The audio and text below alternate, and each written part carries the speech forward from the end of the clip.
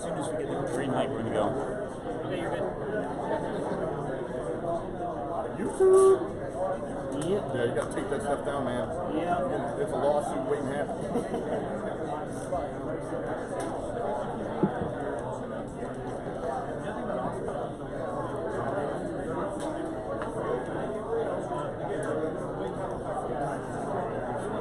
I'm going to do a little singing here in a second. As soon as Mark does the attention to the talk and does a quick welcome, I'll point out who we are and what we're doing here.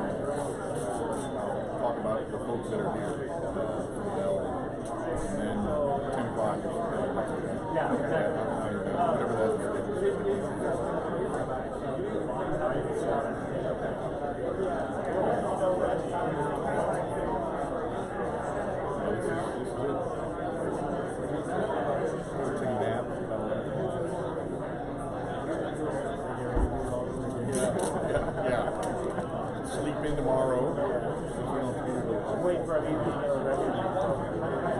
Oh, who's in there?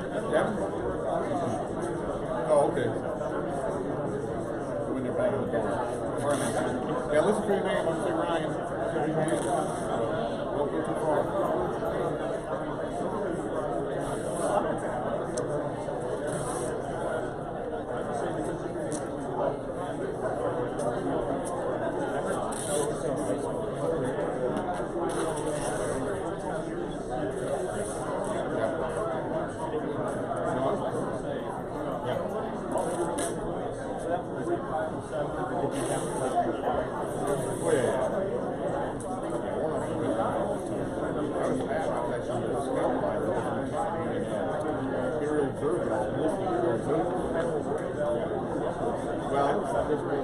I was flying the Blue, the Alpha Charlie stuff. Didn't have any sights on it, any weapons on it. We had sergeants that were aerial troops.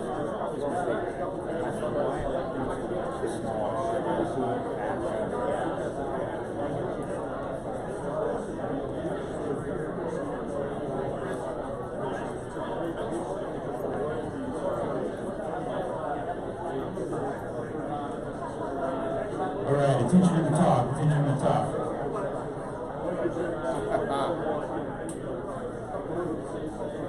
Hello, everyone.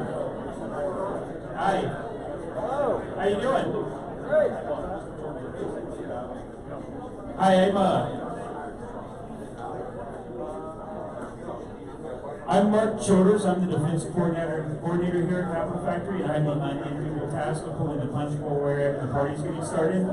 So I'm going to, I want to warmly welcome you to the defense track for Austin Startup Week here at Capital Factory. We do also want to thank our sponsors. The sponsor of the day, and the entitled sponsor for the day here is Bell, who brought a lot of very interesting, very, very cool programming and models here to talk about the future of military aviation. And we have John White from Bell here, who in a minute will be giving us kind of a broad overview on what Bell's been working on. I also want to thank Microsoft for co-sponsoring the defense track, Austin Startup Week, and the Startup Crawl. They run the most compliant cloud available with over 54 Azure regions globally supporting customers. And in the cloud space right now, we have their GM and CTO, Sujeet. Where are you, Sujeet? Can you raise your hand for us? There he is, right over there. He's going to be available all day as well.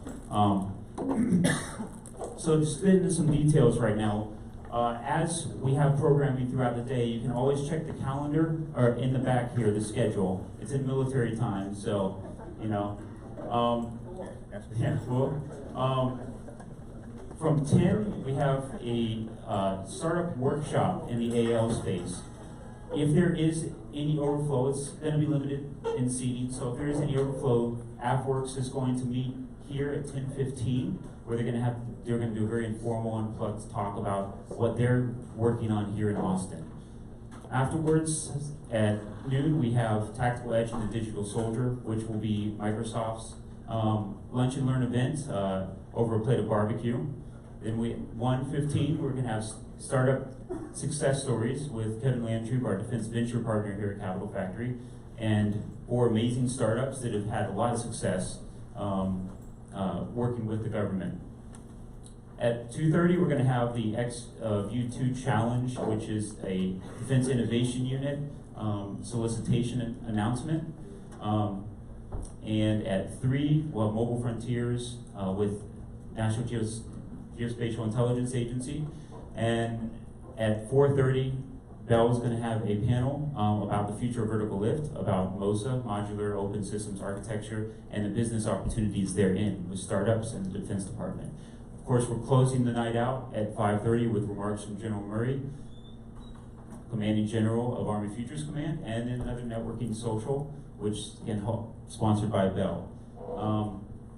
Again, we want to thank all of you. These are very exciting times here in Austin, and we're every day at Capital Factory. We're humbled and excited to work with the Department of Defense and startups, two communities that up until recently haven't had a lot of connection, but we find share a lot of very similar values out of necessity. The values of courage, tenacity, and focus. And with that, I want to introduce John White from Bell.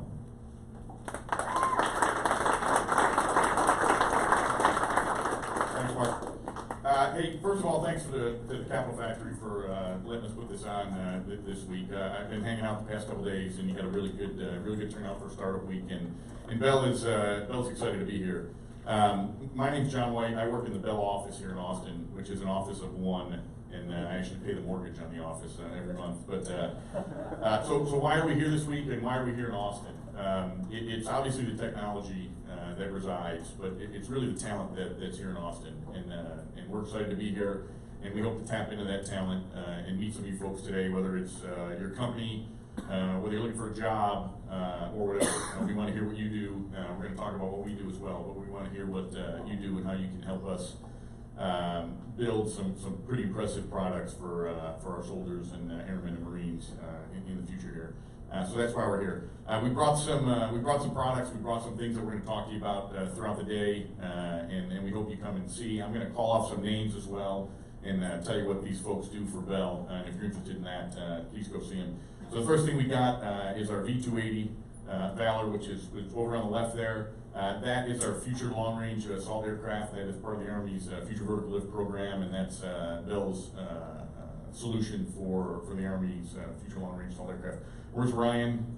Right. Ryan, the bearded wonder here. He's our project manager for V-280. So if you're interested in that aircraft, please go see Ryan. To my right, your left, is the V-247 Vigilant. That's part of one of our unmanned solutions for the Marine Corps. And Todd, right there. Todd's he's got that. So if you're interested in that, please go see him. We got our App 20 in the lobby there outside the elevator. That's one of our autonomous products. And Alyssa is right there. And if you want to talk about that, you can go see her. We got some videos in there as well about that. Supply chain, if you're interested in making some products and making some things for our aircraft, Mike over there, go talk to him. Let's see who else we got here. Flight controls, Jamie there. So if you're interested in that, you go see her. We've got some augmented reality, virtual reality, some of our maintenance training in computer systems. That's Dan over there in Troy. And we've got some of our partners here. My cousin, Megan, where's Megan, from Rolls-Royce. We got Garner from GE. And the guy that puts it all together is Keith Flail. He's our vice president for advanced vertical lift systems. He's my boss's boss and all our boss. So be nice to him and tell him I did a good job. So those are the folks you can talk to if you're interested in those products or you want to hear about what we're doing. As Mark said, we'll be doing the panel at 4:30 today or 16:30 if you're a soldier. And Jen Judson from Defense News will be moderating that. She's a well-known defense writer. Google her, and you can see all the good things she's been saying about the Army and about Bell.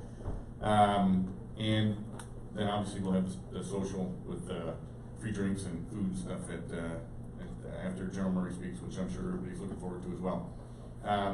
So that's it for a quick intro. We got about 10 more minutes, so if you didn't get a taco, go have one. If you didn't get any flair for your badge, I've got more Bell pins in my pocket here, so you can put that on your badge, and that's all I got. Thank you.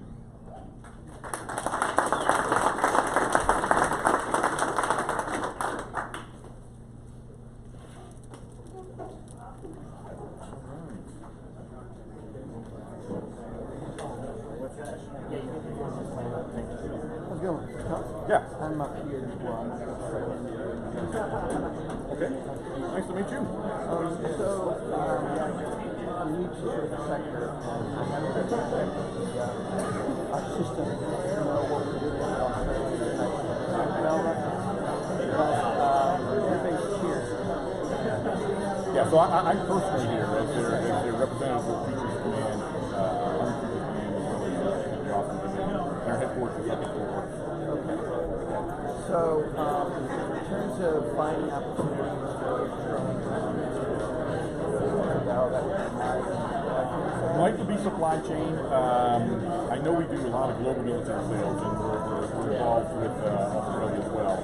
I don't have that knowledge, but I can meet up with Keith. I can probably talk you through some of that. He did foreign sales for a while. and then sort of specific things that Australia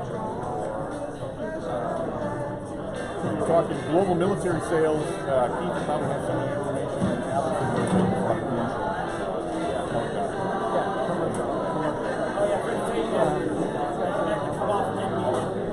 I do not know. I can find out, but if you have a card, I can definitely send you I can find out too. the folks. Oh yeah. Oh yeah, easy. Hey, how's it going? Pierre Dubois with the Australian Trade and Investment Commission. Hey. So, another space, resources and energy. I kind of decided to come at the last minute and realize there's do so much defense. Good.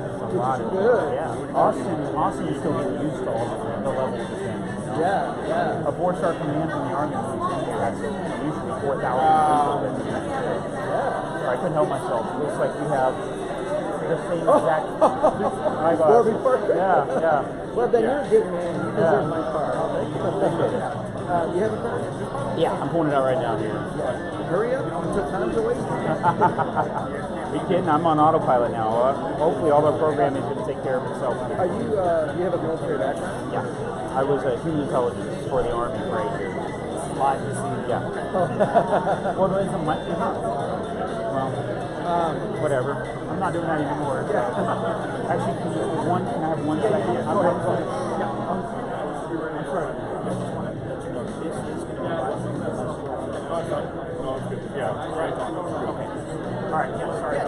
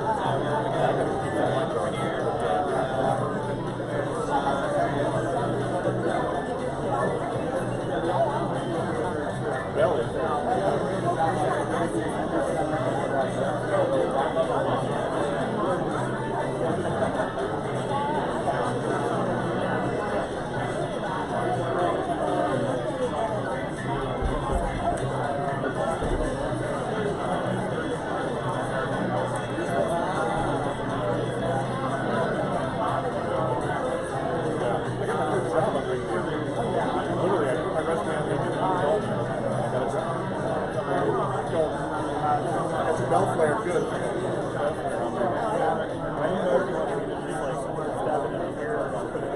Whatever you want to do. I'm going to recite the Eastern That's too good of a Brian probably does. Thank you. John.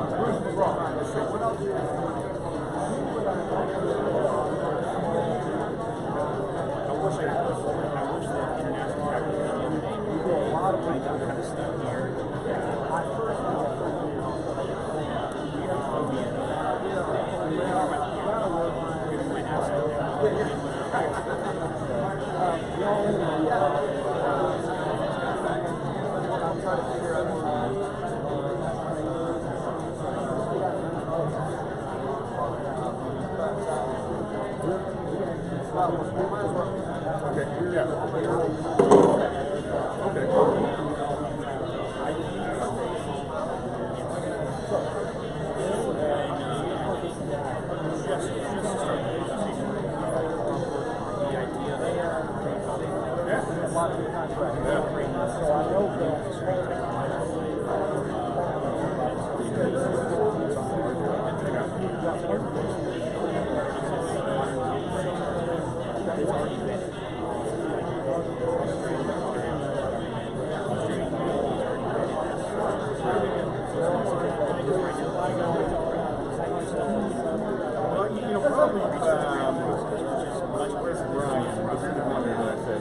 our project management tool now, so probably kind of give you an idea of what Keith Flail, Keith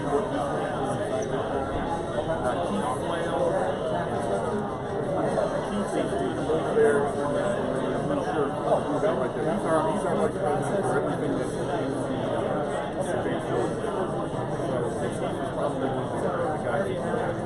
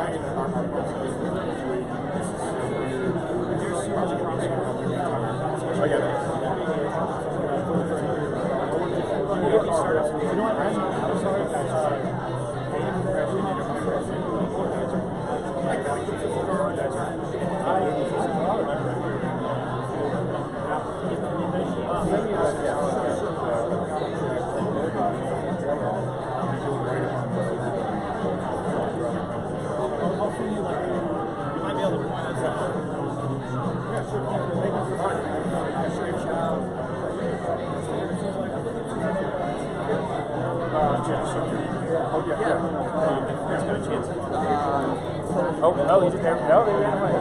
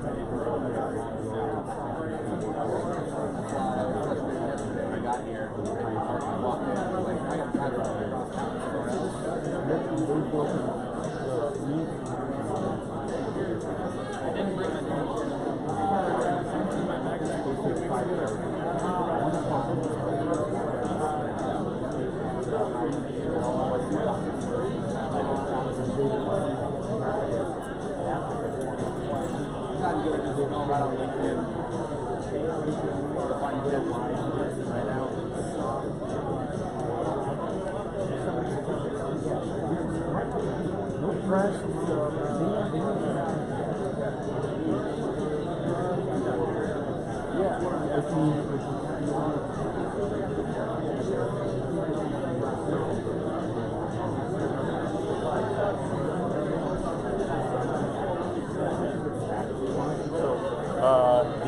NGA is going to present Global Frontiers, which is a component, like several app startups that have developed apps for using emergency disaster response. They're basically just a wireless network that you can use in a safe place without the system. It's my understanding without a traditional satellite transmission.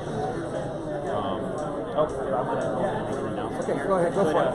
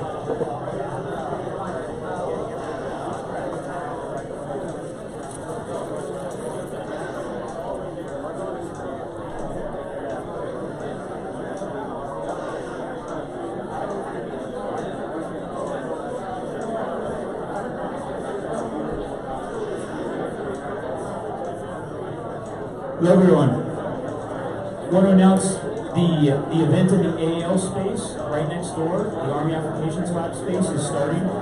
It's the Don't Fail Your Startup Lessons from the Front Line workshop. Anyone want to attend the workshop? It's going to be in the AAL space right to your left as you leave. Thank you.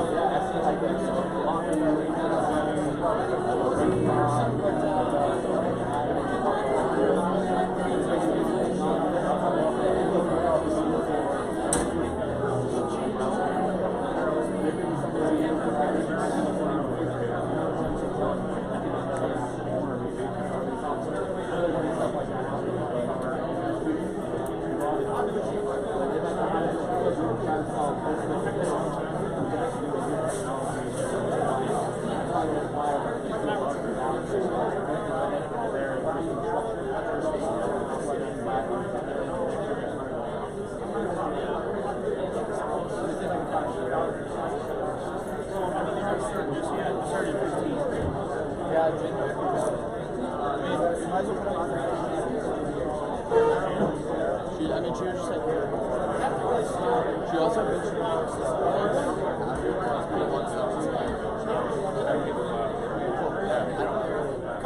where is she? She's running around. I was away.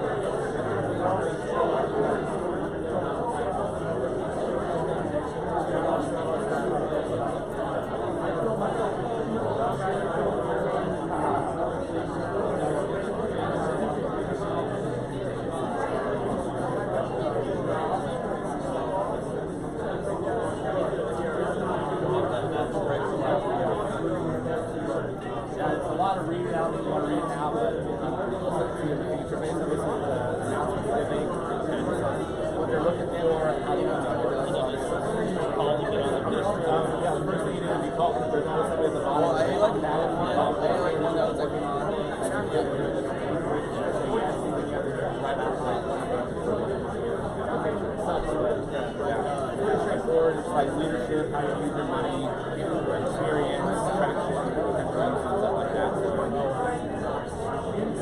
Well, for anyone looking to attend Gulf Area Startup Lessons from the Front Line, that is in the AO space inside. It's going to be in momentarily. It's going to be a workshop made by Special Operations personnel. There's still a couple of available spaces, and it's about to start.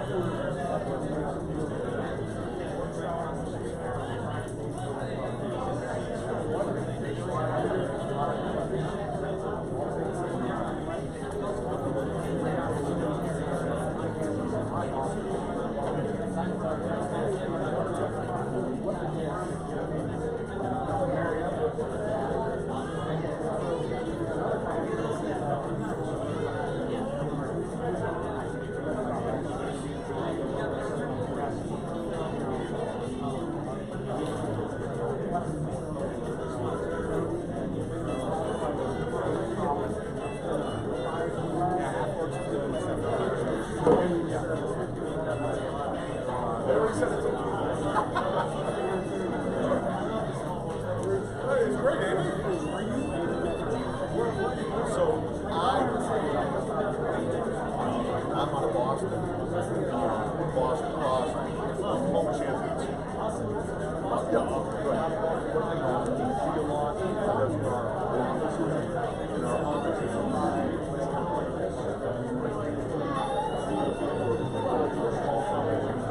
Sit down and say, okay, how does this going to work? So it's a collaboration.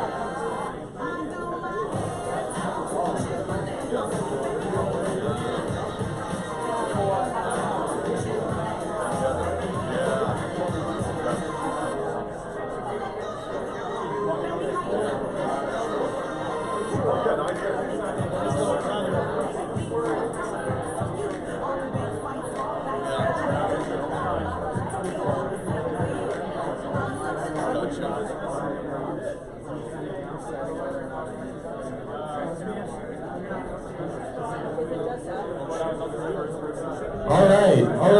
All right, man.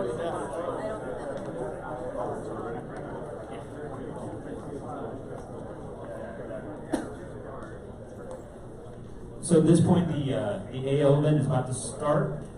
Again, if anyone wants to attend the AL event with some Tier 1 operators, former, that are all working consulting and talking about the team dynamics and how the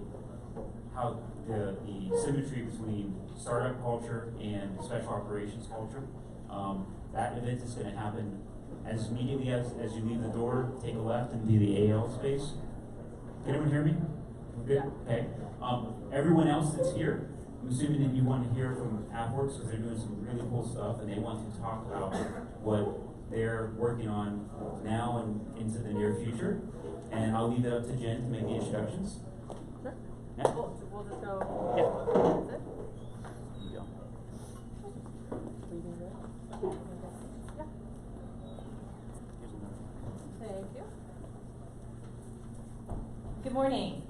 So this is your U.S. Air Force team that is here at Capitol Factory. Plus we have one joining us from Randolph today.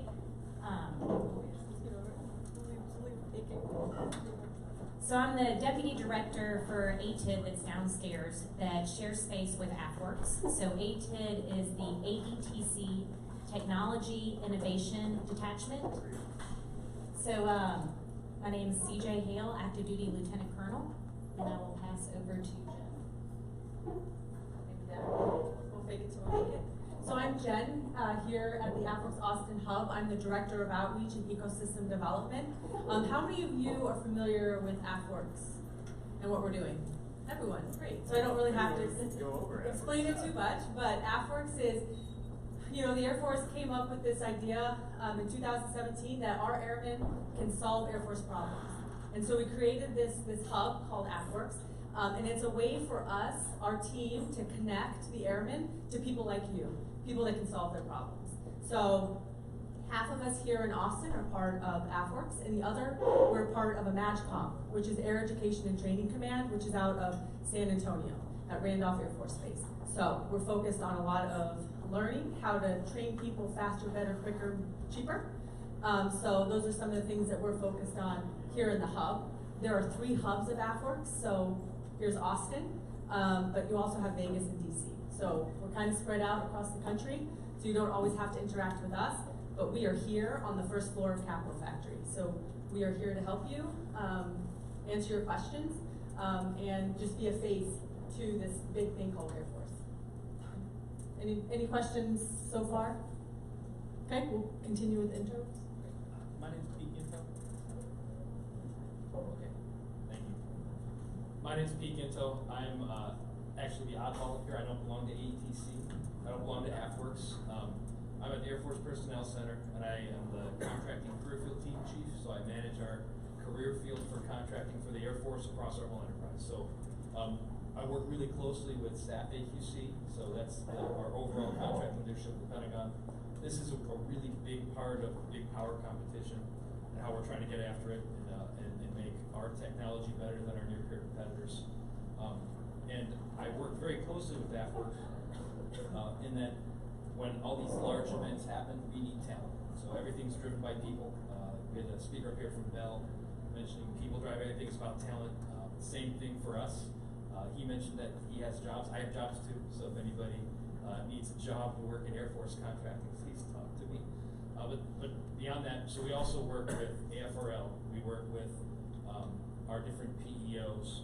We work with lots of different organizations to try to make sure that the ideas and things that are happening at AFWorks spread across the entire Air Force. So a big part of the expansive, just the boom in the innovative workspaces, because AFWorks has gotten us involved and gotten our talent involved across the country. He's the most important guy on the stage too. He does all the contracts. Hey, I'm Kyle Palco. I'm an active duty captain here with the ATID. I'm basically the chief data officer here in Austin. So anything that's data related, artificial intelligence, machine learning, that's kind of my realm. And I can talk to a couple of the different challenges that the Air Force is looking at and the problem areas that we have. And basically let you guys know what's coming up, especially with the new SIBR that's just being released for the cohorts. So pass it back to Jen and kind of kick everything off. Sure.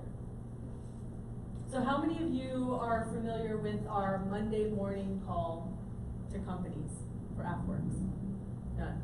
So I would recommend that be your first stop. So on the AFWorks website, which is afworks.af.mil, I think that's probably the most important thing to write down, because that is where we have everything we're going to talk about. It's kind of a repository. It's on our website. So if you go to the Austin Hub, there's a link if you scroll down on the left-hand side, and it's for our Monday morning calls.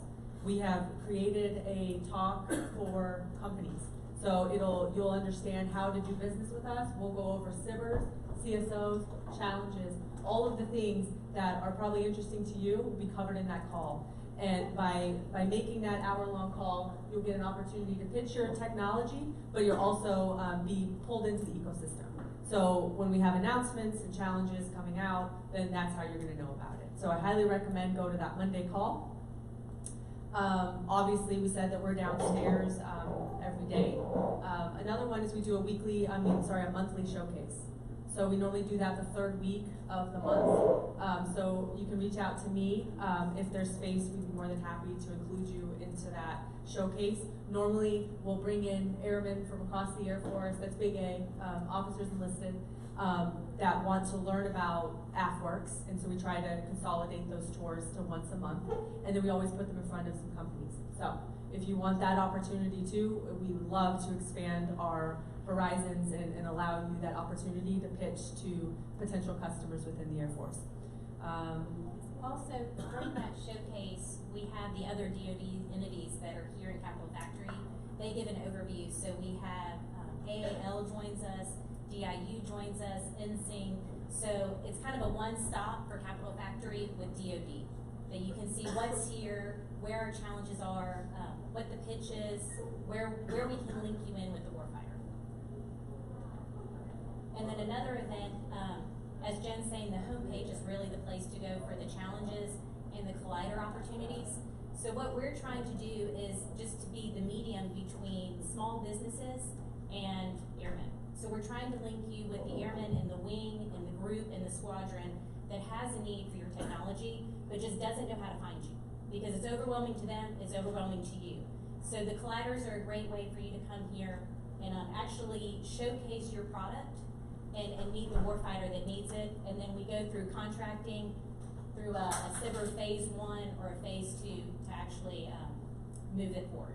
Was anyone here part of the collider that we had about a month ago? No? Brian, thank you. Capital Factory? So I think this is something that we're doing right. So a lot of companies were coming in through the SBIR process, but we're having a really hard time finding people in the Air Force to answer their, pick up their phone calls and actually answer them. And so we came up with this idea of this kind of matchmaking, speed dating thing. So after the last SBIR closed down, we invited those companies to come here. We did it here at Capital Factory. There was about 100 companies that set up. And for 2 days, we brought in, there was about 500 people total, but we brought in DoD, stakeholders, and companies. And around a 2-day period, we had programming built around that for not only the companies, but the airmen, but it was a way for you guys to get to know each other and to find customers. So I think that's something that we're doing really well. The next one, potentially, don't quote me on this, will be right around South by Southwest. That's our goal. So I think, be looking out for those. So we'll talk a little bit about SBIR because that's kind of the main AFWERX point.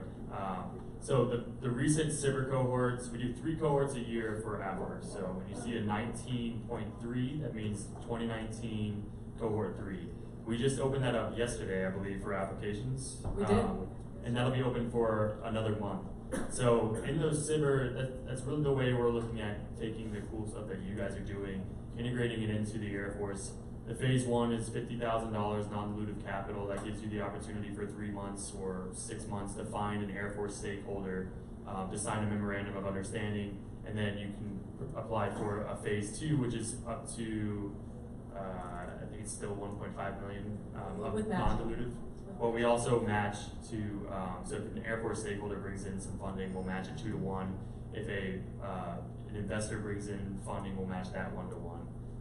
It gives you a really cool opportunity to get, we'll talk about specifics. But it gives you a lot of opportunity to actually work with the Air Force, take a prototype from that 80% solution that you have now to the 100% solution that the DoD is looking for, and then eventually, if that's successful, move into a phase 3 SBIR, which actually has a really great opportunities for the small businesses. But on the website, we actually talk about the focus areas of the Air Force right now for the SBIR. We have 13 open focus areas, including the open topic. But the 13 right now that we're looking at are cyber systems. So as everyone knows, the Air Force has a big interest in cyber. We're looking at Air Force communication security, so ComSec, tactical level innovation, artificial intelligence, machine learning, multi-domain command and control. Multi-domain operations is really the huge push right now for the Air Force and the rest of the DoD. We're looking at cruise missile defense, anything to help with NASIC, the National Air and Space Intelligence Center, fatigue analytics, so trying to figure out, how can we identify people who are fatigued and use that for risk assessment, simulators, immersive training, base of the future, theater battle control, so there's a couple of different subcategories into that. And then finally, electric vertical takeoff and landing, and then urban UAS mobility. So all of those are specific problem sets that the Air Force has that you can apply to for those focus areas. But if your technology doesn't necessarily match to one of those, you can also just apply to the open topic. Say that you have some military utility and then AFWERX goes through and says, hey, this is a great idea, we'd like to work with you. A lot of those focus areas also have pitch days. So the actual program executive offices, such as like PEO Digital or Space and Missiles Command, will actually do a pitch day where when AFWERX down selects to whatever for the phase 1s, you'll be invited to a pitch day to actually pitch to the command and the program offices within those, which also gives you the opportunity to meet one-on-one with those the program offices and the Air Force stakeholders. And so all the information on the pitch days are available on the SBIR website, and I think there's like 10 or 15 of them this year. But that's another really cool thing that AFWERX has kind of stood up. It gives the opportunity for you to go in front of an entire, hundreds of people or potential stakeholders to give your opportunity for your pitching your technology. But I don't know if you want to talk a little bit about the SBIR contracts and what you can win from them. Yeah, I was actually gonna jump in at this point where I'll ask my panel members to tell me to shut up if I talk too much. So, in addition to SBIR 2, so we have a new SBIR 2 Plus or Super SBIR. So we have more funding potentially available if you're in a SBIR 2, and you can demonstrate that you have something that actually works. That matching can go up dramatically. So the minimum award for this SBIR 2 Plus is $3 million. And the matching part here is a little different. So in the past, we've had trouble with SBIR 2s transitioning to SBIR 3s. This is an attempt, one, to create competitive market bases, two, attack strategic problems of strategic importance, and three, involve the PEOs, program executive officers, and their big portfolios very early in the process. So with the Super SBIR, once you demonstrate your SBIR 2 works, if a PEO wants to bring funds, the small business office, the SBIR office will match their funds 1-to-1. And also, if you can get independent funding, so venture capitalist funding, whatever you want to call it, the SBIR office will match that at 50%. So again, that one, the minimum for that award is a $3 million effort. So that's an attempt to really scale up whatever your product is to create a competitive base for us, and also to help you get it into the commercial marketplace as well. Because big picture, that's what makes things really affordable for the government. If you could sell it in the commercial marketplace as well, which obviously that's a huge interest for you too. So then, The other point is that the other point of that is there's no maximum right now, which presents a really big opportunity for if you guys have raised venture capital funds or investment funds, and the PEOs have seen it as a strategic or a strategic capability. yeah, I think it's a huge opportunity. And just one other thing to foot stomp. So again, with the pitch days. So mentioning the PEOs doing pitch days, or the centers like SMC doing a pitch day. That's great. It's spreading there. But I also want to highlight to everyone that this is spread to bases as well. I don't know if anybody heard that MacDill Air Force Base for the pitch day in Tampa. People's Joint Base McGuire was doing that as well. So part of us bringing in talent from all over the place to support these events is to distribute it out to the field. So in the field, down even at the base level, people will understand how we're doing this and try to tap into that SBIR pot of money and really fully execute. Another historical problem was under execution of that fund. I don't think that's going to be a problem anymore because people now see and know what's there. So one thing I really like to highlight to people is just the way Air Force bases work operationally. Has everybody heard, just to show hands, anybody heard of a director of business operations before? 2 people. So most people don't know that, but contracting squadrons at a base will have a commander, a squadron commander, and then they'll have a DBO. The DBO, about 3/4 of the time, is the small business specialist for that base. It's one thing, and these kind of venues, we encourage people, if you are interested in doing business at the base level, find out who the DBO is, reach out to them. If they're the small business specialist, they're fantastic points of contacts at the base level. And if they're not, they'll point you to the small business specialist. That's awesome. I didn't even know that. That's great. Learn something every day. Write that down. So we are here to help you. So reach out to us. We're First Floor Capital Factory. As Jen said, the website. Pete's mentioning if you need help, can't find who that person is, we're more than happy to help link you up with that DBO, new contracting term we learned today. Yeah. But I think the easiest way to start is go to the website, join into the call, look for the collider opportunities, as Kyle's saying, see what challenges are out there for AETC. So you have your bases. We're a MAGCOM rep here for Air Education Training Command that's at Randolph Air Force Base. Our 3 lines of effort right now, our focus areas, are immersive education. 2 programs that we have right now are pilot training next and maintenance next that fall under that. They both came out up here. We've been here 1 year. Data enabled force. So we have multiple programs right now. Kyle can talk to one of them going on. the push to actually utilizing the full capacity of data for decisions for senior Air Force leaders. And then the third area is network recruiting. So we are looking at ways to reach out to the everyday U.S. citizen and let them know that the Air Force is an opportunity for them. Unfortunately, our numbers have decreased throughout the years. So we're trying to find that talent management and reach out to the next generation and encourage them to join the Air Force and join the DoD. We open it up for questions. Do you guys have any questions? None? Oh man, we're going good on.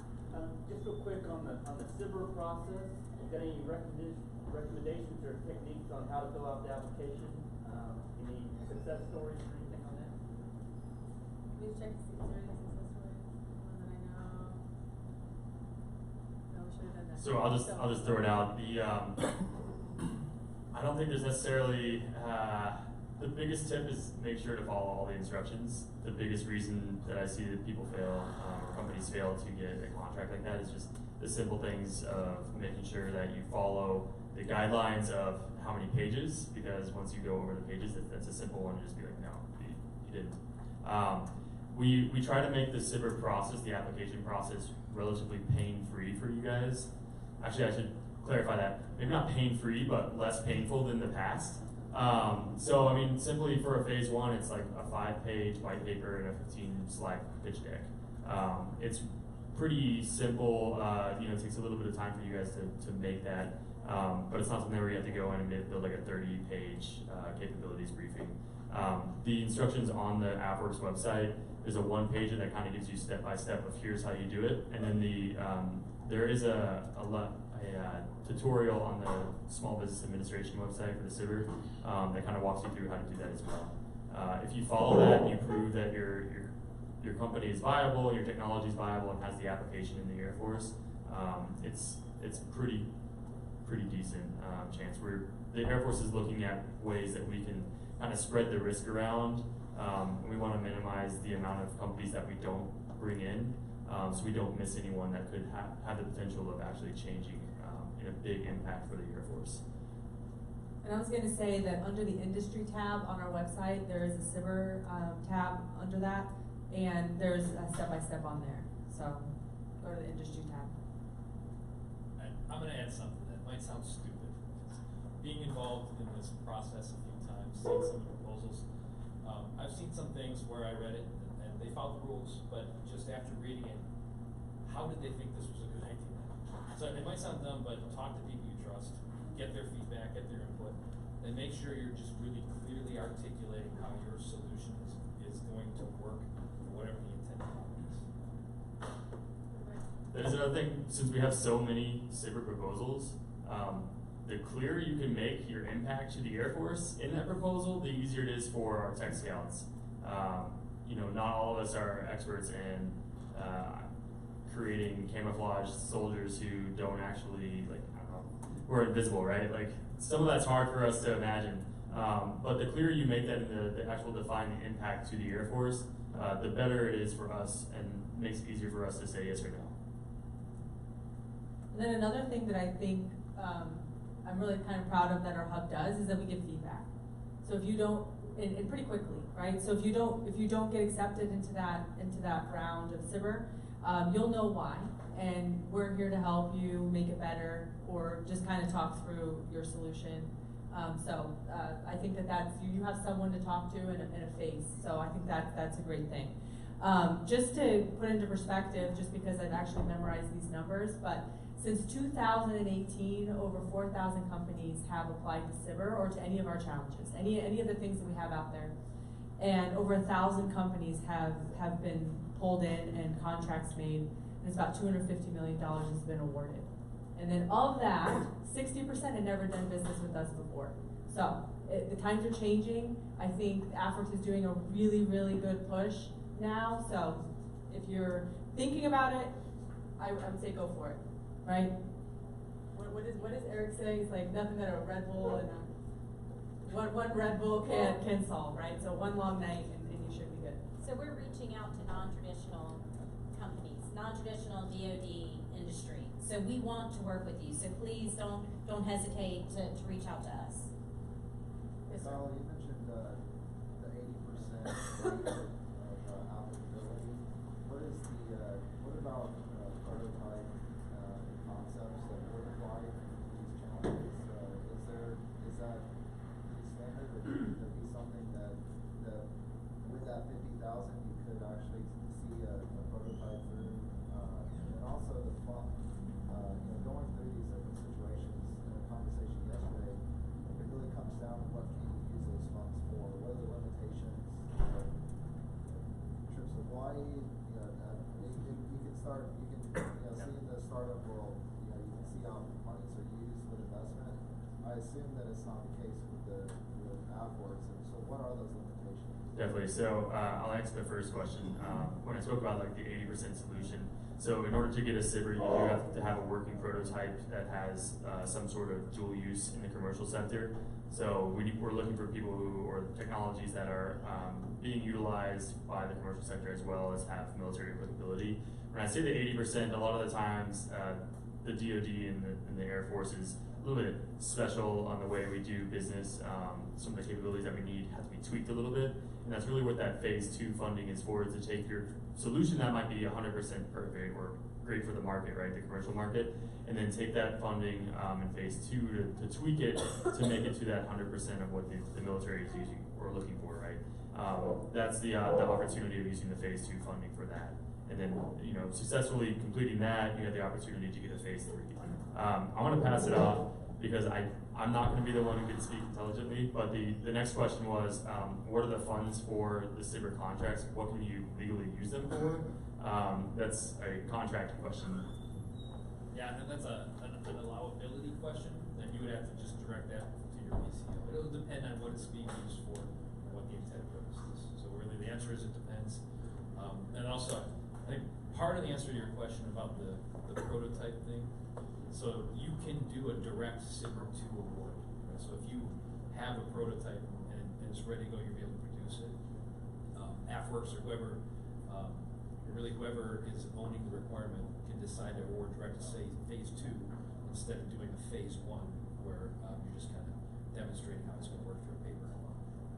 So to talk about that phase 1 and phase 2 differentiation, if no one kind of understands, the phase 1 is a small dollar amount just to kind of give you enough runway to help you find Air Force customers. So that's the intent is really to give you some money that you can use for your travel or just to kind of keep you going while you look for the customer, sign the MOAs and the MOUs, and then apply to a phase 2. The Small Business Administration and AFWORKS really wants to see companies go through that phase 1 to phase 2 process, because that really helps us make sure that you have solidified and really worked through all the options to find a real Air Force customer. You can go directly to phase 2. That's definitely, if a customer comes to you, an Air Force customer says, hey, I'd love to use this, let's do a phase 2, totally go for it.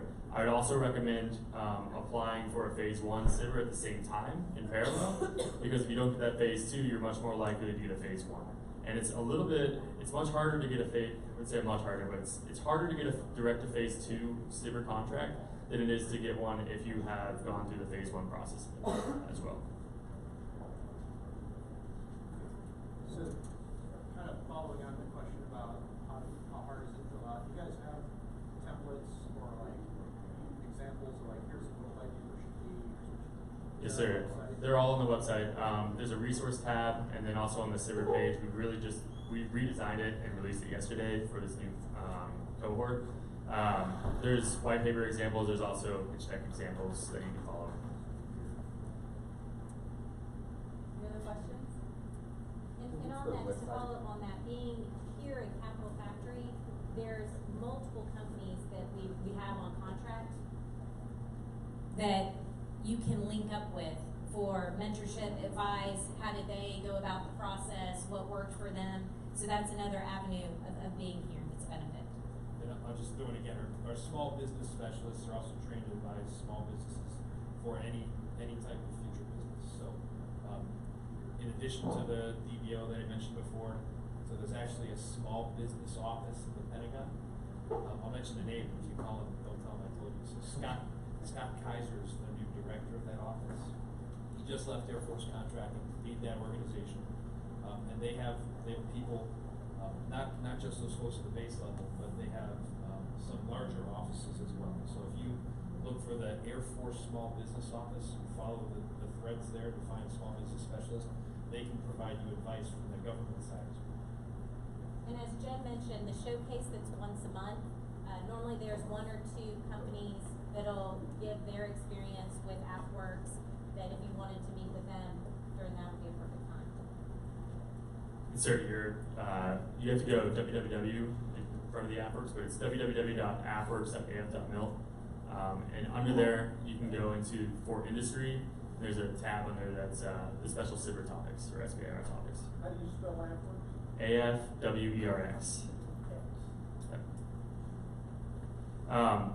We talk a lot about SBIR, and the one thing we forgot to mention was there's the SBIR Ask Me Anything coming up. I don't know if you want to talk about that. So that's all right. So the Ask Me Anything's coming up. I can't remember the date on the top of my head, but it's coming up shortly. With the other. It's today, but we have them every other week. So through the application period, we're doing it bi-weekly. That's the opportunity for you to actually go talk to the SBIR team and ask questions that you might have, and just listen to some of the other questions that come up or some of the tips they have. And that's also listed on that SBIR site. There. Yeah, I don't know if you mentioned it, but do you have office hours where you can just set a meeting just to? We're downstairs Monday through Friday. So right when you walk in, first floor on the right, it says AppWorks. Stop by, knock on the door. There's normally from I'd say 09 till the end of the day, there's someone in the office. Or we could say that people walk by very slowly, awkwardly, and we'll look up because you'll sense it, and then we'll look up and we'll make eye contact, and you can come to the door or just knock on the door. But a lot of times we're down working. Should I stay awkward? I know it happens all the time. There's a simulator downstairs. Are they so coming to normally us? they linger around the simulator, then they'll finally make contact. But just knock on the door. If Yeah, we're it's not totally right, fine. It's totally fine. Yeah. whatever team member is in the office, we'll be more than happy to link you with the right person. And if it's not here at this hub, we'll link you with the DC Vegas or the AppWorks member that can help you. So I also just want to plug that on Monday we did a panel at the Riveter, and during that panel it had the DoD ecosystem. So DIU, Instant was on there. We had Samantha Snapes from Re3D, so she's a SBIR company, a really successful entrepreneur here in Austin. And then we had Jessica Steinhoff, we had another contracting officer, and then myself. I highly recommend going to listen to that. AppWorks has social media, so we have a Twitter. Jordan over here, she runs our social media for AppWorks. She's our marketing manager. But she put out the live link. So I would go watch that because a lot of the questions you're gonna have, Samantha did a fabulous job of explaining it because she's done SBIR through every agency you could ever hope to do business with. And so I would just highly recommend it. And then Jessica Steinhoff, Major Steinhoff out of AETC, she did a fabulous job also of just kind of explaining the nuances of SBIR. So that was an hour-long panel. So if you have any questions that we didn't cover from this, I'd recommend you go to Twitter afterwards and watch me do this for an hour. Do you know what team's going to be at ARPA Attack this year? And if that team's going there, are you guys going to do a panel like this, or is there any review of companies while we're there? Air Reserve Command's Attack this conference? So actually, our communications director is reserved, so she might be going to that, but That's a good question, don't know. But we're here all day, all week. Start a problem. If you send Jen an email. Kyle.palco@appworks.af.mil. Just kidding. But I do have a business card, so feel free to come ask for my card. Any other questions? Comments, concerns? Just one, the monthly showcase, is that open to the public? Or do you have to? Just reach out to me, so I'll give you, just because I just did that to Kyle. My name is Jen, Jenn. .Mars, M-A-R-R-S. So 2 N's, 2 R's, at AppWorks, AFWERX.af.mil. If you send me an email, I can answer any of the questions you have, or at least do the connection piece. And that's the beauty of AppWorks. Our job is to make those connections. So reach out to us if we don't have the answer. We know someone someone that probably does, so. Just the push with the Air Force with innovation, we're receiving so many visitors that it's the best way for us to do it is once a month for our active duty, our reserve guardsmen, as well as companies that are interested in working with AFWERX. So it's a broad rush of attendees. You're seeing like half the team right now, so it's you know, we're trying to do the best we can and scale this as best we can while also doing $250 million worth of contracts. So. Any other questions? Thank you for taking time this Yeah, morning. thanks. to This is sit more down and people. talk We with thought us. like one person would come. So thanks for coming.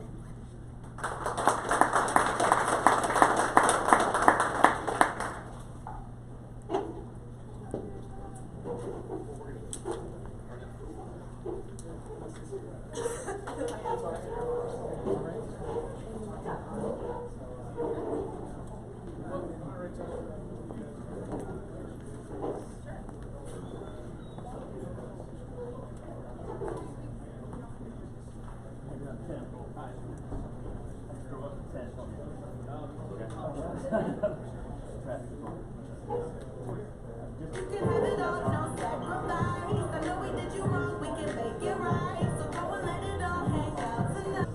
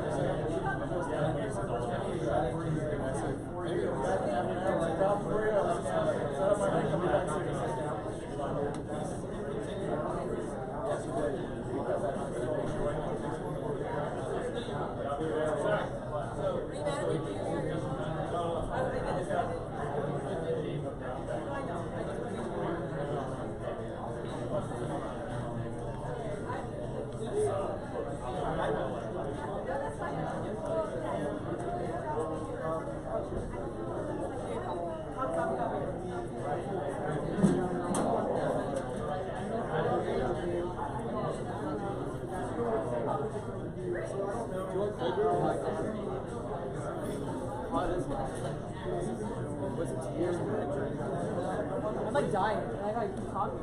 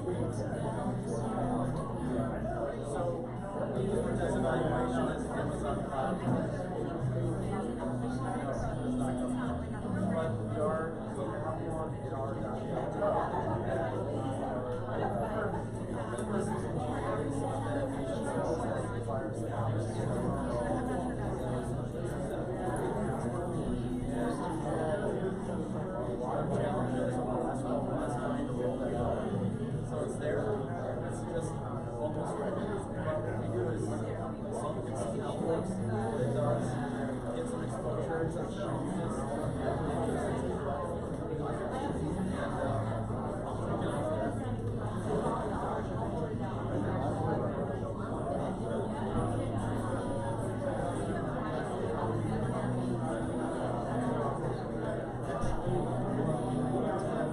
We're in a lull right now. Lunch arrives at 11:30. Fabulous. And then the next programming arrives at 8. We just wrapped it down for tonight. Yale is having a breakout. They have their private event and then Booze is having activation right now. So I have some counter programming going on, just like the lack of people in here. But afterwards, I said this morning, well attended. I've seen the next ingredient. The other walk on the last 20 minutes. Yeah, everything's going great up here. What are you up to? This, yeah, this,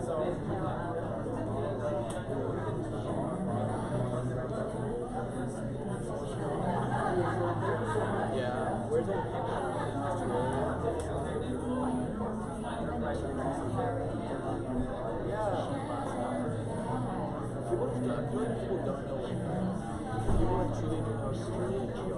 They're like, okay, it's like XR. People are like, what? The VR is way more mainstream.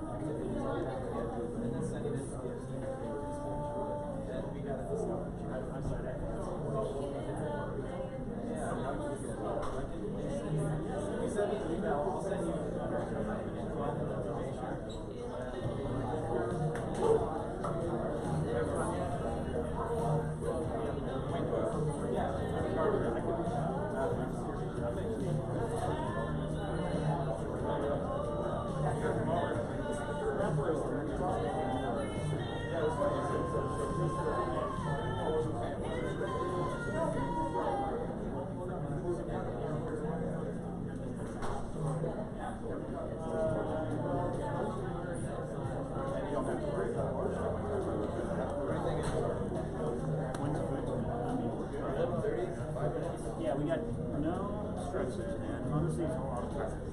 Yeah. I was down here, just like, I was sitting right there in that chair, keep watching, I was like, my head. Yeah, I mean, that's why you put all the prep in the exercise that they have.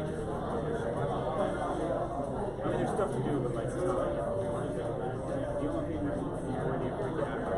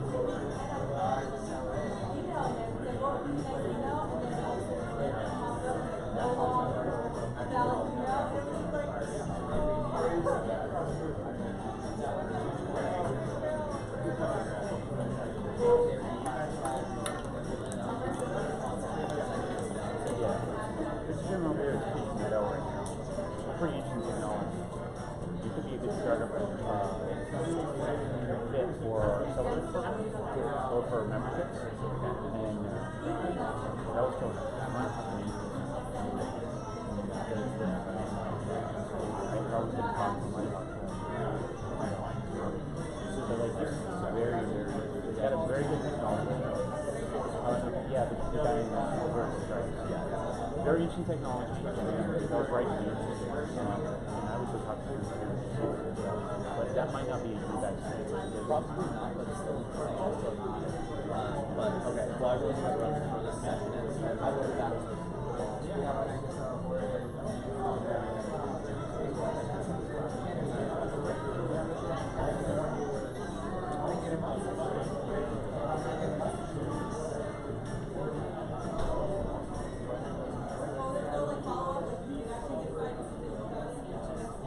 That was the phone call.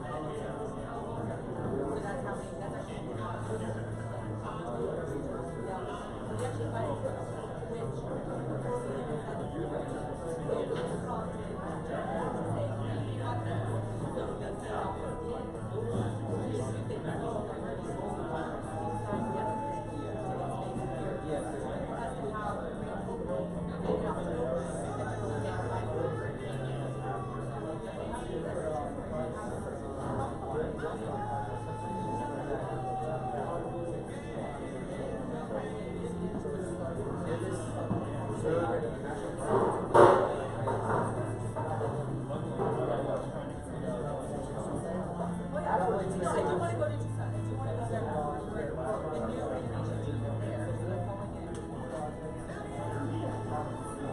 Amazing. So, yeah, but it's constantly like going after the hospital. Like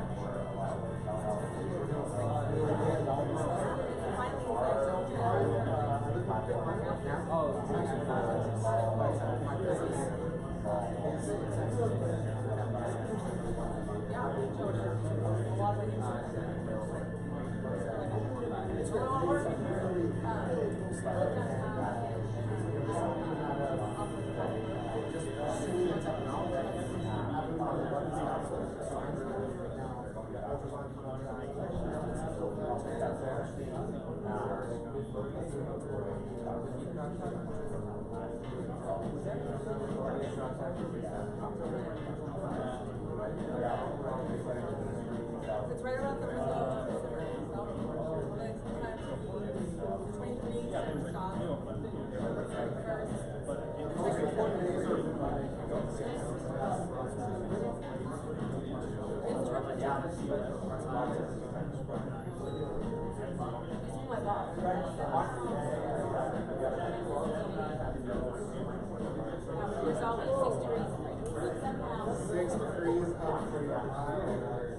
She's the best. She's brand new.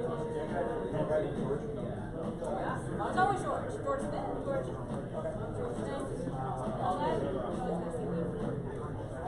I'll be in it on Friday. Where's the other one? The new one.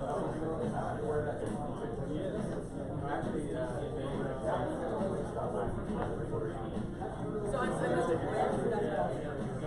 like, I'm not gonna buy that yet.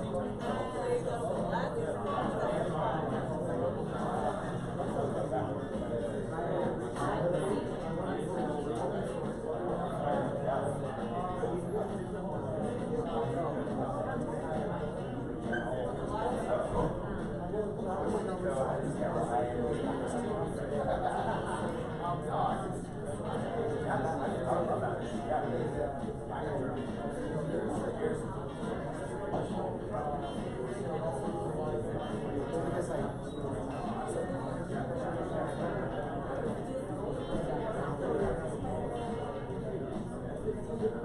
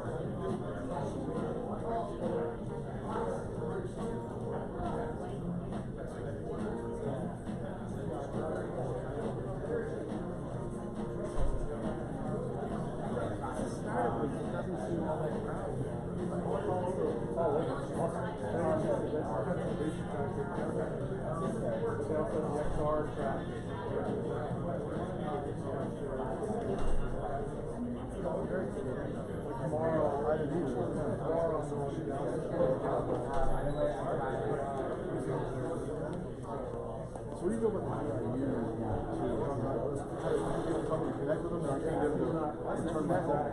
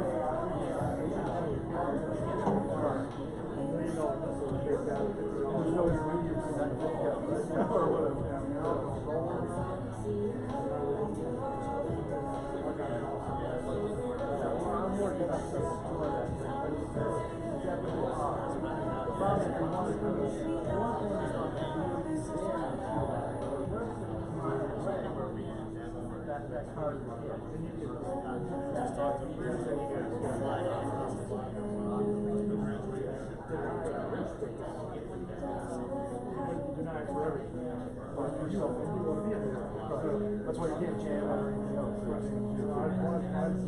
Multiple ways to do it.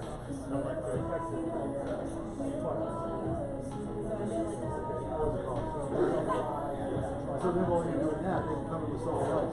You're distracted right now.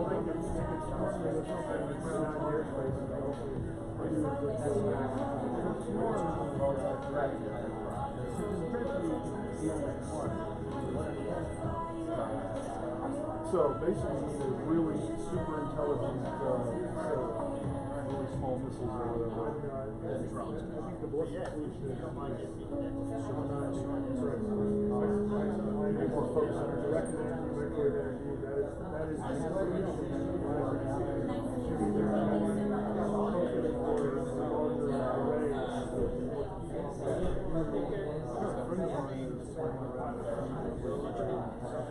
a lot of the things he's having a hard time with. That's really one that's kind of staying into X-ray first.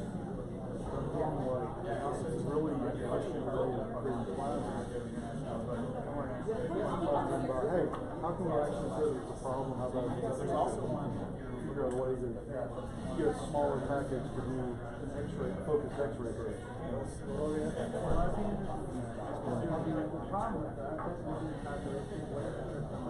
My real option. The problem is,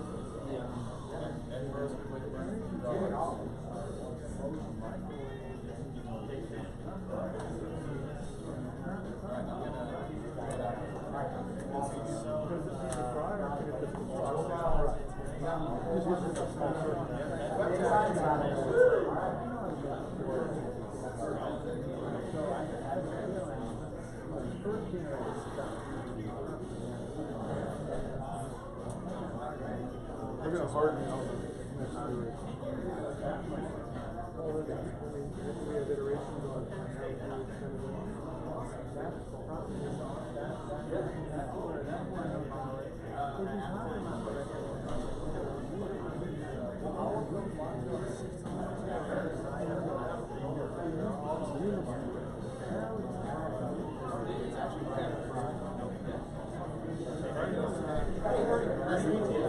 What about fighting a swarm cell?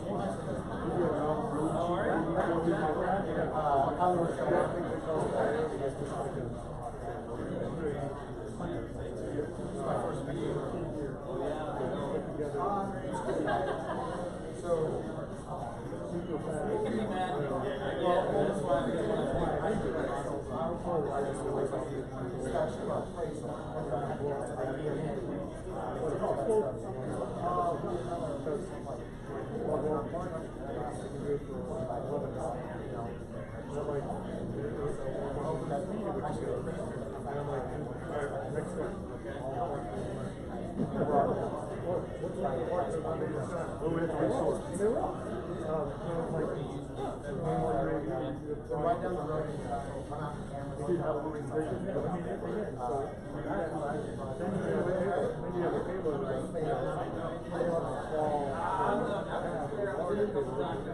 you know that it's I'm not going to damage for here. The small, the small medium UAV. Direct charge is copper, right? That's right. Or literally, that's what you do. You just take a river, it's basically flying fireball, and you're taking out horns with, so have you seen that video that's on YouTube where the guy literally shows an assassination? So like a little microquad, and it has a base sticking in the around, flies and hits a guy on the head, like I mean, flash between. I mean, I think that's what's going to happen.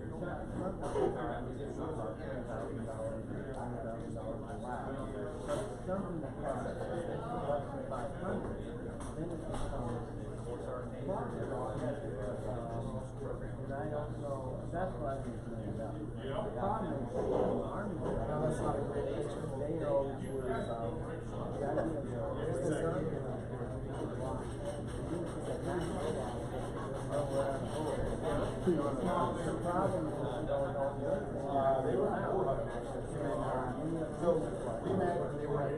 the problem is, that's what I'm saying. The ballistic solution is not and the solution.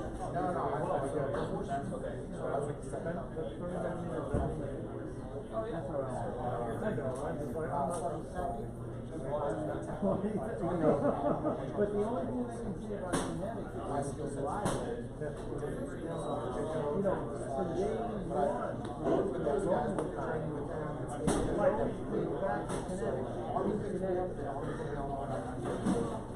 so this guy, Can't help. But Mike Arlington, I'm Gary. We all have all my tires, so, classmates, everybody's kind of like, melded together. Like North Carolina, we went back to Vegas, helping out to Oh, Indiana. Okay, cool. Oh, so I had a lot of partnerships with the energetic. Yeah, cool. I'm electrical. Yeah, we had a lot of the buildings, so. Well, we're talking motors. Servos or drive. Very interesting. Not my wheelhouse. Not mine either. Well, it's they're important. So I'm not sure. So I've shot a lot of ammo. I've managed a little bit. Well, it came out of nowhere. $9.8 billion ammo storage is what I had.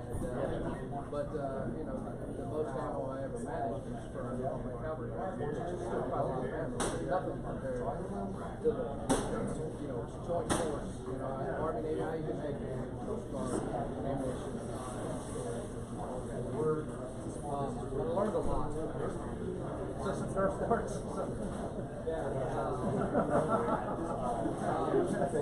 But it inter-service rivalry. Inter-service rivalry. But we did a lot of manufacturing. One of the 4 depots in the not just storage and distribution, manufacturing, and even operation. So I was responsible for all of it, plus I had 3 other subordinates. So it's a still have it.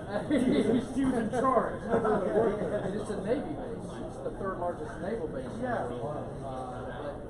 64,000 acres, 59,000 acres of those were my operation. So I kind of felt like I was in charge. At least I let the Navy. Plus, Army football team allowed bragging rights for the 2 years. But it was phenomenal. I love Indiana. I love the work ethic. We were more blue collar. We were sandwiched right in with the Navy Research Lab. That's what the Green Navy side does there. So I used to launch all their doctorates and master's degrees, and I was like, we got you beat your tattoos and parachutes.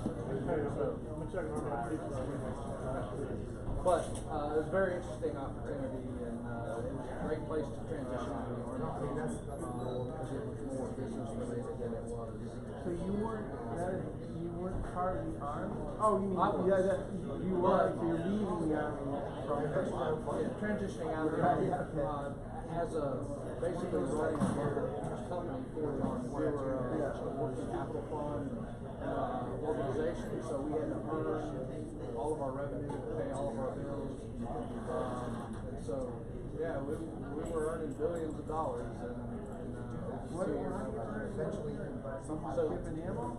Yes, sir. From demilling ammo, from manufacturing ammo. So, my customer was the services, POs, but I wasn't allowed to generate business.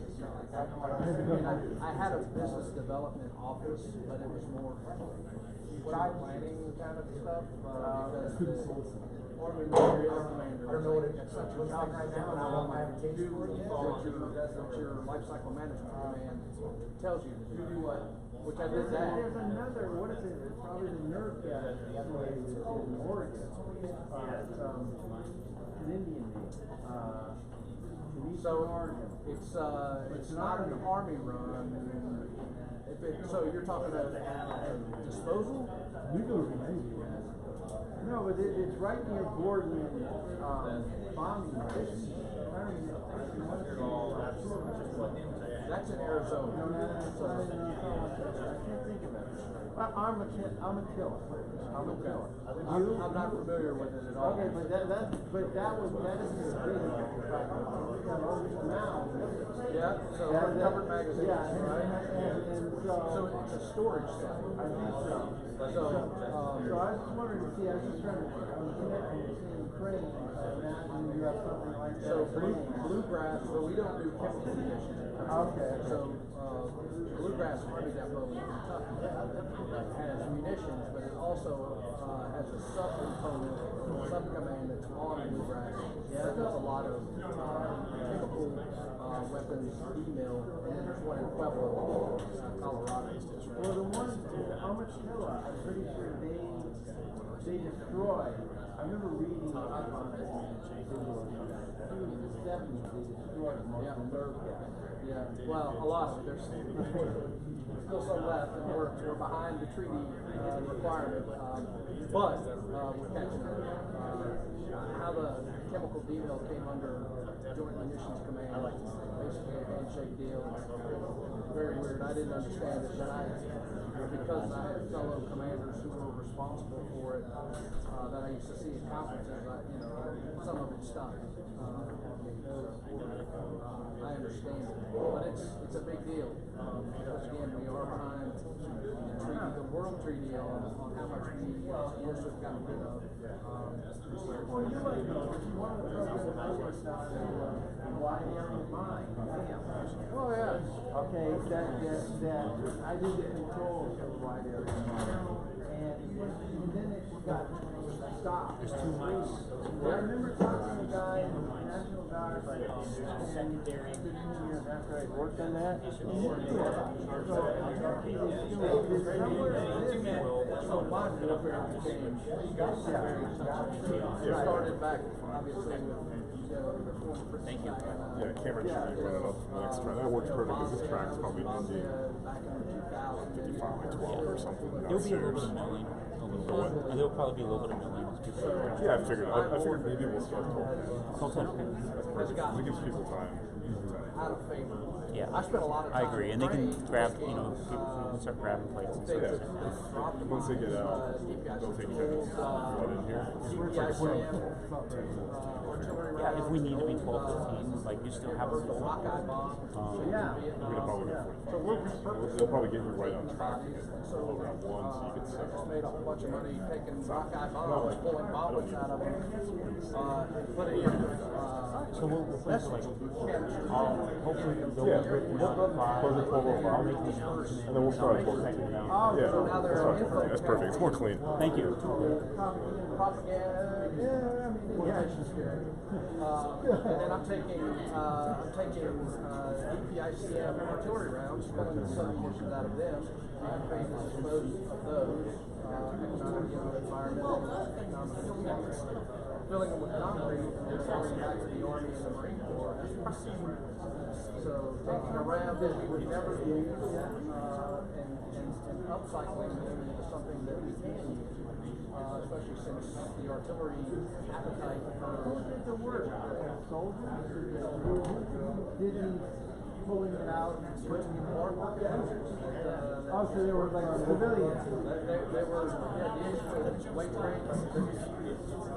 I had about, there at Crane, I had about 800 folks that worked for me.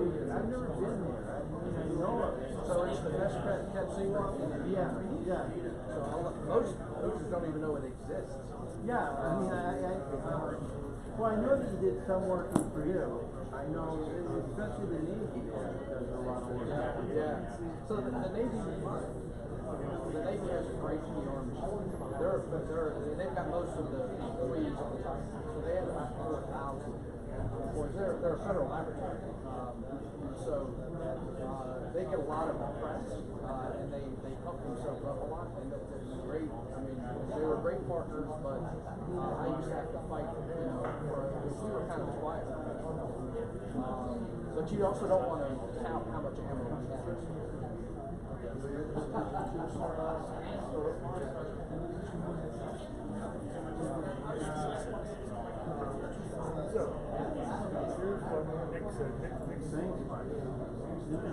Nixon Army Applications Lab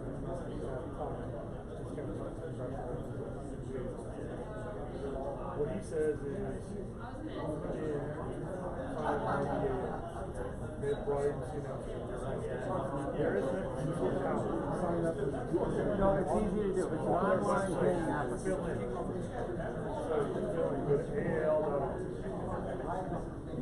Once you do that, I think they're getting really pressure about who they're talking to.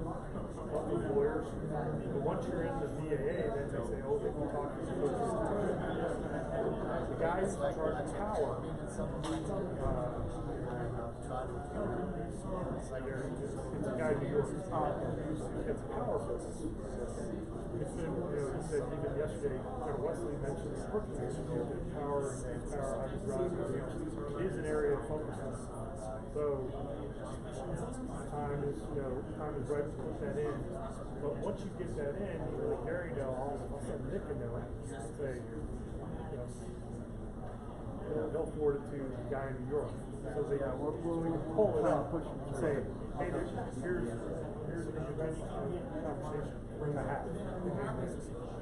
See what they do and how to I'll get that on my It's like, it's a 10,000 character limit on the box. It's basically a document simple. So it's a website. I have a couple of like from earlier civil service I do when I got some cases there. Yeah, let me look at, if you have it, let me look at what you've got, and then I'll comment on it. And then just cut and paste it in. And the only thing you have to give them a ROM, okay? That's the last thing. But yeah, because you don't want to be too low, but you don't want to be too high. Yeah, you don't want to leave money on the table and you don't want to start doing it. And the issue you're going to have, I'm trying to think of how to do it. It's hard to understand why your motor's better. So I'm going to be looking at what you write and say, why is this better? Did I describe it? Right, and your slides are very good. One of the comments I got back from the VA folks is, where's the beat? Okay, so they look at it like, you know, their initial reaction is marketing. How do I prove this? Okay, and I said to them, well, that's for an investor set of slides. He's looking for money. He wasn't making it technical. So taking that comment, I say, go with your slides as an outline, and then for each of those items, the first slide you have, put a paragraph of the B for making a proposal, saying why that's true, and emphasize the thing that's most evident is that you've got, or one of the things that sticks out in my mind anyway, you've got the windings on the circumference of the machine, and there's no interior windings. That's what gives you speed advantage, weight advantage, torque advantage. I figure out how to describe that. If you had a 3D picture, I think you can put pictures or attachments. You had a 3D picture that illustrates that. I have actual photos of the subcomponents and all. But I mean, in a way that, I know you've got all the components, but in a way that illustrates the fact that the windings are out on the edge. Yes. Yeah. Okay. I have drawings that show all this. Okay, so that would be the thing that catches people's attention. And you can mention you might mention you're talking to Bell or something, and it's definitely got application. And you might mention that it works, the principles are unique. It works from servo drive level to direct drive main propulsion. So if you make those points, I think you'll, the other thing to keep in mind, this white paper is just the first step. And they try to make it simple. The idea is that you submit the white paper. If they like it, they'll invite you to submit a formal proposal. So it's like, think of it like a talking. Get them interested, and then if they want to, they'll follow up. And you can say you've been here. Say it's easier to talk to someone in Austin. Just put in there. I can show Hi, a everyone. prototype. Just want to make an announcement for everybody here for the Microsoft Lunch and Learn. Lunch is being served now. We are waiting for the AL link to release momentarily, and people to start milling in. We'll probably start between 12:10 and 12:15. feel free to grab lunch in the meantime.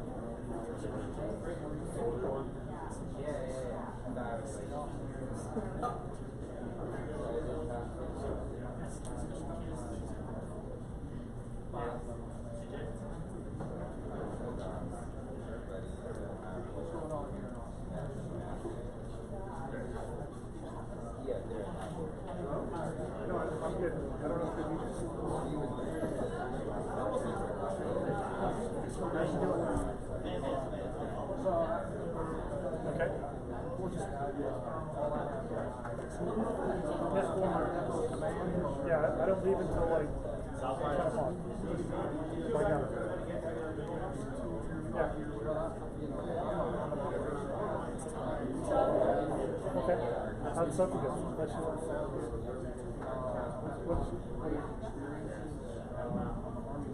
Okay. I'm not planning any of it. Do you want to give her Benadryl?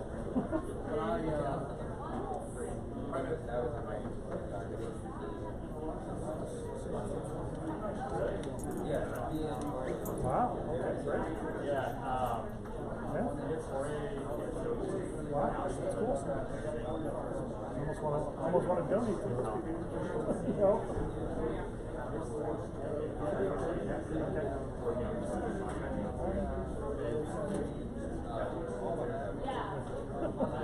Okay, hey, I've got another panel coming up here. Good. Okay, all right. I'm glad we went well. We'll talk to you later.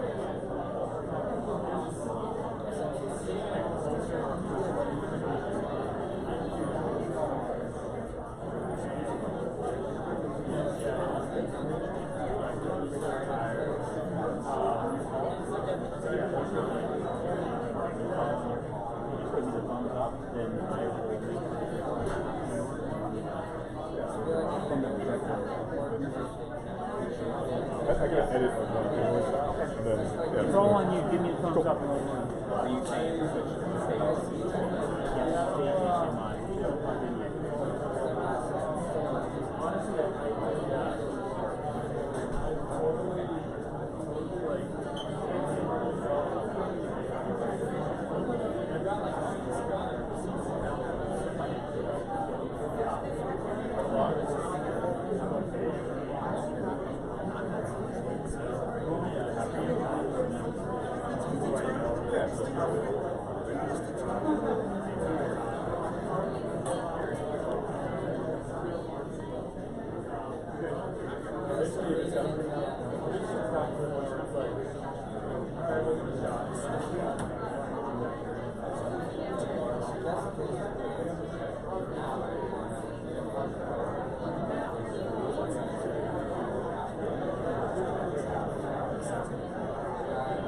Food line.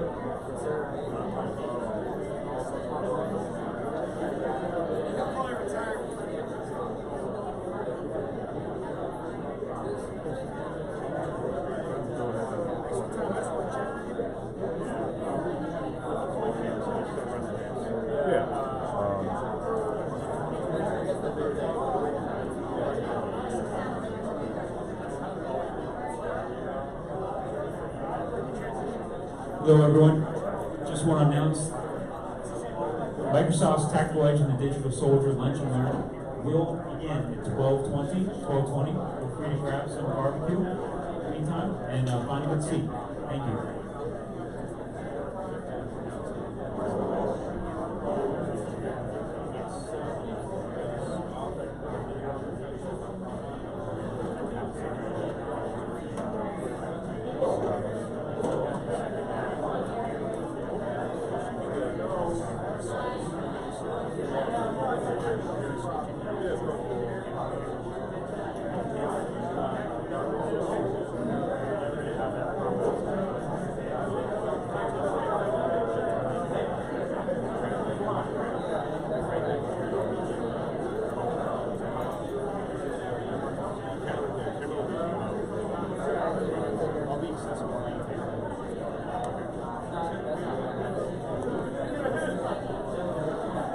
Going to be live stream as well. This is gonna. We have the live stream.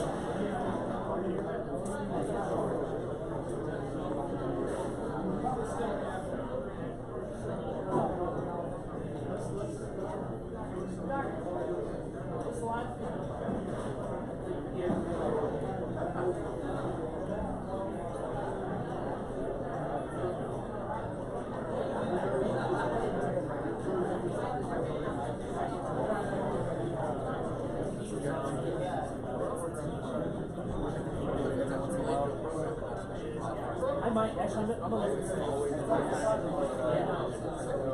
we're gonna pause that for next. Yeah, I feel like right now it'd be kind of distracting. No, it has long range. I'm like a sniper. Okay. Alright, what's the next thing on the schedule here?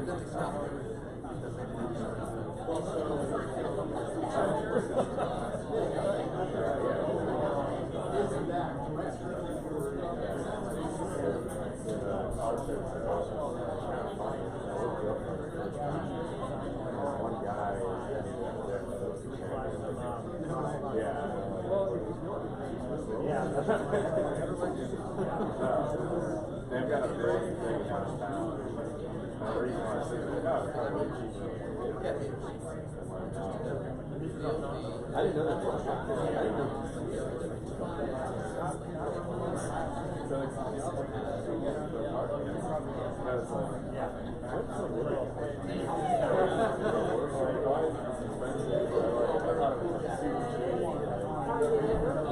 Yeah, I'm from Ohio.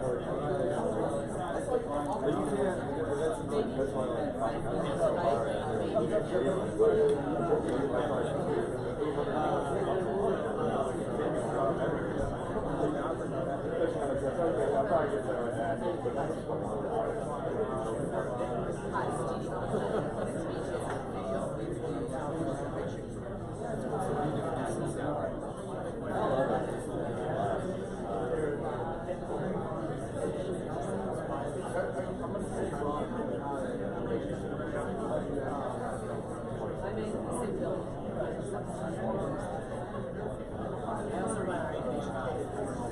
yeah, I want to know all the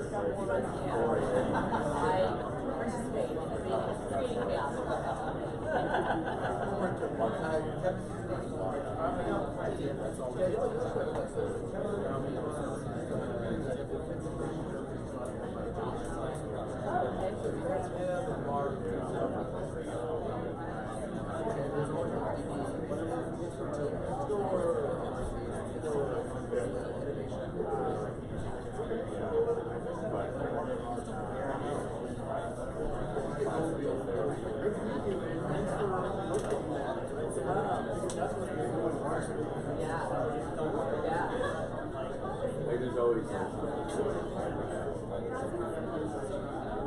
I realized we were here 5 years ago, 6 years ago.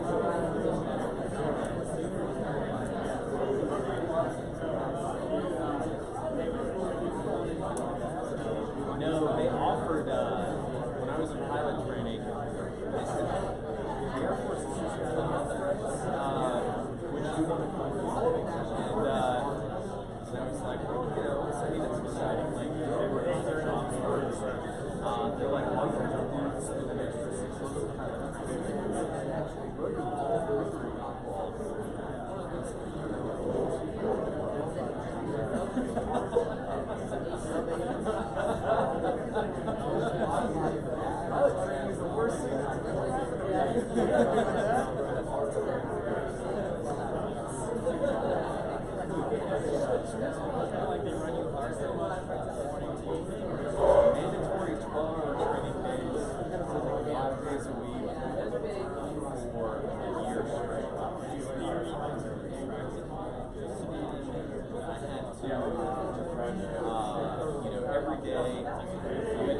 study in the simulator or on in the airplane.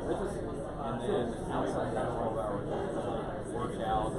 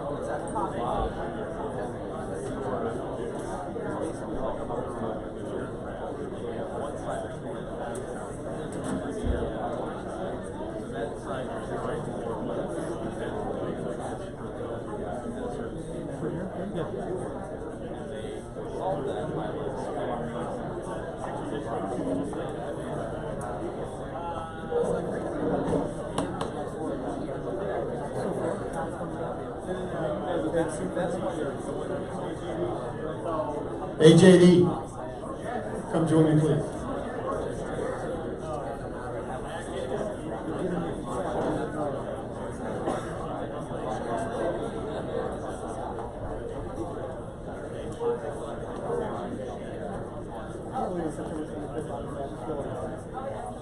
So, good afternoon everyone.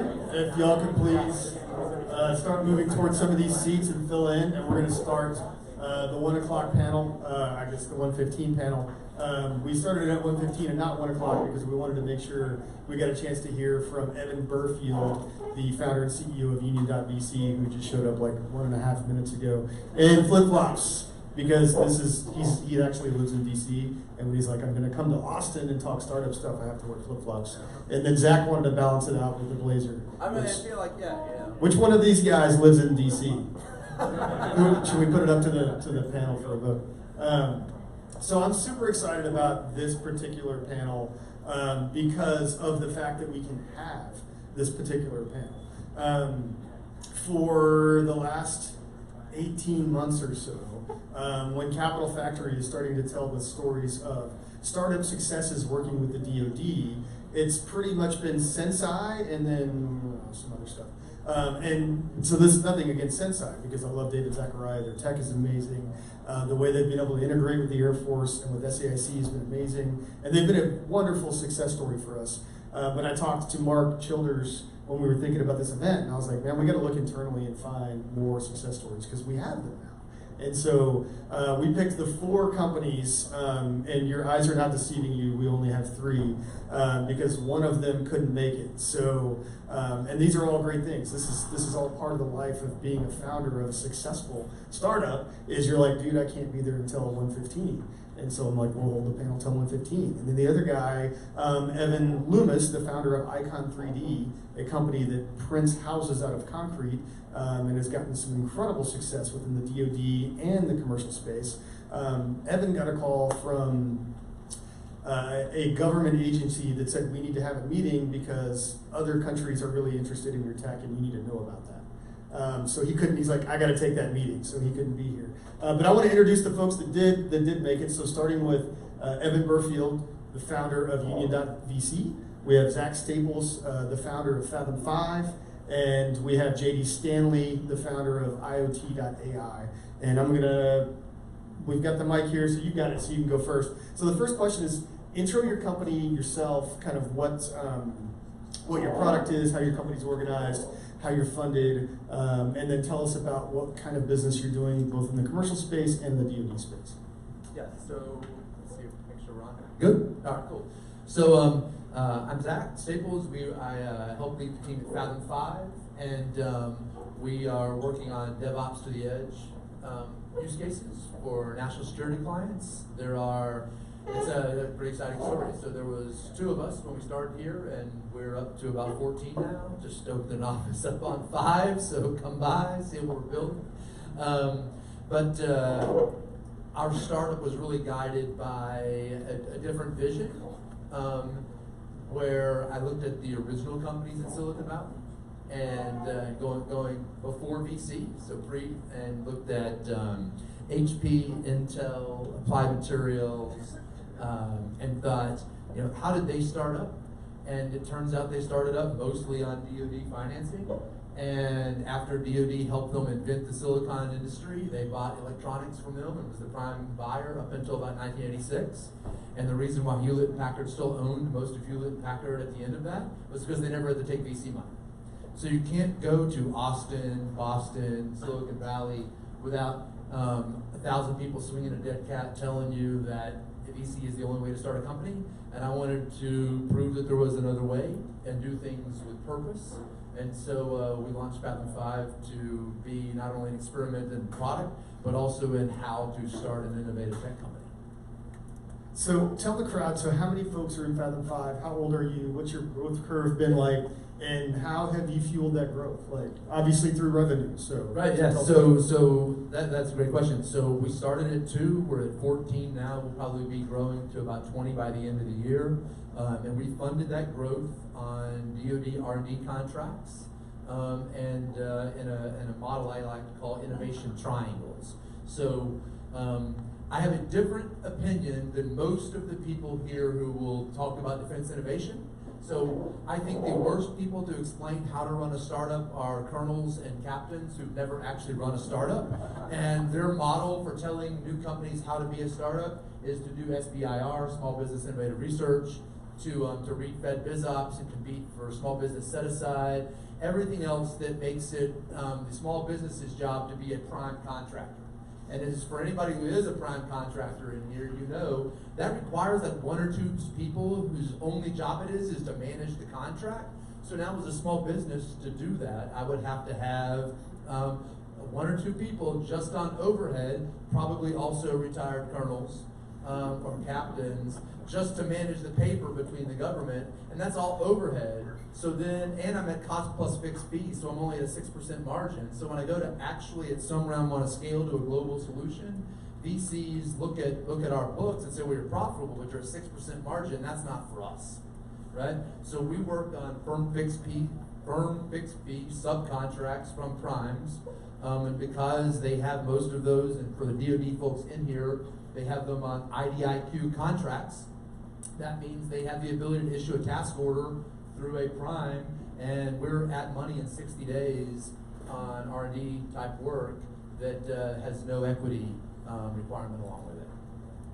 Awesome. And just one more question for Zach before we move on, because I don't think you've done so yet. So describe, like, what is your product? What is Fathom 5? Great. So my last 4 years in the Navy, I retired at the end of 2017. I helped build cyber warfare tools. So I helped run one of the Navy cyber warfare research and development divisions, and we figured out ways to break lots of stuff. And I thought it would be really fun for my next career to make it a lot harder to break stuff. And so the infrastructure that matters to me in the world are the things that allow you to have clean water, create electricity, and grow enough food to feed the almost 8 billion people on the planet. And all of those systems are horribly vulnerable. And I believe the best cyber answer is speed. The only way to achieve speed in industrial systems is through a DevOps model that can fix things faster than China can break them. And there is no platform as a service or hardware test environment that allows you to actually do DevOps for industrial control systems from the cloud all the way to the edge in a highly reliable, safe way. And so we're building out the capability to do that. Cool. Who wants to go next? Wait, arm wrestle? Oh, no. You more flip flops, dude. It's totally. I'm startup founder. Yeah, so I think it's interesting, right? Because I can kind of comment this through 2 different lenses. One is like literally our experiences at Union in working with DoD, and the other is kind of my experiences in kind of building and scaling 1776 in DC, which did a lot of this sort of work of connecting up startups and DoD. And I think I always think of it as almost two completely different channels, and I think you touched on this a little bit. There's a whole set of startups that have kind of come through 1776 that have. Let's start with telling them like what Union is, what you do. Got it. Most basic stuff. Yeah. How many of you guys? How many of you guys are either a founder or a mentor here at Capital Factory? Awesome. You guys use Union whether you know it or not. So Union is the software platform that Capital Factory runs on that handles mentor connections and classes and all that stuff, and is tracking data on whether you're a good mentor or a bad mentor, and is tracking performance on founders and all that stuff. It is also the platform that Techstars runs on, and 500 Startups runs on, and 1776 runs on, and sort of incubators and accelerators around the world. We originally built that within 1776, which is kind of like a Capital Factory in Washington, D.C., and then discovered that a lot of other groups like Capital Factory, like Techstars, needed the same thing. So think of it as sort of an operating system for accelerators and incubators. Does that help? Awesome. And so, like, and I'll tell you sort of our direct experience with DoD at Union. Like, we very much started out kind of working for startup accelerators, startup incubators, and that was kind of how we got the platform to a reasonable level of scale. But we always knew that, like, the big market expansion for us was going to be starting to help kind of big enterprises, big corporations to like manage their engagement and their work with startups. And we tried a number of different kind of experiments and tests with that, and we kept realizing like the use case and the platform that an incubator and accelerator like a Techstars or a Capital Factory needed was sufficiently different than what a big enterprise or a big corporation needed, that there was going to have to be a lot of R&D work necessary to kind of make that happen. Right around then, we literally were just hanging out with an Air Force official who was like, hey, we have this open call for SBIRs. You should apply. Like, I think this could all be really relevant to what we're doing at the Air Force. By far the easiest way for us to work with you is just this SBIR program. We kind of went, okay. Wasn't a hard application. I think the Air Force did really good work in like trying as much as possible to simplify down the often very esoteric sort of SBIR process for us. And so we applied. We ended up winning a phase 1. We got deep into it and like really were able to kind of dig in and learn about the unique requirements that a group like the Air Force had to manage hundreds and hundreds of startup relationships, to manage engagement with. In their world, it was less mentors and it was more, you know, operators in groups all across the Air Force, how to sort of make that work. Ended up, we just recently won the SBIR Phase 2. That was $750,000 in non-dilutive capital for us to like really build out to those very unique requirements. The fascinating thing for us is actually that gets us into the entree into kind of going in a very easy way to work with other DoD SBIR programs and eventually other government SBIR programs. But honestly, an awful lot of what DoD needed in that sense really wasn't all that different from what any large enterprise needed. So it was kind of a great way for us to work with an early adopter, get the non-dilutive capital, and sort of expand our market. So what I love about, well, I love lots of things about Union, which is so you guys, let me just clarify, you guys are not a Capital Factory accelerator company. Nope. However, Capital Factory is invested. We are very happy customers and are definitely trying to help you guys scale your product. But what I love about the work that you're doing with Air Force is I think of it like somebody holding an iPhone and taking a picture of another iPhone. You guys are using an SBIR to help the Air Force accelerate SBIR program. So tell them a little bit about how that's working. It is a super meta kind of thing. Yeah, we literally won an SBIR in order to approve the SBIR program. Yeah, like how many of you guys have ever gone through an SBIR program on either side, on the government side or the startup side? Like it is, at least from the startup perspective, super not clear what the fuck is going on. Any process. Like none of the terminology makes any sense. What you're supposed to do the next day makes it like we would get like, and I think the Air Force, like the open call SBIR from the Air Force, is probably the best at this. It'd be like, we get these random emails being like, we need you in Las Vegas next week for a thing. And we're like, what is the thing? Like, why? How does this fit into the program? Like, kind of honestly, as a startup, we were like just how the hell do we get to a customer in money, right? Like, what does this look like? And they'd be like, well, you should go talk to Joe. And you're like, and Joe has this long string of acronyms after his name, and you're like, I don't have any idea what Joe does or what Joe's group does. Like, it's super confusing. And if you're like on the Air Force SBIR team, like you have hundreds of these deeply confused startups running around asking you for money. And if you're like Joe with the long string of random letters after his name, like you've been told like, hey, go meet with this startup, and probably Joe has the same question. Like, I don't understand what they do, I don't understand the terms. So it's actually not all that dissimilar from the same problem that a Capital Factory has. You have thousands of startups. Like, you have hundreds of really great mentors. Each of those relationships is very important. How do you create community? How do you make the pathway and the process for how you engage much simpler, much cleaner? A big thing for the Air Force was like, how do you, like, if you go through the effort once of explaining what the hell Joe does and what that part of the Air Force does, like, how is that pervasive content that every next startup who has that same question can access?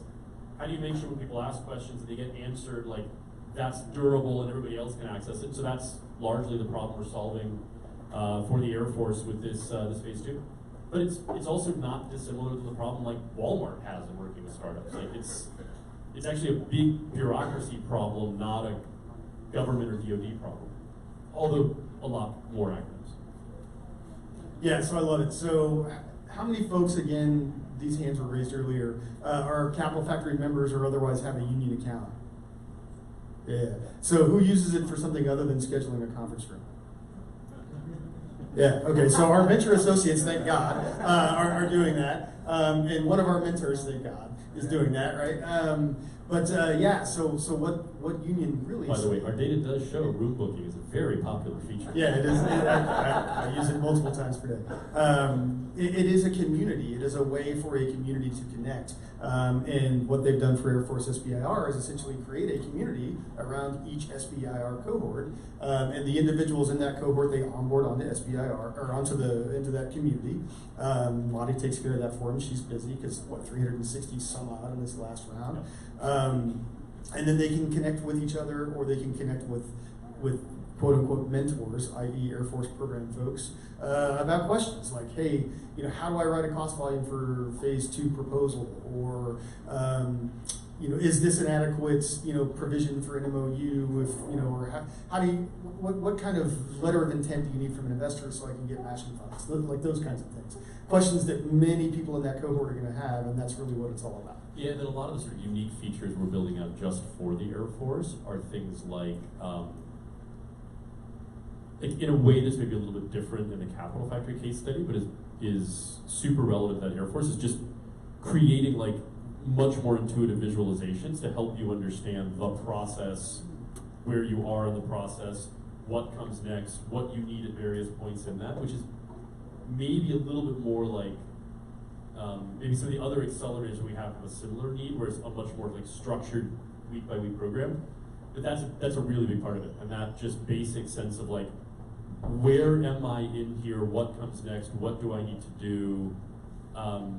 Like, did I win or am I losing? Like, just that's a lot of stuff that isn't really part of Union today. That will be when we're wrapped up with this phase 2. Cool, thank you. Let's hear from JD. JD's never afraid to talk and frequently impatient. So let's just get after it. So tell us about IoT.ai. How long you been around? How many employees do you have? What are you guys working on? What's your superpower product? And to give us a little bit about how you've engaged with DoD. Great. So thank you all, and anyone who's ever served, thank you very much.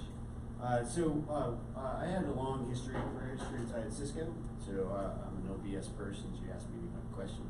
A couple years ago, we started a new company with the fuzziest word you can think of. So I actually have the domain of IoT.ai. So you can laugh with me all I want. So, and everybody who knows me, gee, I was just waiting for you. But that was like 20 years of this stuff going around, going, how the heck do we get that? But we have it. Behind the scenes of that, though, actually, the government has done an excellent job for us. So for years of work, my co-founder is a NASA scientist. He was a winner of a Smithsonian Award for telemedicine and extreme compression. Years of work at the Army Telemedicine Lab. So a long history of both his career and my career in and out of everything from network-centric warfare to saving the planet to actually working condition maintenance, predictive maintenance, those types of things. And what we had was a great investment of non-dilutional funding to date to allow us to do a whole series of really cool tech that we've now merged into pretty much a third generation capability, but never really tried to commercialize that. And so the behind the scenes of what IoT AI is you can think of it at the broadest, highest level, which is the buzzwords. It is IoT, but what we're really good at is the extreme IoT and the tactical IoT side. So we have a single device. Yes, we are in hardware, which most VCs do not like, by the way.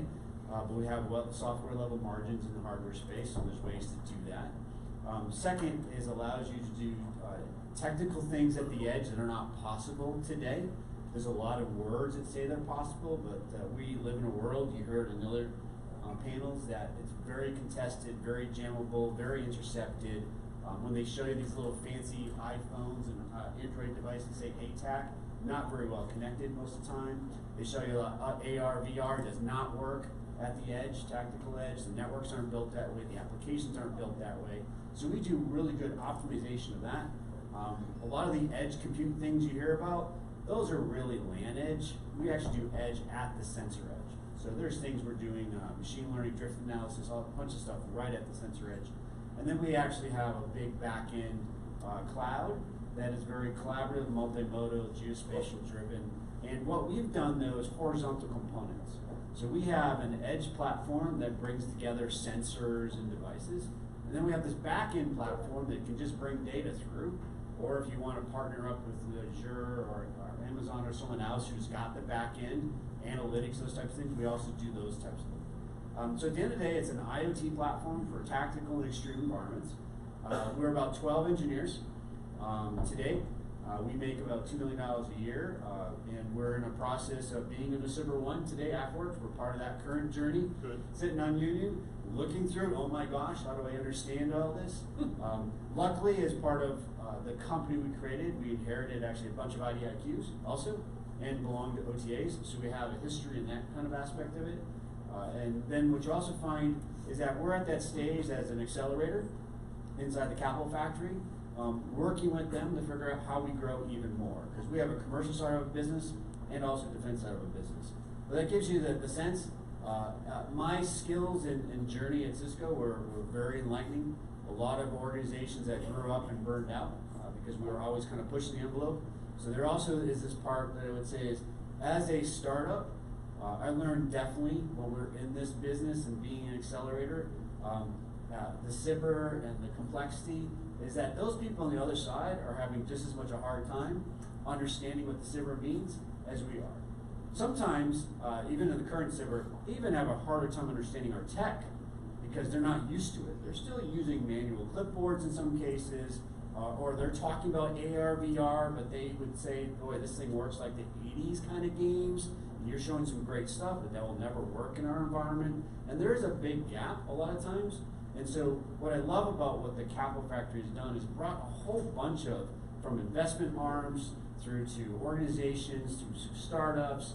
It's a good, real mix. And I've been watching this for about 18 months. And each month, it dramatically increases in what's going on. If you go back 2-3 years from now, it wasn't really here. But if you look at all this presence that's there, and although all the money's not there and the hype is really good, there's good ways to figure out how to work it, but not get too excited. And so that's kind of our startup is we're in the accelerator, we have some revenue, we are looking at the SIBR 2, we're trying to win that SIBR 2, we're not there yet, but we're going through that process.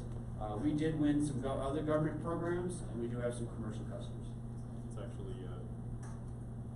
one of my classic stories was we got this letter, and we were all sitting here. We all read it 10 times, and we're like, "Did we win?" Or and we actually had to email them back, and we're like, "Is this a good thing or a good letter or the bad?" Yeah, we actually literally cannot tell from this letter, and they were like, "No, it's a good thing. You won." We were like, "Awesome, that's great. That's excellent." So yeah, that's a lot of the how do you make this bigger I part? can make it worse. So in the most recent one, we did 6 submissions. So you can give submissions. because I have multiple categories, and then I have 5 denials.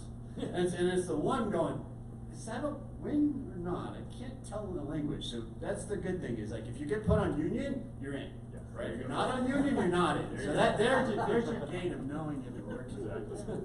So JD, that's awesome. I'm glad that you were able to describe what it took me a long time to understand about your company, which is essentially, full integration of sensor and compute at the edge to enable those really data-intensive edge applications.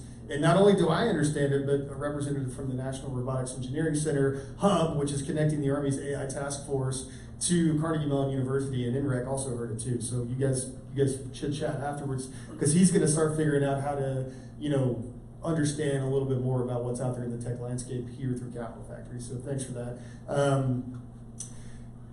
I got some questions here. I guess I'll ask them. So just kind of succinctly and precisely, if you guys can, and I guess we'll start with you, Zach, since you're holding the mic again. So what has DoD done for your business, for your ability to build a product, your need to raise funding? You mentioned that a little bit earlier, and for the future of how you think you're going to grow. Yeah. So when I finished my Navy career, I knew I was going to launch TechStartup. And then there was a real question about which route did we want to go, right?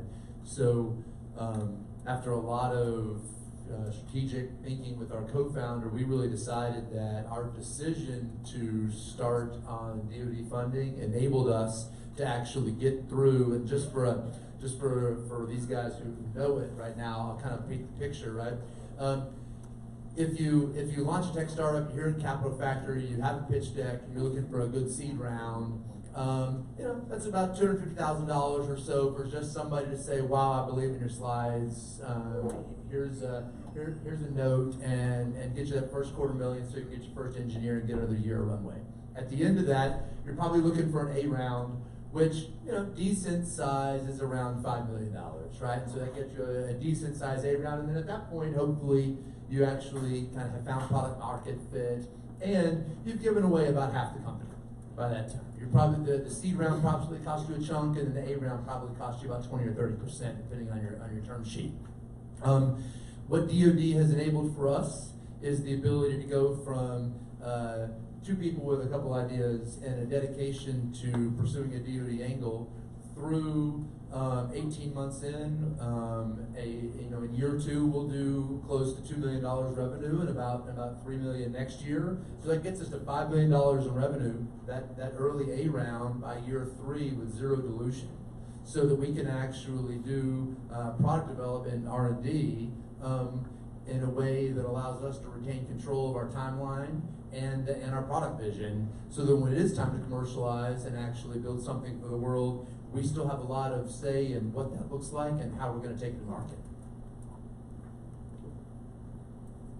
I would say for us, kind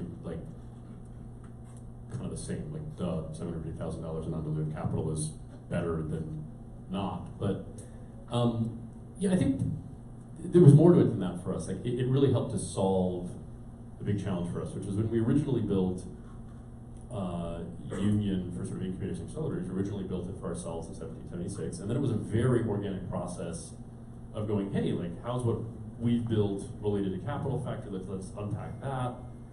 Then it was, let's work with 500, then Techstars, then more and more, and each of those groups were really leaning into co-creating the product with us.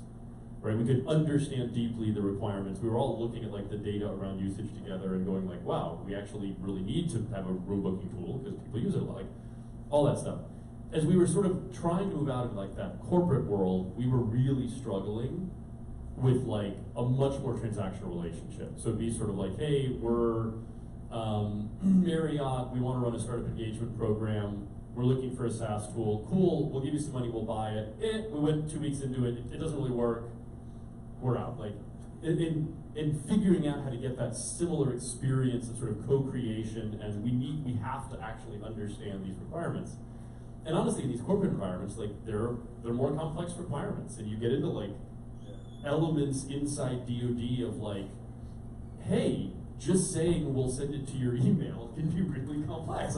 There's all this shit that you just assume works that doesn't necessarily work in the way that you expect it to, and like that's not dissimilar from a lot of corporate environments. So I would say like the money is nice, but the ability to like really, really and intentionally go deep with the Air Force SBIR team into like what are their pain points, what's working, what's not. Let's very incrementally start to roll out use cases. Let's fix issues and test it with them is going to, I think, end up being much more valuable for Union in the long run.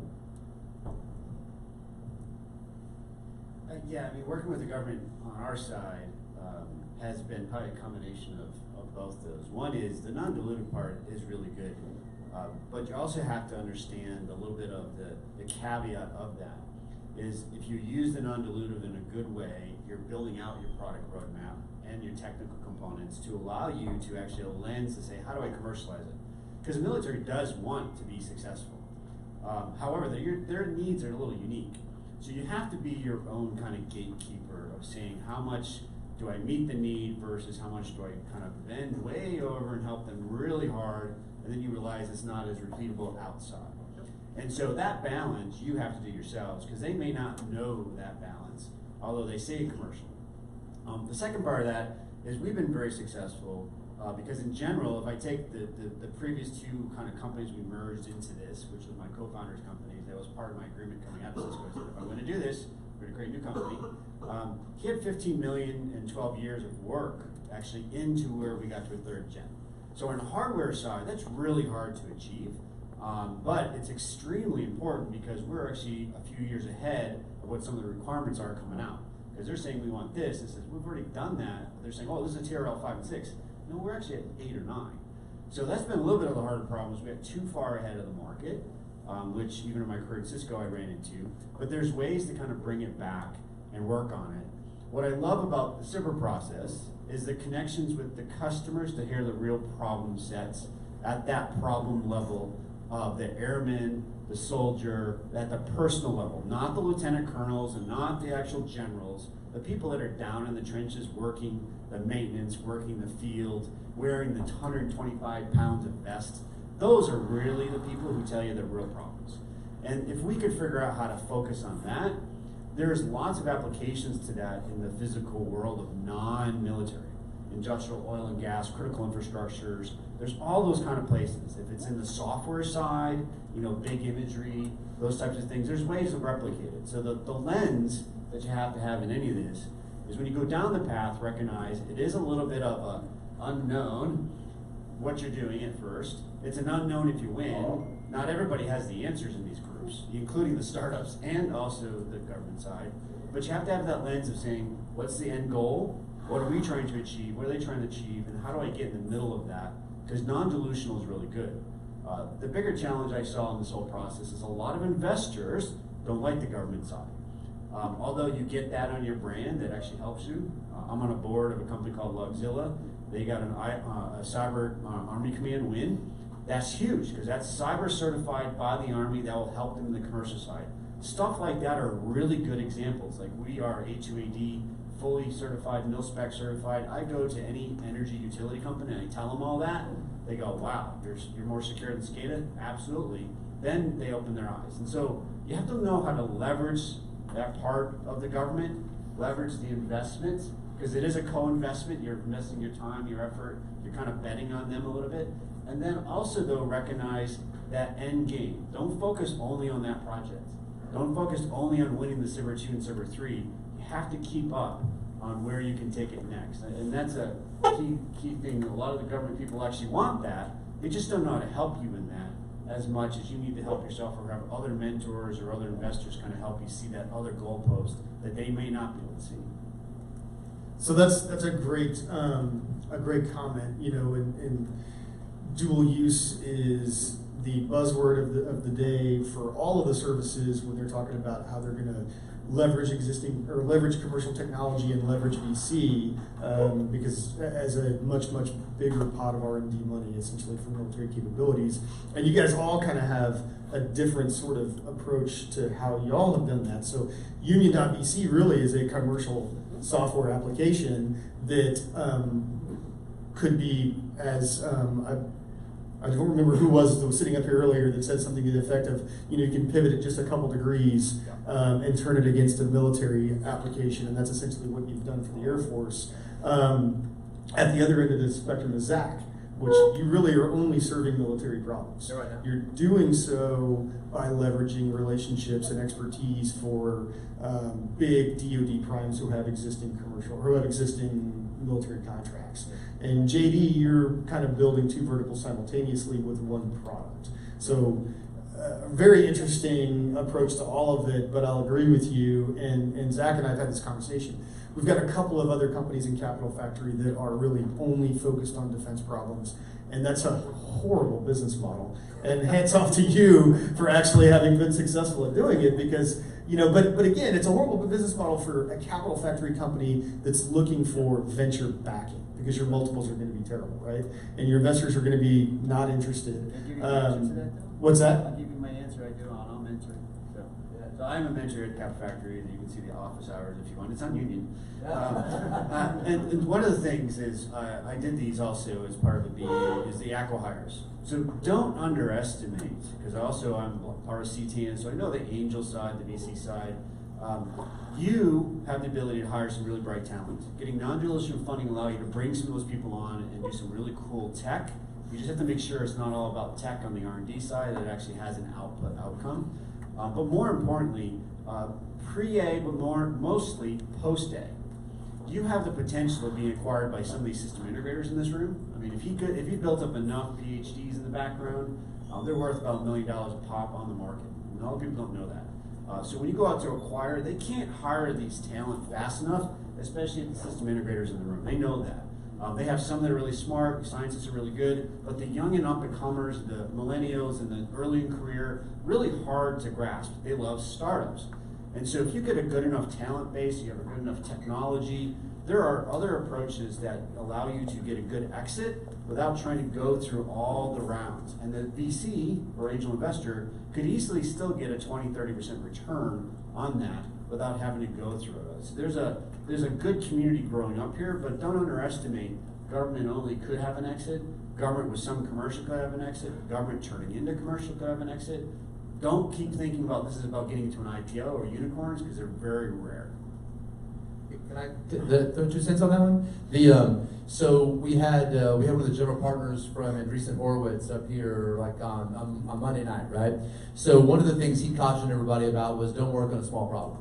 Is in order to get to IPO or a C round with somebody like Andreessen, he said his basic advice was, he said you've got to have sustain a market cap of $2 or $3 billion and annual recurring revenue about $300 million. And he said one of the things he sees startups do, and they come pitch Andreessen all the time, that makes him cringe and not invest in them, is they tell a story where they say, well, we've got this, we've got this big idea of a big market, but if along the way we could get acquired somewhere along, we could get acquired too, so it's less risk for you. And his thought was, no, I'm in it for the risk. If you're not actually willing to commit to go after the problem that is a global multi-billion-dollar market cap problem, then you don't have the grit he's looking for to dig it out. So one of the great problems about working on national security problems, I think that leads to the big exit, is one, China and Russia are trying to beat us at this, a lot of these same problems. So you really get to compete against the smartest people in China in particular that are producing them in more mass. The other thing about this is the problems the DoD has with secure connectivity between 5G, whether it be tactical edge in the soldier or a ship or a submarine like we're working in, are the very same problems that people working in offshore heavy industrial infrastructure. They're huge global problems.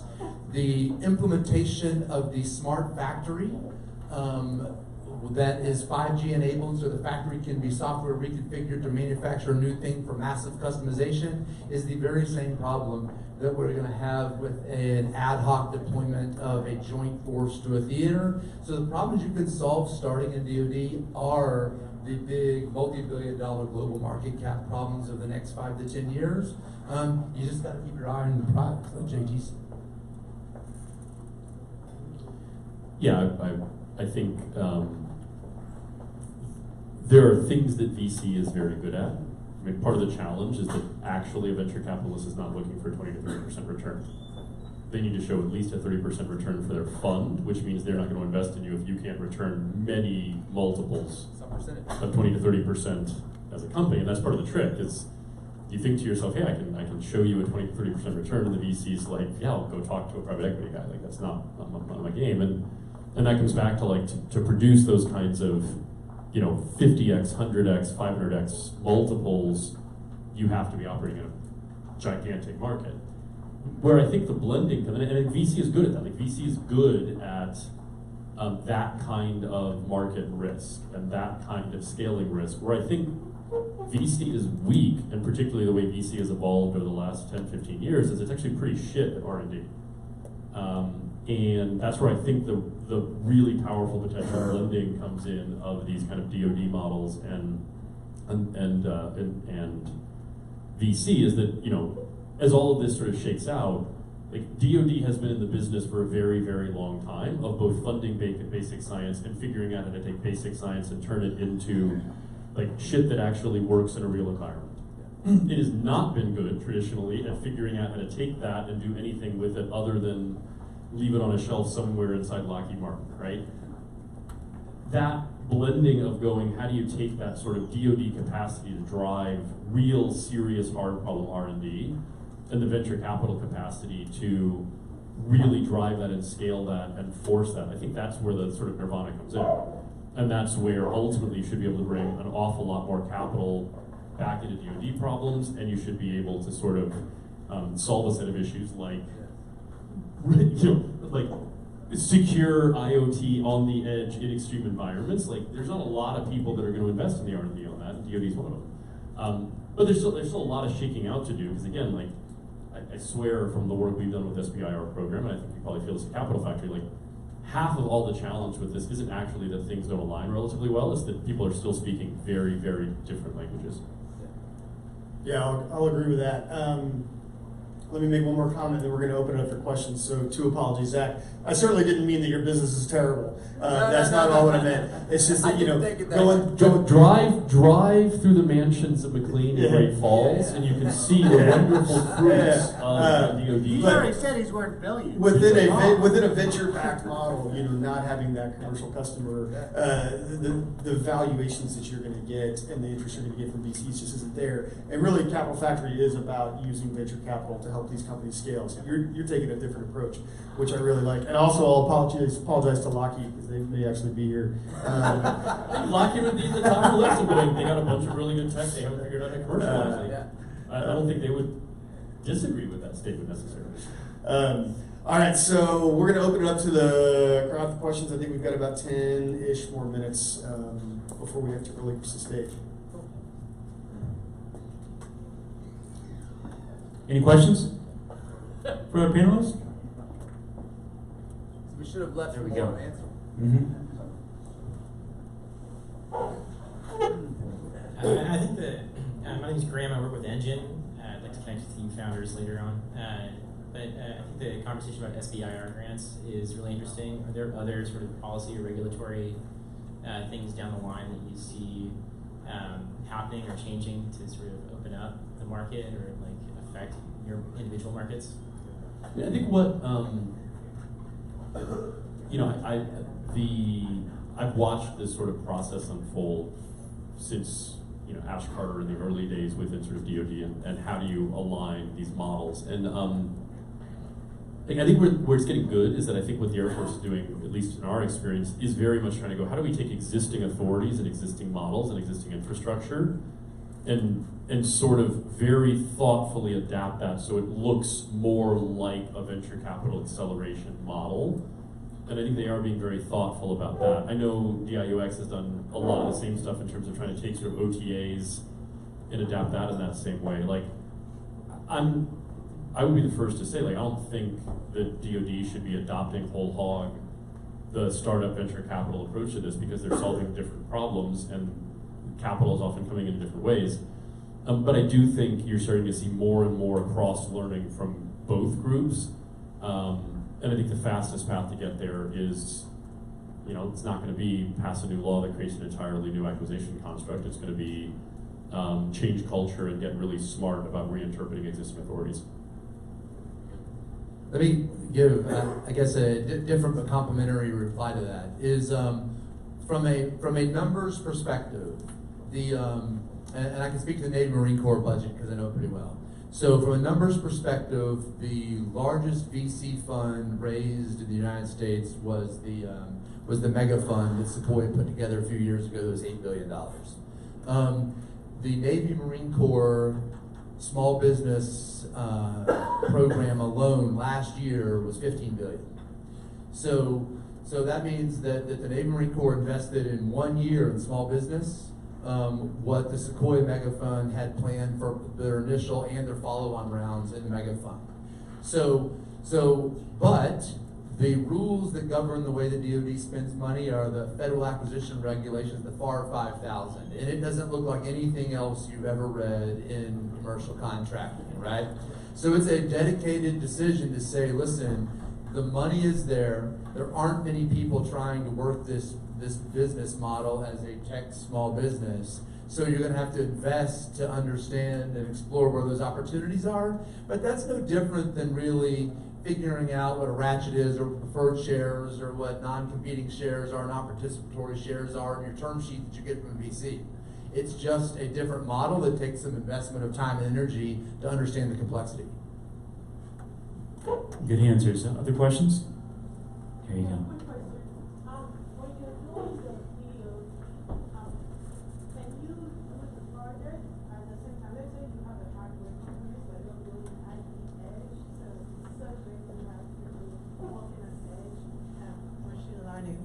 So, if you desire to also do a consumer-based application that at the same time parallel-wise, can you do that? Yeah, so the way that the government funding works is they have a specific requirement and a specific use case, and they're looking for you to address it. The good thing is that the way the SBIR model is built out is that it is a little bit like an R&D program, and they're trying, what is changing slightly is they're trying to make it where it's not traditionally what's called TRL. How many of you actually know what TRL is? If you don't know, look them up, but it's technical readiness level, which was done by NASA and DARPA years ago. And so traditionally, it'd be in the 4, 5s, and 6s, which is really research. More recently, they're trying to move to more of the 7, 8s, and 9s, which makes it much more, it's a commercial, viable, more production type of offering. And that's a good thing because it allows you to follow the SBIR process of a 1 and a 2, which is non-dilutional funding. And at the same point in time, they want you to be commercially viable. It's actually part of the proposal now. You have to say what's your commercial viability. And the best thing to do is to manage to make sure that you're not developing one product for the military that has no relevancy back to the commercial side. So you want to ensure, especially early stage companies, not a lot of money, even with VC backing, even in a Series A, you align as much laser focus as possible the technical feature functionalities within inside a swim lane that doesn't go outside the swim lane, except for maybe in the exception of the 3%, 5%. You don't want a 50% variation. So if you're doing something in consumer, that's what you should be pitching to the Army or to the Air Force or the Navy, and do it that way. And so that's how I would think about it. You can do both, but you can't take their money and run off and do something else. You have to answer the need, do it within inside the realm. And that's one thing, because Kevin's question was this, and I'm not sure if any of I see a couple of the investment arms in here, but I would tell them the biggest problem that I've seen coming from both the big corporate world, working across nonprofits and private sector and public sector, is that the government funding model does not give startups enough overhead to grow a company. Margins are very thin. He said 6%. That's the dilemma. You cover costs, you cover employee labor, that's all you can do because of the regulations. Every program, if they ever heard me, this is what they should do, every program granted should give a 20% overhead buffer to allow you to apply that to the commercialization growth. DARPA has a little bit section. They'd say you need a commercialization expert so you can staff it. It's like up to a $250,000 allowance. Very few of the other innovation arms do that. But a 20% growth would help a lot to actually grow the commercial side of the business because that allows business development, allows customized engineering. That doesn't exist today, and it is one of the biggest lackings in this whole innovation process is not a cost plus business or a fixed fee business, because it's too hard to grow a business that way, because you're incrementally just really just covering your administrative costs and your labor costs. Cool. Any other final questions? We've got time for one or two more, at which point, Get someone in the back. gotcha. I think I owe you a question. I like the fact that you mentioned that it's easier to get down to the end user requirements because the generals pass you down to privates. What they're there for is, to me, strategy and governance. And in the new technologies we're getting, i.e. AI, the new ways we're organizing in terms of multiple people involved in the same product, and even the world situation, it seems to me that ought to be awfully valuable, because they've got to worry about strategy and governance at the same time. Our other guys will wait till they get put in jail, or ready to put in jail for governance. I think your point about strategy and governance is absolutely right. I mean, you have to be. I mean, I'm motivated to solve a real problem that matters. So there are all sorts of interesting AI problems about how to target ads at people and about to do creepy things with Facebook networks and maybe even deliver deodorant with a drone for Amazon, which is an interesting technical problem, but doesn't matter. So the cool thing that you point out about it is that governance allows you to keep faith with the taxpayers' intent and solve a real problem, right? Yeah. Did you have another question? Yes, I think we have. I was actually just going to clarify that it's non-dilutive capital, they also don't own the IP, right? Yeah, so that would have been my kind of follow-on answer to the young lady who asked the question about kind of work on two things at one time. So it really relates to the intellectual property position that you get in the contract. So we're going to talk about defense innovation. I think we need to talk about non-dilution. And the next thing we probably ought to talk about is intellectual property rights in a contract. And so for everybody who hasn't done this and is thinking maybe, there are government purpose rights, which means the government owns the intellectual property in that contract. And then there are government use rights, which means that the entity owns rights to commercialize that, and the government has a warrant against the IP to go to a inside government manufacturer and have government civilians, so federal employees, manufacture the thing. And for those of you who've been around for a while, there just aren't many of those left, because owning factory capacity and industrial manufacturing capacity was a CapEx cost to the Department of Defense that after the end of the Cold War, we just started cutting that. And then after 2001, the operational expenses of 2 overseas wars in Asia pulled on the account even harder, so that any CapEx that was getting reinvested into microelectronics labs and machine shops that were manned by government civilians almost all got closed. So now, even when the government has a government use rights intellectual property position, it's an unexecutable warrant from their position, because there really is no machine shop or fab lab they can go to, except in the case of very, very, very highly secure electronics or nuclear command and control and a few other things where they retain a capability, but they're not going to produce the boards that go into an IoT device in one of those fab labs. So I think there's a good intellectual property position, and then if you demonstrate your own R&D, create the thing, and you're just doing the product adaptation, as JT described, then it's actually, you don't give up the IP right because you owned it when you entered into the agreement with the government. And I think that's key. So they still look at government purpose rights, and it's still in the contract. So you have to be careful of that. And it's a lot about what you claim up front versus what you do after. And so that's the key, is what you have as your property, you go in and say, this is what we have. And if it's not right for you, even if it's a $1.5 million SBR phase 2 and it's dilutive, if you're going to lose all your rights afterwards because they're helping you really build it out, you may want to take a step back and come back to them later.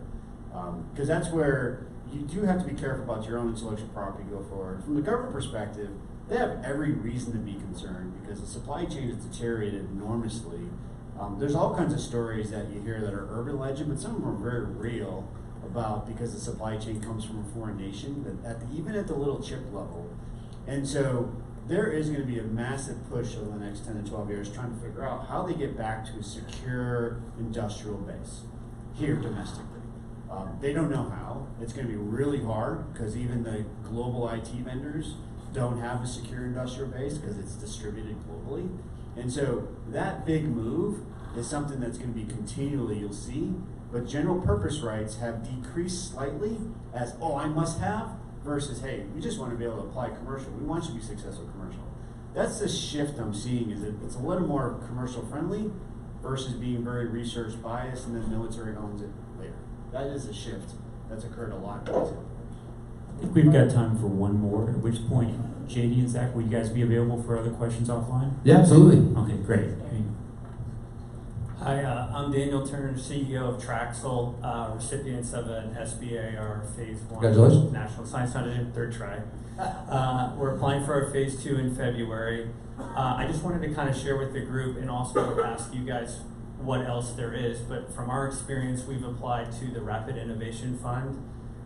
We've have a scout card on a website called Vulcan-SOF. We've applied to InQtel. What other ins to the government and getting funding from the DoD are there, and just try to highlight that. If you work for a big DoD prime contractor, raise your hand. Yeah, There's good. a lot of them in the room. So while those guys raise their hand, let me explain to you another way to go after business development of this, right? And I mentioned it earlier, but I'll elaborate on it. I call it innovation triangles. I think that what you just described, where you're trying to independently build a relationship between you and the government, requires a lot of knowledge on your part about where to go. The guys and women who just raised their hand have people all over the world who already know those people. So the trick is, the other way I think that innovation and DoD innovation is going to work best for a lot of people is every program manager. So a program manager is an 06, a colonel or a captain, who has the checkbook to actually go out and buy and build a capability. So you have the generals and the admirals down to the 1-star and 2-star program executive officers, which are all dictated by Congress, that we're going to have those acquisition executives. Almost all of them have a major program manager who's an 06, 6th ranked officer, who's a colonel or captain who actually has the checkbook. And everybody who has a major program has usually 2 types of big defense contractors that work for them. One is an engineering services support contractor, and one is a program services support contractor. Both of those contracts have a scope that says they can do almost anything within conception of what is related to the program that woman has, right? So let's say the guy right before he talked about PEO soldier. There's a program that buys all the stuff that goes on a soldier. And they have lots of vendors that they buy from, but they also have an engineering services support contractor that they do experimental things with. And for a startup looking time to money, if you are able to work that and figure out who that is and bring an innovative technology to them, and then the colonel says, yeah, I want to do that, they already have the contract in place. So they can issue a task order against that contract and go to work in like 30 to 60 days, which is just as fast as you would get money through any other type of VC organization. So and then the opportunity to meet those, every major program runs an industry day, and at every industry day are the people that own the problems and the major support contractors that go with them. Then your relationship, to get back to the 6% thing, the cost plus fixed fee is kind of fix the profit that major subcontractor can do. But these subcontracts they can let oftentimes have the ability to do firm fixed price, where you say, hey, my thing costs this much. And inside of that, then it's just a business management problem for you to make whatever margin you can make. If you can find a way to get a cost plus fixed fee contract through one of those engineering support services contractors that work in the domain that you're thinking about. Thank you, Zach. JD. Thank you, Kevin. You want to go ahead?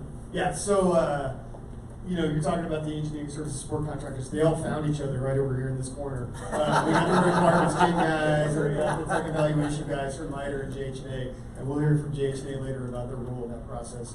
But that's funny. So thank you both for coming. Evan Burfield had to run out because, again, you know, successful founders are typically pretty busy. So in that regard, thank you guys both. Wish Evan could have been here. Thanks to the audience. And I think we've got about a 20-minute break until our next topic kicks off in the state. We got roughly 15 minutes for Zach Walker, Texas Lead for Defense Innovation Unit, announces a computer vision problem set and challenge. Thank you.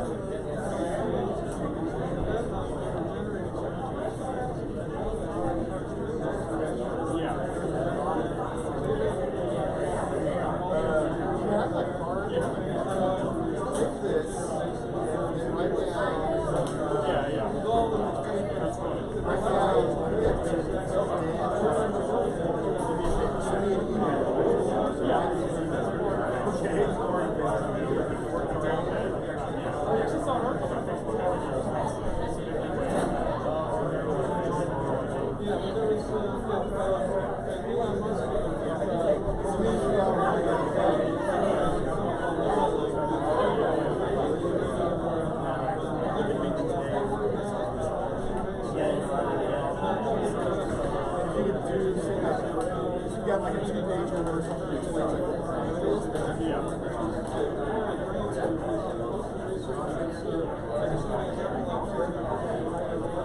Yeah, it's going to probably have to be high enough cost.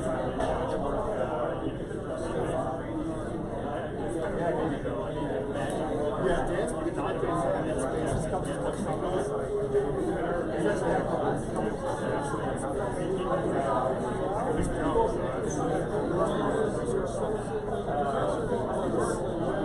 helps transition.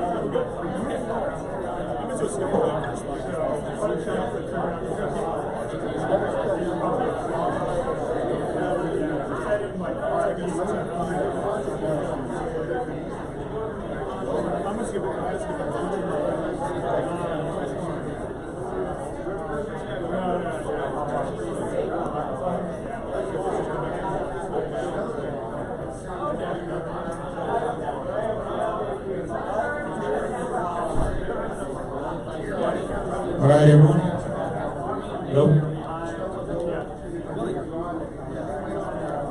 The NGO event is about to begin. Please take your seats.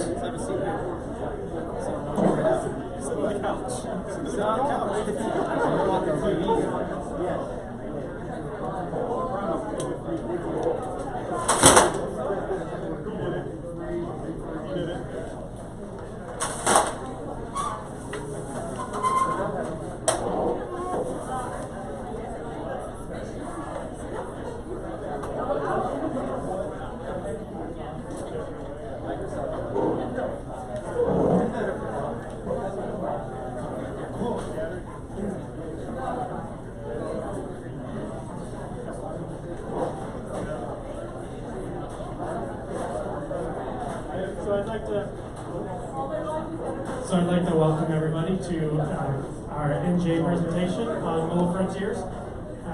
We are NJ, National Geospatial Intelligence Agency. We provide, for those of you that aren't familiar with who NJ is and what we do, we provide geospatial intelligence to the intelligence, the DoD, and the civilian community.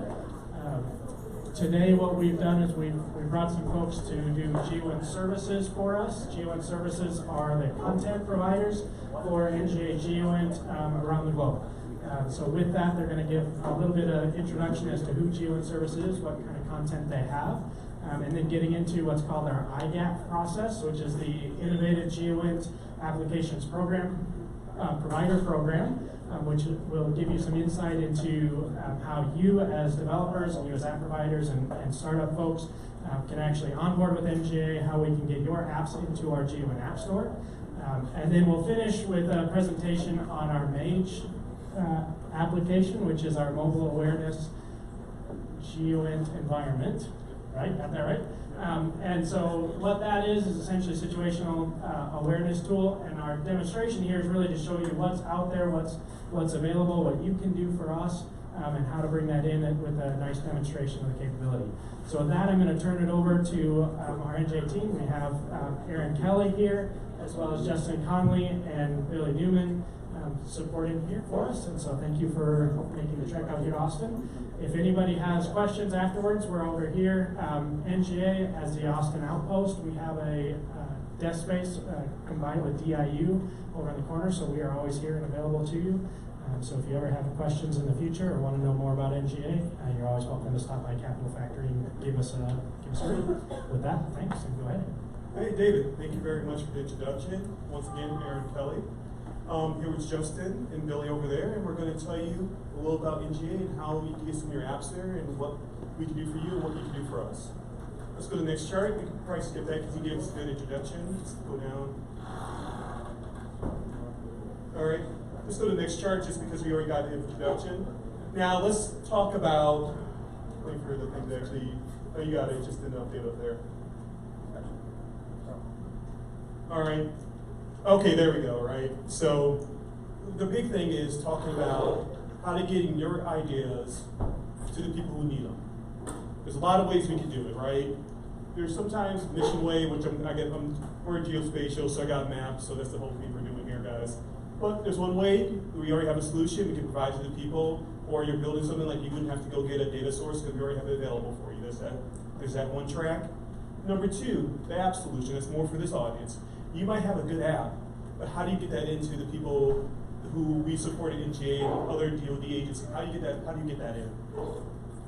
And finally, the solutions, software solution. This is more your bigger analytic kind of solutions, your big programs, your big analytics. How do we get those things on board and get onto our network so people can use them? So right now we're going to go through all three of those tracks and kind of tell you how to get in there. And so we're going to talk about this for a little bit for the developer industry and also for our government source people in the audience. So click down one, please. First, you're going into software solutions, and these are your big analytic kind of programs. There's a lot of, go to the next chart. Click down one.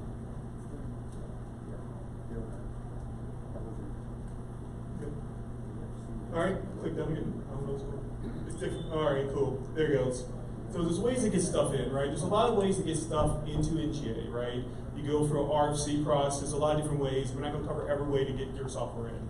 The way we're going into, you have a big solution that you think that NGA as a government, they can really use it to support their mission, right? So what we're gonna do is talk about solution analysis. That's how we bring stuff in, look at it, before we kind of waste people's time. We bring it in and we kind of do a triage on it and kind of find out who's gonna be the mission user who's gonna use it. Because we wanna make sure that your solutions are being used by the right people. Next, we do a engineering service assessment.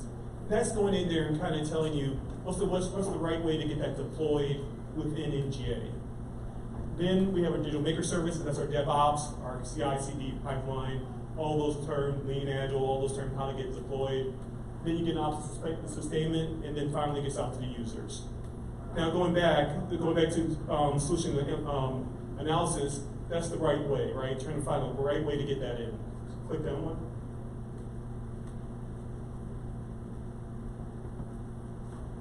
All right, okay. Little thing with technology, but we got it. Next one, go back up. Sure, sorry. So we go from the right way. Once you get in, it's the right thing and it's the right solution. Now we'll just stick on this chart. I don't know why everything's a little slow, but we'll make this work. All right, since we got this chart on the right thing solution, this is how once your solution gets in here, right? You have a good idea. You reach out to us, and we're going to do some kind of triage on how to actually make this work. One of the groups that do that is here in Austin, the OVI, which David just said, right? They bring it in, you bring in your product offering in, we do a little triage, ask you some questions about it, you respond to the questions. Then we do kind of a coordination within NGA to kind of figure out who we're going to be the mission user, who will actually use this tool. And then after that, we might actually some more information, we'll have you guys do a demo. And then after that, there could be one or two outcomes. One, you find a mission user like, yes, I really need this application, or no. Either way, just because they say no, it's not meaning that there's anything wrong with the application, anything wrong with the technology you have. It's just for whatever reason, it's just not right for NGA at that period of time. And that's not a bad thing, right? Just at that time. But then, let's say there is a mission user that actually wants to use your tool. We'll assign a caddy to it. A caddy is somebody, just like in golf, somebody's going to help you through the process. Why is that important? Because you'll come in and you start deploying stuff and you don't know what's the next step, who should I talk to next. Well, the caddies, they'll come in and they'll help you through that process. And that's what we want that to do. Now, so this is the right thing, the solution analysis. Next chart, let's see if this works.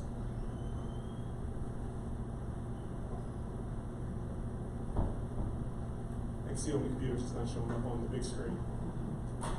Oh, just take a little bit of time. All right, the next one, assessments. This is trying to figure out the right solution, how to get to deploy.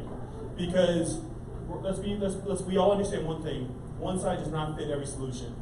Maybe you need to be deployed straight on Amazon, AWS. Sometimes you can do a PaaS delivery. There's a lot of different solutions out there, and we understand there's not a one size fits all. So what we do with our assessment team, if we go there and we figure out the mission, what your requirements, the storage, all of these different things that you need to do with your tool, and we find out the best solution within NGA for you guys. And we're working with you guys. So when you actually deploy it, it actually gets deployed correctly. Or even better yet, we deploy you on the right technology, so if 2 years down the line, it's not obsolete. We want to make sure that you are deployed on the right software for the right reason, so you deploy the right thing. All right, let's go to the next chart. So let's check this out. So right now, we figured out the right thing. We found the mission user for you. We found the right way. We found the assessments. Now we go into our digital makerspace. This is our DevOps, Dev Security Ops, whatever you want to call it, but we're calling digital makers services. This allows you to, we set up a tools and process that tells you how to deploy your software within NGA, right? Right now, some highlights of it. We have, right now on the right-hand side, you see a couple of different solutions, different kind of tools that you guys might have heard of. We're not gonna fall in love with them because, right now, although we're always gonna do the pipeline, we might have different solutions come up. We might find new solutions, new things, so this might always change. So we don't fall in love with the solution, number one. Self-onboarding training. What does it mean? we want to make sure if you're going to deploy on our platform or deploy with us, we want to make it easy for you. So you don't have to take a class, you have to have a PhD to deploy. We have training for you guys so you can do it on your own. So you can learn. We always help you guys, but we made sure that you guys can do this on your own. Oh, familiar user environment. Since right now, NJ, we're on different domains, different security domains. And what we do is we have the same pipeline on every one of those domains. The reason why we do that is so when you deploy on one domain, and you've been asked, then if you guys deploy on another domain, you guys have the same experience wherever you guys go. Our thing we like to say, build low, move high. I almost wore that t-shirt today, but I kind of forgot. But there's the thing about it. As much as possible, we want to deploy, make it easier for you guys to deploy. Deploy on, do all your development and stuff on the low side, and then move it up. We're set up for that. And in different domains, there might be different things you have to add on to your tool. But if your code is on class, keep it on class, deploy it low, and move it high. Then we have two different things, Pipeline Palooza and ATO in a week. These are just common events that help you streamline the process, right? Because you've heard in the past, it takes months and years to get ATO at some kind when you do stuff with the government. We're getting down our ATOs down to 1 week, right? And we've actually executed that and we actually implemented that. And it's not like we did something special software that no one's ever thought of.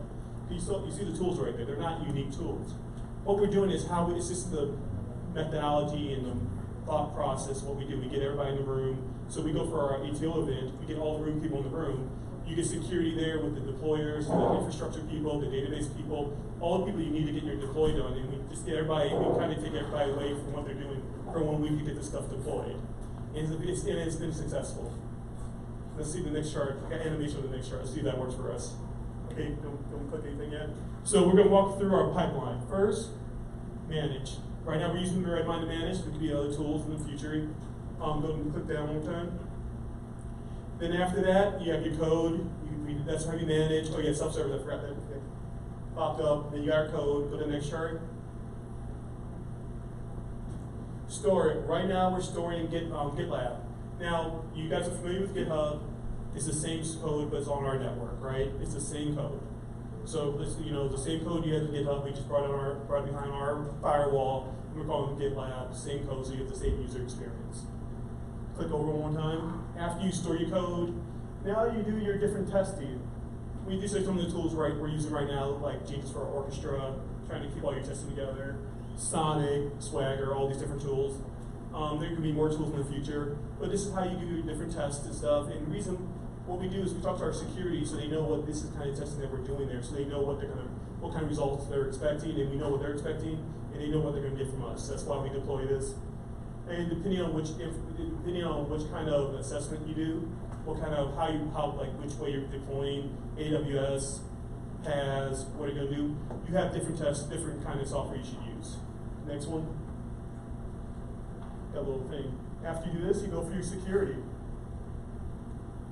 You go to security, right? You got 4 or 5 threat fix. These are all different security tests that we do. Depending on what you're deployed, you do different tests. If you're doing a PaaS deployment, you run some of the software. You do AWS, you run this kind of software. There's different stuff that you guys are going to use. And then finally you deploy, right? Like I kept on saying AWS, we got AWS. And then also we have right now we're using Pivotal Cloud Foundry, and you can deploy on that for your PaaS. And we're talking about we're looking at other things, Kubernetes, different containers, different ways, other ways. So it's always changing, but you kind of understand, regardless of what the software is, those boxes are going to remain the same. Click it again. And then eventually, click it again. And this is our pipeline, right? Click that one more time. All right, just hold off right there for a second. And then we have collaboration. We have a way to collaborate. We're using Rockchat, like Slack. We have Discourse, that's our kind of a QA tool. And that's how you communicate back with people if you have questions and stuff. And that's how that's how our DevOps is kind of set up. And click it one more time. Like I said from the very beginning, don't fall in love with the solution, because when we start building this chart, we said, hey, we found out we're going to start using Jira instead of Redmine, right? So we took out Redmine, we put in Jira. But it's okay, but it's still, you're always going to have a place to manage your code and store and build and test and secure and deploy and collaborate, even though the tools might change. Let's go to the next chart. Now, I could say myself that this is the greatest pipeline of all time, but we decided to grab some quotes from people who actually have used it. And some of these are people within NGA who sometimes, since we offer infrastructure for the enterprise, some of these people are for other agencies, other command units. So they were able to deploy on our pipeline because they just could not build out on there. They couldn't get to enterprise-wide, so they built out on ours. And these are some of the comments we got back that our pipeline does work.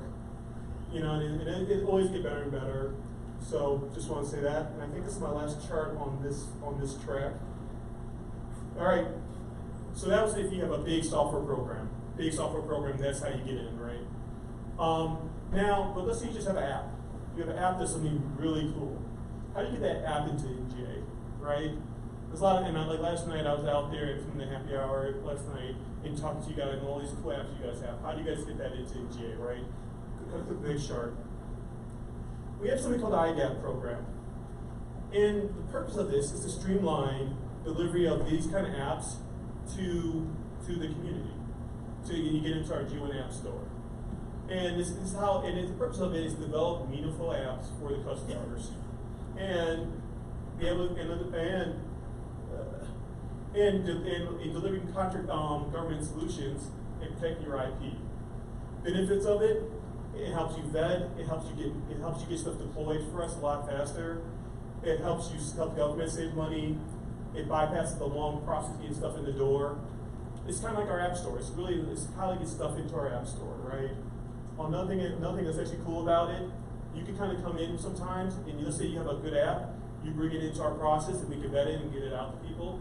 And then if people buy it, then you get paid back on it. Or let's say you have an idea. Let's say a government person, for the government people in here, I need an app that does X, Y, and Z. I don't know how, I can't find the app, it's just not out there. How do I get it? They can submit that idea through the IGAP program. They can put out a call to all the vendors out there, like, hey, we need an app that does X, Y, and Z. And then puts it out there for the community, and they can develop their app and put in there, and then if we pick that app, they get compensated for it. Just anything you want to add about the App Store or IGAP? Just put them on the spot. For some of our DoD partners, one thing that we're actively working is getting the accreditation of our G1 App Store, which the IGAP program feeds into, to be approved on all DISA managed mobile devices. So for the Department of Army, for NGA, and for other partners out there that rely on that platform, this would be one of the first examples of having applications beyond like your pay and your travel, something that you're actually using your mobile device for mission applications. Yeah. So that's something we've worked, and we already have some of our applications already approved. So if there are any questions about that, please see us after and tell more about that. Yeah. So this is a good way to get your app into the front door. I'm going to next chart kind of tell you the process, how they actually work it. Basically, first you sign up. You got to sign up. You sign up. You present your offering. And then after you present your offering, it gets approved. Then we prep it. Then we test it, make sure there's no leaks or security, there's nothing bad with your app. And then we get deployed to the App Store. And then as people start, let's say people love your app. You have this app X, people love it. Every 30 days you'll get compensated for it. And once you get your app in, we'll figure out what the cost thing is. So I'm not going to say every app is going to cost this much. We don't know. It just depends on what you're building and what you think it's going to be. So something that interests is a very cool thing. We want more and more people doing it. We think there's a lot of solutions out here that you guys have that we just don't know about. And if people, sir. You submit the code and the app, or just the app? You submit the source code and the app, or just the app? You guys? You submit the app. I mean, right now, there's. You guys are doing like source code review? There is some code review. Depends on what the app is, and when they do their security checks on it, depends on what the app is, and then they might come ask you more and more questions. So it's not one size all fits all kind of answer to that. It depends. But people who have put their apps on it, I mean, there's been people who submit their apps and it's just went like gangbusters, right? And we're like, wow, we didn't know everyone's going to pay money for this. So there's things that, so it does work. So if there's no question about that, let's go to the next chart. Real quick, so if you submit an app, Do you have to cross-code so it works both on Android and Apple iOS? Well, no, you don't necessarily have to do that, but we do recommend that's a good policy. So, because some people only have, if it only works on Android and you have Apple, it doesn't help those people. Different government agencies just have Apple apps, Apple phones. So we prefer that. But there's some reasons, there's some scenarios where it's only deployed on Android, not app, and some of these things could actually be web-based also. So there's a lot of different categories that these apps fall underneath. Go next chart. And finally, the mission way, this goes into your track of, hey, we don't really need to build something new because but people just didn't know what's out there. This is more for our government folks in the audience. There's a lot of information that NGA provides that other DoD partners provide that we just don't know about. And for a mission for the people, for the government folks, there's stuff that can support your mission. And for developers, there's stuff that's out there that you can just leverage from instead of trying to build something from scratch. There's stuff out there that you can just take, you can borrow and use from to help and streamline your process as well. And right now we use the next chart. The App Store. The App Store is our version of Google Play and iTunes, right? It leverages, we say mobile, but it's more than mobile. It can be web apps, it can be desktop application. It leverages the mobile device that put the Power Geo in your hands. There's a lot of different categories, a lot of different things you can do, and it's just and right now, this App Store, right now, you can go hit it from the different domains, you can pull it up on your phone right now, you can access it right now. Can you get to that? Yeah, we're actually going to show the App Store right now, and there's a lot of different categories, and this is not just for NGA, this is for any kind of government out there. If you have an app that you think that people can use around them enterprise-wide, we want to provide that to you as well. I took a picture of your screen and it took me to the App Store. I did? Yeah. Yeah. Well, yeah, that's what the whole thing is. That's what it's supposed to. It worked. That's what it's supposed to do. I'm glad to see technology works. But what Justin's about to do, he's logging into the App Store. The good thing with the App Store is it's public facing, but there's, depending on what your app is, sometimes you need to log in. There's some apps that you need to log in to get access to. Some apps you can get into without being logged in.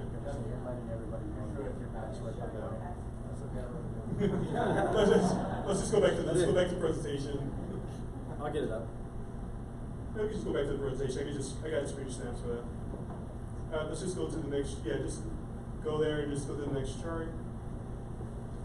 And so right now our App Store, it can be used by, a lot of people can have access. This is for the DoD, for the IC, foreign partners, and other U.S. governments. And basically what we have in the App Store, we have restrictions, like if something that a foreign partner can't see, they will not be able to see the app. We're able to lock that off. So for people for user-facing, we have ways to limit who can see what in our App Store by still having everything in the App Store. So it's really a cool thing to have. How do you get around Apple's walled garden? How do you get stuff on the Apple iPhone? Oh, how do you get stuff on Apple? I like it. So NGA has a developer license with Apple to distribute the GeoN App Store through our own process, but it's limited to our DoD and U.S. government partners. And if you go to the next chart, in our App Store, we have a combination of GOTS and COTS, right? We have a lot of apps. These apps that people wanted, people submitted, is in our App Store. There's stuff from NGA, there's stuff from other government agencies. There's no pride in what's in there. And just because we're showing these apps, that means we're endorsing those apps over other apps. Just we happen to be those are the ones in the screenshot at that particular moment in time. And if you go to the App Store right now, that's different now than what you go look at it in 2 weeks. It'll be different than it now because hopefully you guys start submitting your apps. We start getting them approved for our App Store. Go to the next chart. Now we're going to kind of show a couple of the apps in our App Store. Once again, we're not endorsing over any other apps. We're just saying these are just ones that from the community that they requested, and for down here in this area for some of the government folks that you guys might want to hear about. So the next one, this first one by me, SatGov, and this gets access to digital globe satellite and some of the imagery there, and then you pull it up and you can pull the latest digital globe imagery over your area. And the reason why we bring this up is this is a commercial. This is a COTS app. And this is something that's available for different people in the government out here that you guys just go to and have access to. Just want to let you know some stuff that's available to you right now if you download the app and pull it up. Next one. Next one is called Map It Military. It's going to show up in a minute on the screen. And it's a mobile GIS. There we go. There we go. You know, it's a mobile GIS for defense and security, and allows you to do a lot of create, edit, store geospatial information. Allows you to do some field collection. You know, you can do the embedded GPS. It's for that people who, if you're interested in that kind of mission, this app's available for you in the App Store. Go ahead and download it. Next one. What? I don't know. I just took that little picture. I took the picture from the material. Are maps? Maps? Yeah. There's some apps in there just give people access to different maps. Are there apps within the apps?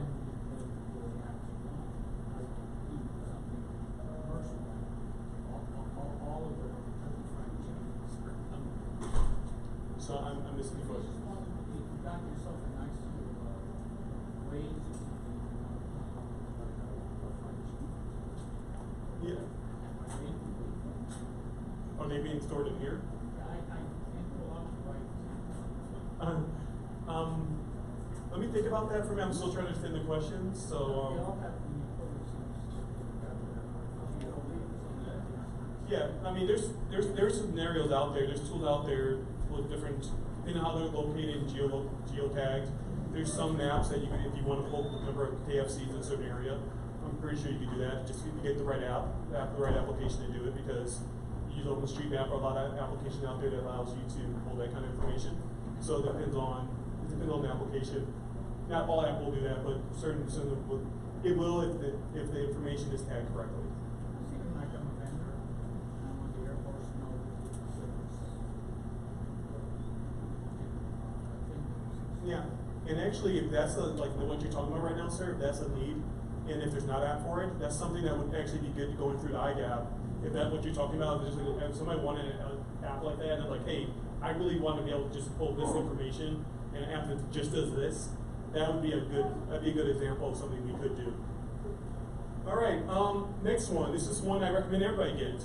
This is Safe Travel Globe, right? Real-time global situation awareness. This is for people who go out and travel. You know, you're out traveling to find out what's out there. Provide real-time safety information. So this is maybe for the military people who do a lot of travel and want to know what's going on in a certain area. This is a good app. They kind of provide you that information. It collects information from a different place to let you know what's good and bad in information. You get that information for commercially or outside the government, you get that information as well. But it's good to have an app that provides you that information very quickly to your phone so you know what you're getting yourself into. Next one. And finally, position reporting. This is an intriguing app. This is a space situational app where you can set up a radius. And if I go outside this radius, I want you to notify me if I go outside this area. So if you do field collection, there's a lot of scenarios you can use that for. If I go outside this location, I want to be notified. I want my boss to be notified. There's a lot of reasons why people might want this app. All right, finally, let's get two more things, and then actually two more things, and we're going into our Mage demo. EventKit. This is an interesting one. So this came out of an idea that came out of the State Department. The guy's like, I'm being deployed, and I just want to be able to collect a lot of information over a certain area and be able to download it with me and take it with me. Because right now I have to go over here to get this source, over here to get this source, over here to get this source. And that's what EventKit does.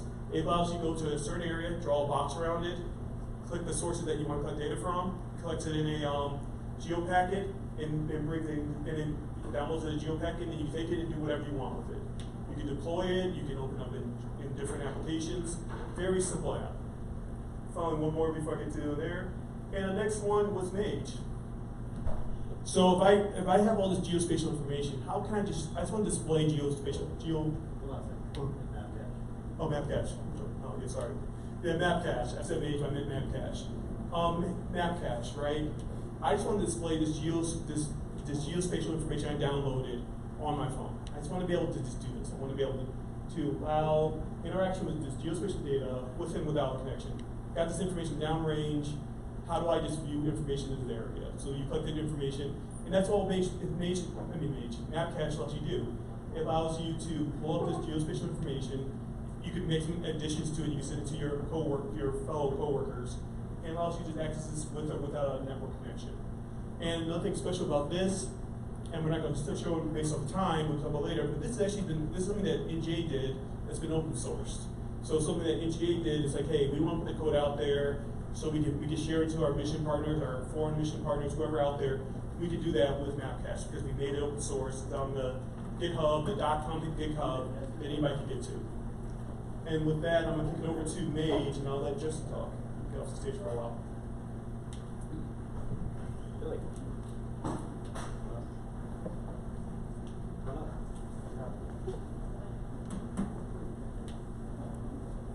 All right, thanks, Aaron. So now I'm going to talk about a little bit of a different process for how we create apps and capabilities at NGA. We talked about reaching out to industry to have industry developers make contributions through our process, the Innovative GeoInt App Provider Program. Here is what we're going to talk about as how we've created an open source business model to have our development teams create capabilities that are available to anyone. We publish these onto GitHub. We put the source code to our Android and Apple mobile apps also on GitHub, so anyone has access to this. It allows us to expand our partnerships beyond our traditional DoD and intelligence community partners. It will give access to academia, to industry, to international partners. It also lets us work around the export restrictions that are common with DoD developed capabilities. So we're enabling international partnerships throughout the world by creating these open source capabilities. And today I'm going to highlight one of these called Mobile Awareness GeoInt Environment. And I'm going to show the actual application. And we're going to talk through a little bit about how this app is developed and some of the unique things about this program. Is everyone here familiar with GitHub? GitHub.com, right? Most popular open source repository in the world. So NGA has an official GitHub presence with hundreds of repos containing all sorts of projects that we develop and make available to the public. One of these projects here is Mobile Awareness GeoInt Environment. So it's github.com/NGA GeoInt. You'll see everything that we have out in the public. And what's unique about how we use GitHub, it's not an afterthought that we maybe will release some things if we think that's okay for the public. Everything that we develop, as it's developed every week, immediately gets checked into GitHub. And that's where our DoD partners, our intelligence community partners, and industry and academia and international partners access updates to manage and update their systems. In our GitHub page, we have everything that you need to replicate what I'm going to demonstrate today. This includes the Mage server, so Mongo Express Angular Node. We're not using anything that's out of the ordinary, and by keeping it simple, it allows us to have the flexibility to maintain updates. We're using modern technologies. For Internet Explorer users out there, unfortunately that's going to cut you out. But we have everything you need on this page. If you have a team that has a Linux server that's able to deploy some of these core web foundational technologies, you can have your own Mage server. Not only that, we have all of our mobile applications available on the site as well. Oh, let me go back.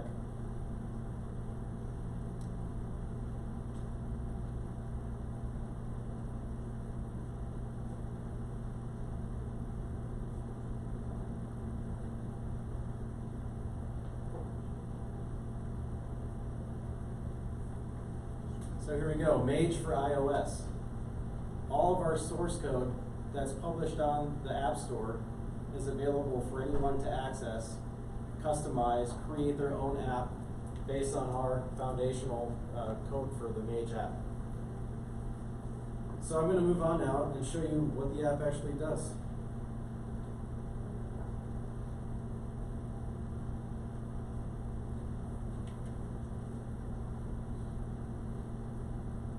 Right.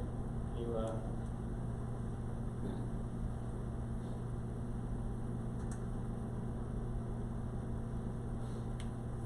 you, use run this one? Okay.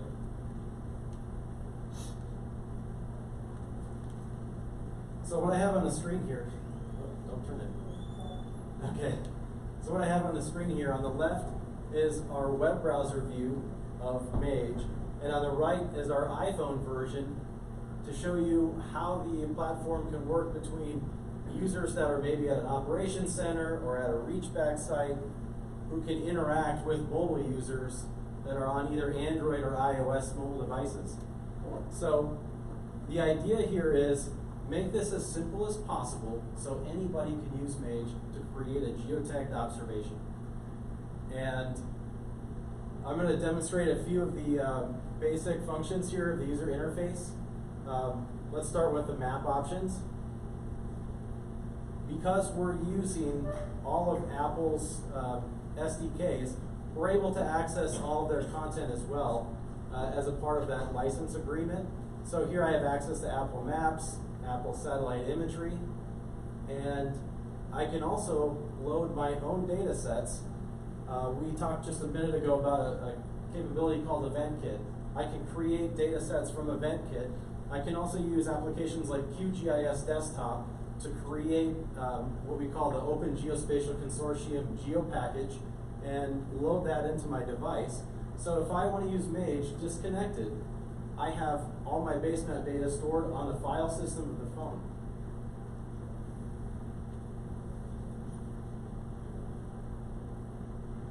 Now, the way Mage works, you have the basic the map interface, and I can report my location to my team if I need to track where everyone is at during an operation, whether it's a disaster response, or maybe it's a physical security or a law enforcement activity.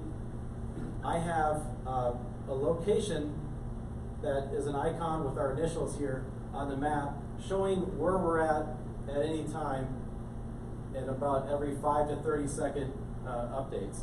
So here I can have to do with the accuracy issues for GPS location that traditionally we have to do with commercial services. Yes, so the precision of the GPS is dependent on the hardware of the phone. Exactly. All that information is reported back to, so if you can see from where you're at, it might not be as easy to see, but that error list for Justin is maybe half a block, right? So we do report that as well, right? Okay. So it is easy to tell, hey, maybe he's in a building, he's got a pretty big error list, but pretty high confidence it's probably in that area. Okay, so now we're going to create a new observation simply by tapping New and selecting the observation type. Let's pick Event. And the form that you're seeing in the mobile app right now is something that is completely customizable from the mobile browser or from the web browser. So on my web browser users, anybody that's in that event has the ability to customize that form without any coding experience. So here we're creating a simple meeting event. I can add fields like dates. I can have a selection of users from my event. I can have additional location fields if I have a meeting that is occurring at a different place. I can have that in the form as well. And once I complete all of those fields and save, everybody in that event, whether they're on a mobile device or on a web browser, receives that information within seconds. Can you tweak the location like manually? Like talking about the error rates, like drag your pin over like I'm actually on this. So you can't drag your own location, but your location of the observation can be moved to anywhere. Okay, so you can do it on the map. Yeah. So if you wanted to say, this is where I'm really at, you you could create an observation. Error rates because I'm in a building and actually over here at this point.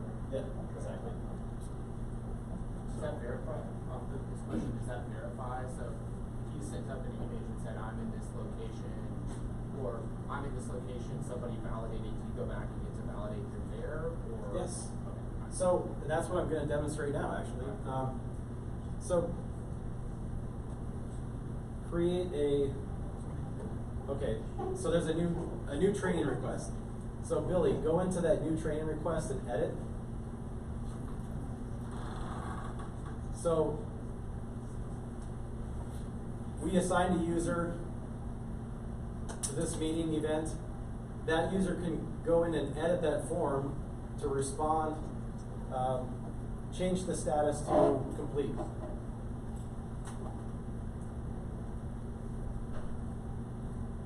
And then add some notes in the description.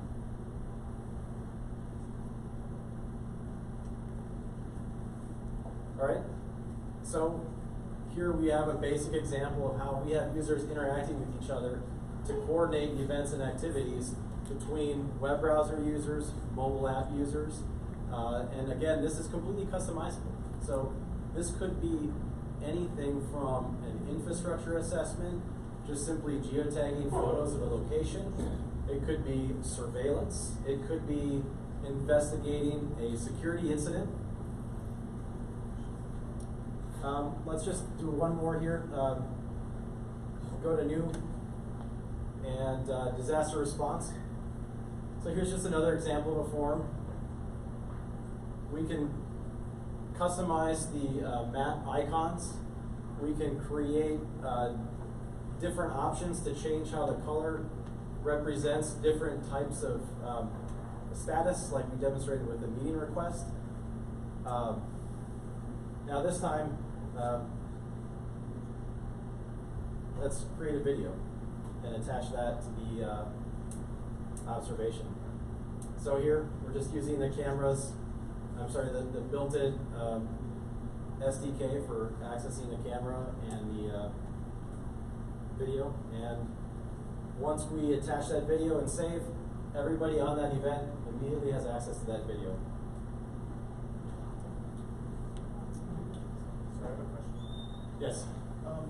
With the information that you're currently collecting off of the geolocation, is that coming from the mobile application, or are you also looking at the metadata that you collect from the assets that you create? It's coming from the metadata provided by the Apple MapKit SDK. Right. So we get the app, not the asset. Right. Yeah.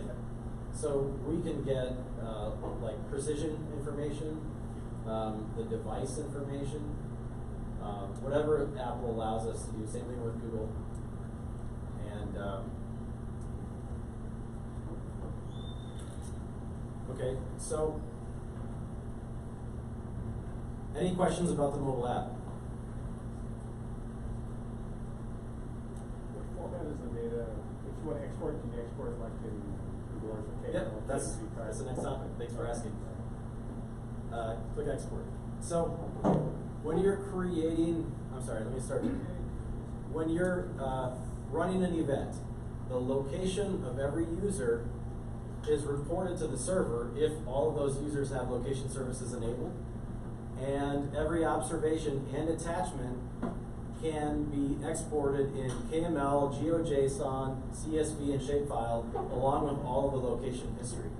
So if you wanted to do, like in the military, we call like an after action report, you want to see where everyone was at every timestamp, every mobile device throughout the duration of an entire operation or an exercise, all that data is captured, and every observation and attachment is captured as well. And you can move that data into virtually any desktop GIS, or we often have a scenario where we'll take all the data, move it to a different security domain, where we combine it with other ISR sources, and we also have a plugin architecture that allows you to add additional capabilities like GeoServer. So we have examples of deploying Mage Server with a web map service and a web feature service. So you can stream everything during an event to another platform like ArcGIS Pro or QGIS as well. Any questions on export?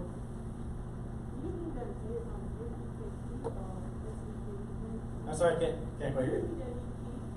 Like when you download the SDK and you're trying to modify the map itself, sometimes it will tell you to put a key, like enter your own key. So, yeah, if you start with the source code for Mage, you'll have to enter that information to use some of the Google or Apple resources. If you download our mobile app that's already compiled and available in the commercial app stores, all of it's set up for you already. And so let me just show that real quick. So the app that you guys have in the app stores, does that go to your server backend? No, it does not connect to a server. Okay. So the easiest way to get Mage set up in your organization is download the client from the App Store or Google Play, download the source code for just the Mage server, deploy it on a Linux server on AWS, and then just use our mobile client app to connect to that server. Yeah, so the first thing that happens when you download the app, and this is what gives us that terrible rating, it doesn't have a functionality when you first download it. Right, yeah. So you have to enter the URL, and then that is where you can join an event, create teams. Something a little bit more complicated than the soccer moms and one their own. Yep. Not just absolutely complicated that we can. So you guys rebuilt basically Fulcrum. I'm not familiar with Fulcrum, actually. Same thing. But, okay. Yeah. And so by distributing the compiled versions for Apple and Google, we're taking a lot of the hard work out of maintaining applications for our mission partners because, like today, for example, iOS 13.1 got released. It's something that always changes everything in our applications. It requires a lot of work to update everything from the UI to updating Apple and Google services. And we take care of that work for you, so you can just simply access our client apps and then run off your own server. If you are federal government, DoD, we can actually host services for you as well. And if that's something of interest, please see me and we can talk about that. That has to be for government. If we're hosting a server, because we're NGA, we can provide support to other federal government organizations. If it's local or state or academia, we can, if you have a DoD sponsor or a federal government sponsor, work with you, or we can teach your team how to deploy your own Mage server. And that is within our ability. You guys have like an AMI sitting Not available, but that's how our internal business process. We use commercial AWS. Yeah, put it out there for an AMI in the library for Absolutely. Just a few other things I want to highlight in the user interface, just to show how this Mage server can be managed by anyone. Can you click on the admin controls? So we support every combatant command in the DoD with Mage servers, and we've created a Mage server administration interface that anybody can use without any kind of formal training. Just about all of our Mage servers that are in operational missions supporting our DoD and intelligence community customers are all run by analysts. No engineers, no software developers. Our team and our role is to create new features, update, maintain the platform, but I don't actually have to manage the operations of any of our servers. And what I'm showing you here, this is just a web browser, and any of our users that have access to a server as an administrator can manage the user permissions, can create teams, can create new events, can design data collection forms, can add their own imagery and cartographic data sources, and again, no training required. Any questions? Yes. You mentioned earlier that there was a section where people were putting their requests for apps. Do you have a listing of all those that everybody can look at and say, oh, maybe I can make that one? So the IGAP, the Innovative Geo App Provider Program, there's a public-facing website. If you actually, there you go. If you do a Google search for IGAP, you'll get it, and that contains all the information that anybody in industry, any of the teams that are involved here with Capital Factory could submit ideas, could, if their own app is something that they feel like they want to solicit to NGA, we have an acquisition process, so absolutely. And we really want you guys, if you guys have the apps, I don't want the microphone, but if you have apps, we want you guys, if you think it can support the mission, please submit them. And for our people in the government, if you have an app, please check out the App Store, see if there's stuff out there that you need. If you don't find it, submit the idea, because we want to get those. It only works if you guys use it. It only works if you guys put your apps in there. It only works if you guys, it's actually useful to you guys. So I encourage you guys to go into our App Store, see what apps are out there. If you don't find it, submit an idea, submit your apps. Let's get this to where it needs to be. I actually hid the URL for our YouTube live stream. Yes, sir. I can do it. Yeah, I was just curious. I come from the augmented reality space, so location-based entertainment is like a pretty big deal, right? So you have all these different younger entities that are going out and they're remapping in 3D, X, Y, latitude, longitude, and altitude, right? Yeah. So I'm just curious, do y'all have any maps repositories that do things inside as well as outside, or are you primarily working with just outside maps? Right, so like, for example, stadiums, right, Here Technologies has an entire API that's set up that's all the maps of the 13 major stadiums in the US, right? Do y'all have anything of that nature that's for indoor mapping for large spaces available to the public? I don't think we do right now that, but I think we should, let's talk offline and kind of talk about that, because this is kind of ideas we need to find out about and these different things, so I'm glad you're here. So Airport maps. like airport maps, and maybe not for us, like our mission partners. If we don't need it, there's people out there that need that kind of information, right? So IGAP.com. Yeah. SAC. Yeah, IGAP. Yeah. IGAPP.com.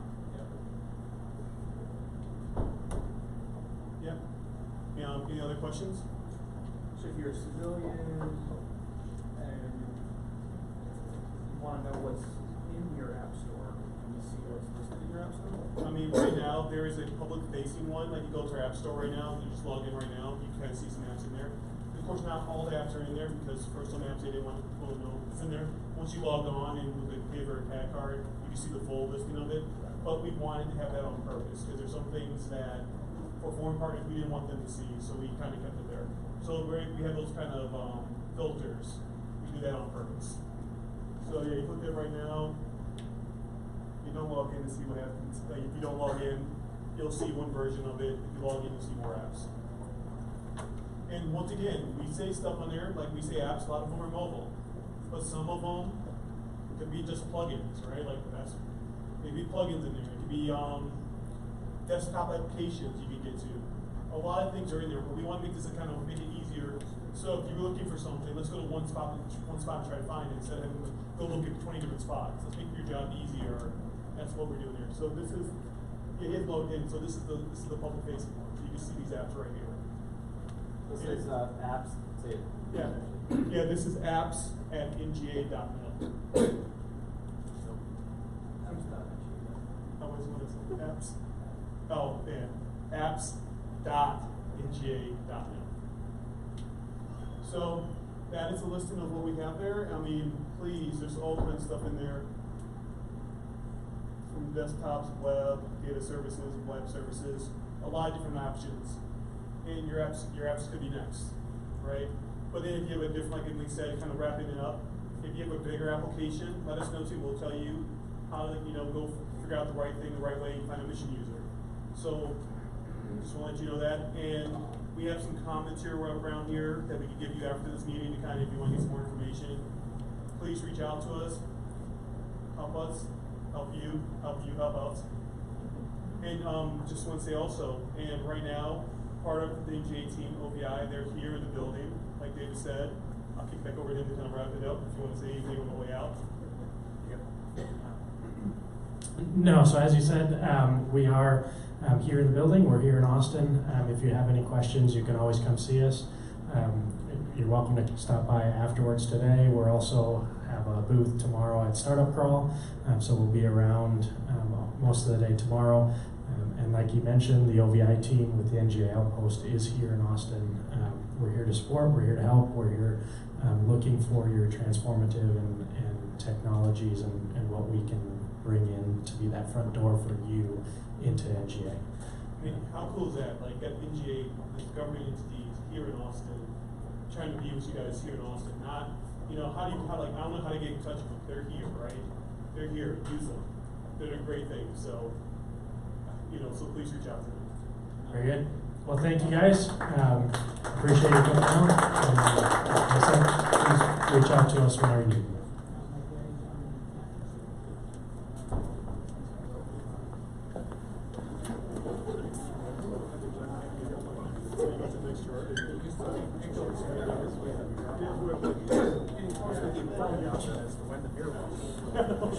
When the beer started. Yeah. So that's him. That's the main question. Yeah. Thank you all. The next hard time is 4:30. 4:30, where Bell is going to be hosting a panel on future vertical lift, modular open systems architecture, and business opportunities therein. Thank you. So I've been also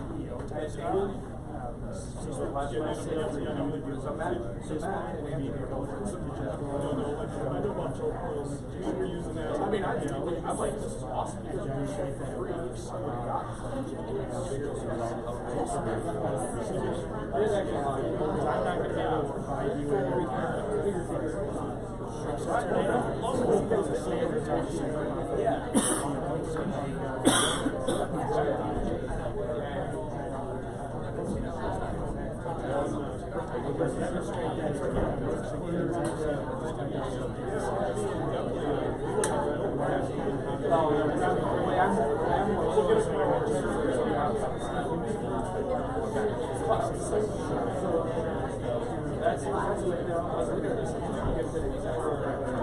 Plug in the URL.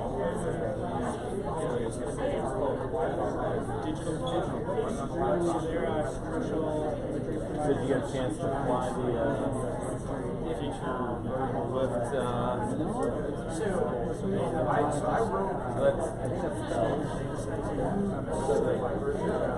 I'm not sure where it is in the competition, but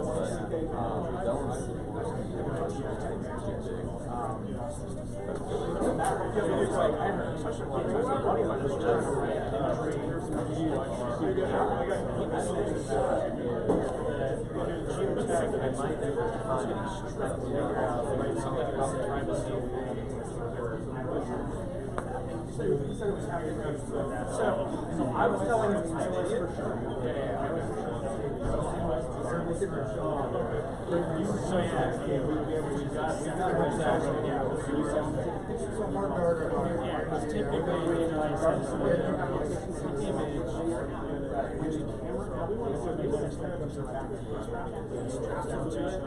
but there's a lot of aspects to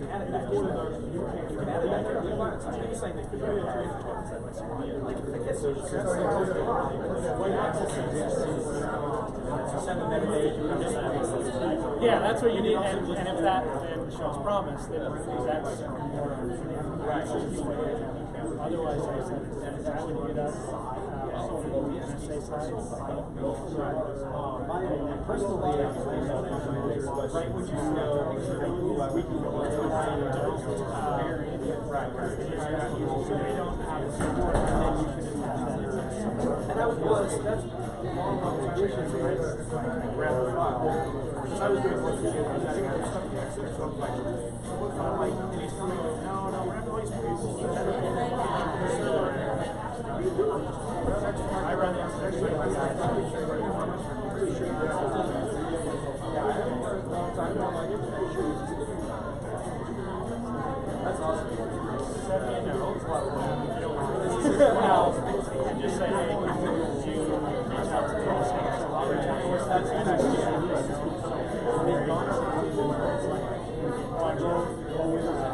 Right, yeah, it works. Yeah, just put it on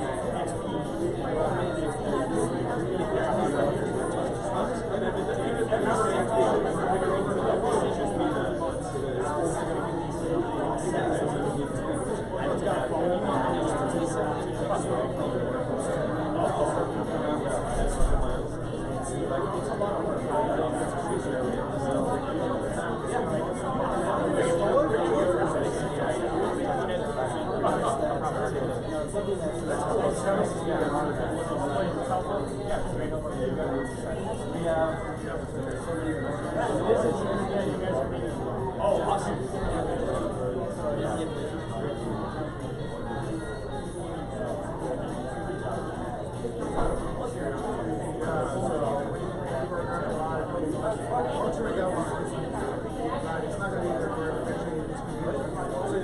The one I was talking about where I use dropping your location, like,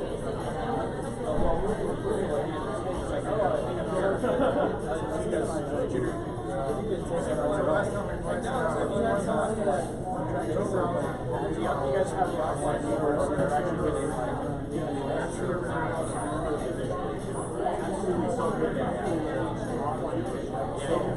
all your locations,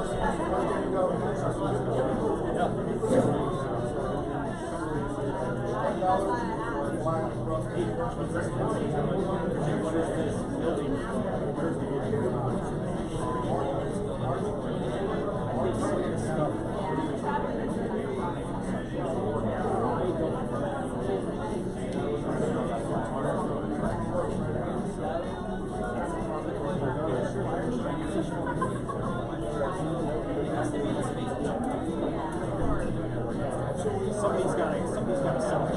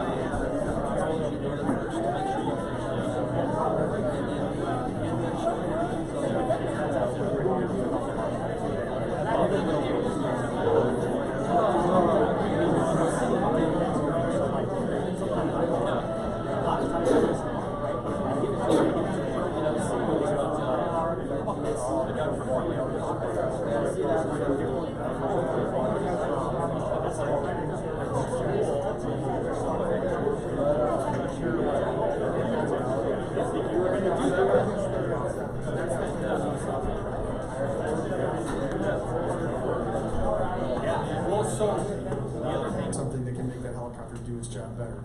And that gave me a chance to bring in another company that I've been working with for a long time and I'm a huge fan of, which is JH&A, which is the company that writes the architectural standards for Army's Future Vertical Lift program, which is pretty cool. And then finally, we're going to talk about contract vehicles. The government has decided to move towards contract vehicles that require big primes to work with small companies, and that's like Section 804, Middle Tier Acquisition Authority, and 2371B, other transaction agreements authority. And so that's kind of what we're going to talk about here, which is these big companies that have been delivering big solutions to the Army and other services for a really long time, but now they're doing so in a way that's going to be able to incorporate cutting-edge technologies from startups and non-traditionals. And so that's kind of the intro to the panel. I'm going to let Jen Judson intro the members of the panel, but I first just want to introduce Jen Judson. She is the land warfare reporter for Defense News. She's been a journalist in the defense space for 8 years and has won 2 pretty distinguished awards, the National Press Club's Best Analytical Reporting Award, and was named the Defense Media Award Best Young Defense Journalist for 2018. So everybody please give a big round of applause for Jen Judson.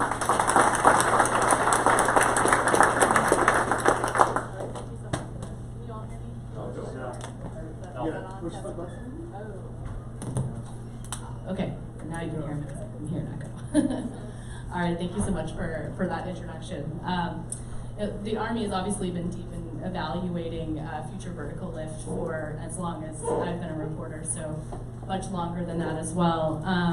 But now you're really fast tracking that. You're looking at buying 2 helicopters very quickly in short order, a future attack reconnaissance aircraft and a future long-range assault aircraft.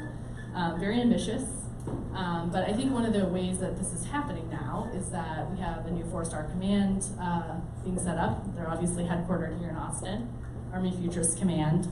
And with that comes a lot of funding and a lot of attention, about $11 billion in S&T, and lots of opportunities for both big defense contractors and also small business. So with that, I'm gonna leave it up to each one of you to introduce yourself and provide a few opening remarks. And then we'll jump into questions. There'll be some time at the end for questions with the audience. Yeah, thanks, Jen. First of all, thanks to everybody for coming today. Thanks to Capital Factory for this venue. This is really the first time that Bell's been a key sponsor of this. Very exciting today. All the engagements that we've had with some of our products we've been able to bring here today, and just a lot of good networking and connecting the dots. So appreciate everyone coming out today.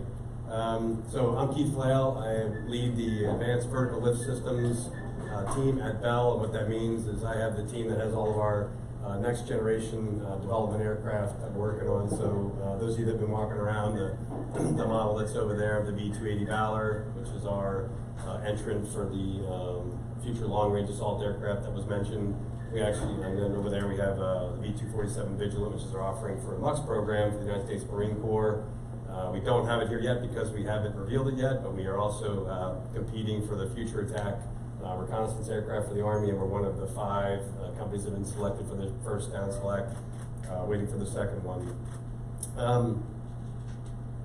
The first thing I wanted to touch on is, with this, I see a tremendous opportunity as the Army's looking at what it's doing with standing up Futures Command and what it means for us as industry as an opportunity, both for the operational piece and the acquisition piece for the United States Army. What are the kinds of things that we can do so that we become more agile and we decrease the cycle time to get capabilities to our soldiers? We at Bell, with our 11 investing teammates on the V-280 program, we've been able to do a lot. We've actually been at it since about 2012, working on this to reduce risk and inform requirements to bring this next capability to the Army. Well, for those that want to stick around for drinks and snacks and everything afterward, we'll put the flight video up on there so that you can see what we've actually done. It's been a great endeavor, working hand in hand with the Army as they're looking at how they're going to do business going into the future with an industry Army partnership. So we've been able to achieve our key performance parameters and kind of bring this next generation capability. Without getting too much into it right now, like what a tilt rudder is, it's kind of a hybrid helicopter airplane. You get the best of the agility at the low speeds, and you get that high speed where you go twice as fast, twice as far. Really honored to be up here today with this team. Without getting too much into Army Futures Command business, why we're doing this is the Army, what's got to do in terms of multi-domain operations and how it's going to have to fight. The Army's been very clear to establish its modernization priorities. All of us that are up here are stakeholders in the future vertical lift priority and supporting our Army. But from the long-range assault aircraft, the attack reconnaissance aircraft, the modular open system architecture, as well as the air-launched effects, with the other panel members here, I think we got a good cross-section of folks, and I'm excited to have the engagement with you all today. Thanks. Good afternoon. My name is John Kiernan. I'm a senior business development leader for Lockheed Martin, and we're responsible for mission equipment packages and avionics. And we're teamed with the Bell team for the V-280 and providing the mission equipment package for that. Lockheed Martin's been investing in the latest iteration of modular open system architectures for probably the last 10 years or so. Our first program with ACE, which is a Future Airborne Capability Environment, was the Navy's C-130T program. We've taken that program, we've been able to take the software and the architecture, we've been able to expand that architecture from from the C-130T to the V-280 to a number of other programs. As a matter of fact, there's 14 programs that are using the same set of base architecture, and it's really driving down risk and driving down costs for not only Lockheed Martin, but for our customer, the Army and the Navy. So thanks for having me here, and I'm excited for the panel. Hi, good afternoon. My name is Pat Mahart, and I work for a small company called John H. Northrop and Associates, or JH&A.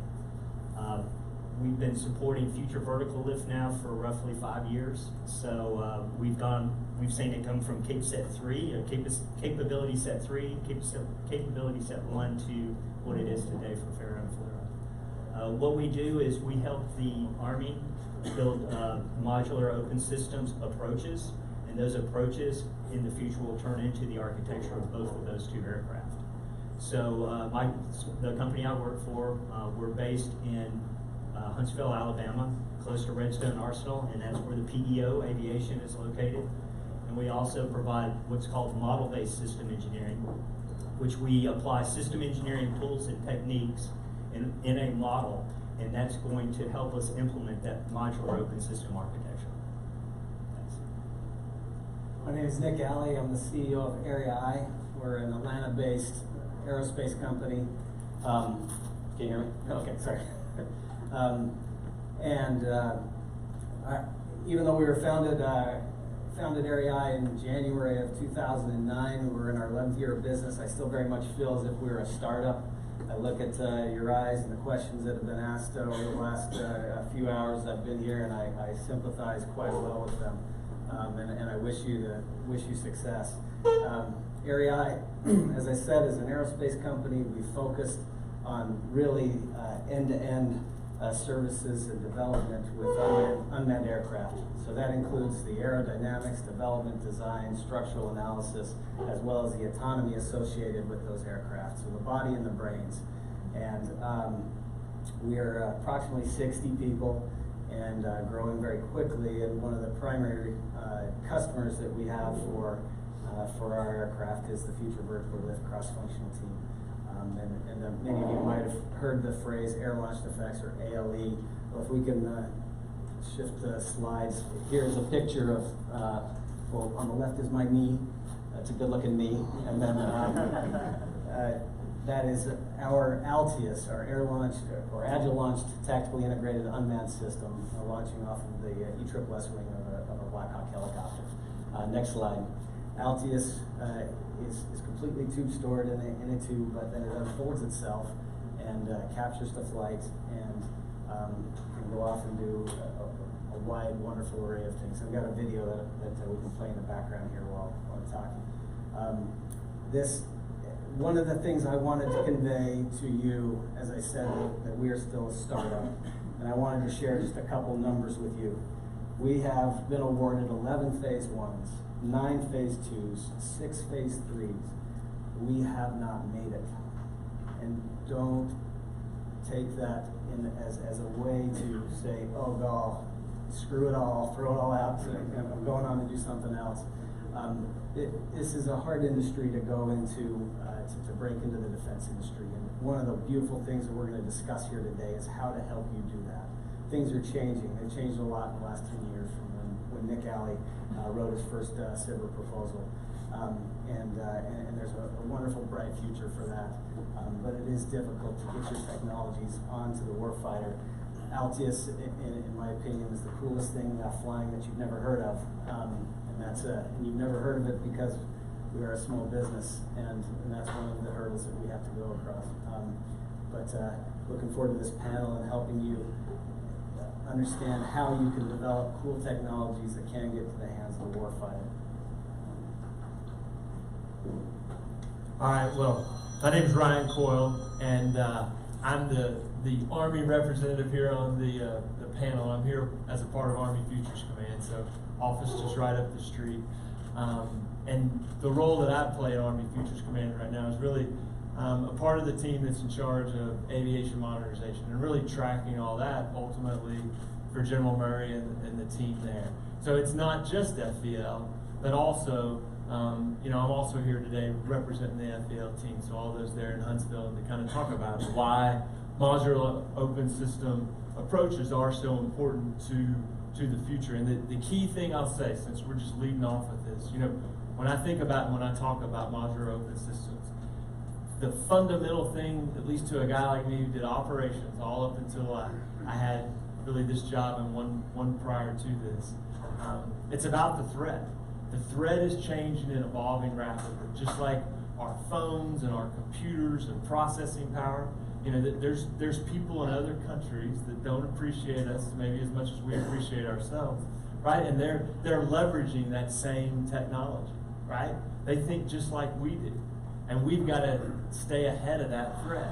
And the modular open system approach will allow us to do that. And I think we'll talk about it more here in the panel.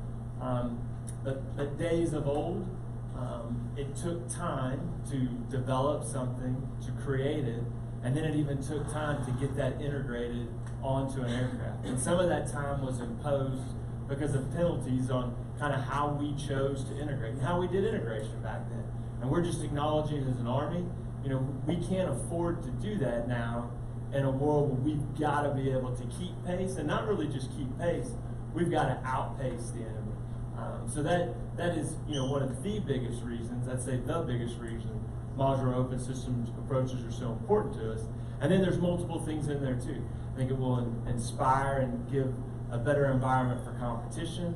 I think too there's some opportunities there with cost. All things that some in this room that we've all talked about are there. But you know, that's the biggest reason for us. And then I will just say quickly, background, before I did show up here in Austin at the very end of June, I was one of the TRADOC capability managers down at Fort Rucker, so for aviation brigades.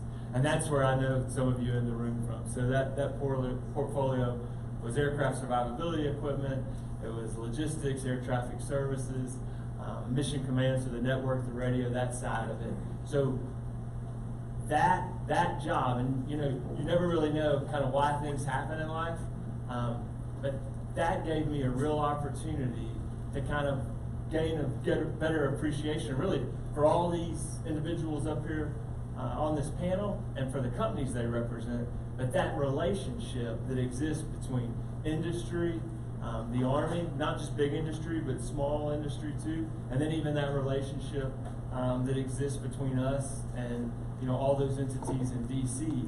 But it's things like this dialogue, hopefully the dialogue that we'll have with all of y'all, that really makes it where we can accomplish what we need to accomplish and what we learn from each other. And I mean, I learn something always when I have a chance to either sit on a panel, listen to a panel, hear questions, and then really just learn more about what I don't maybe even understand or know.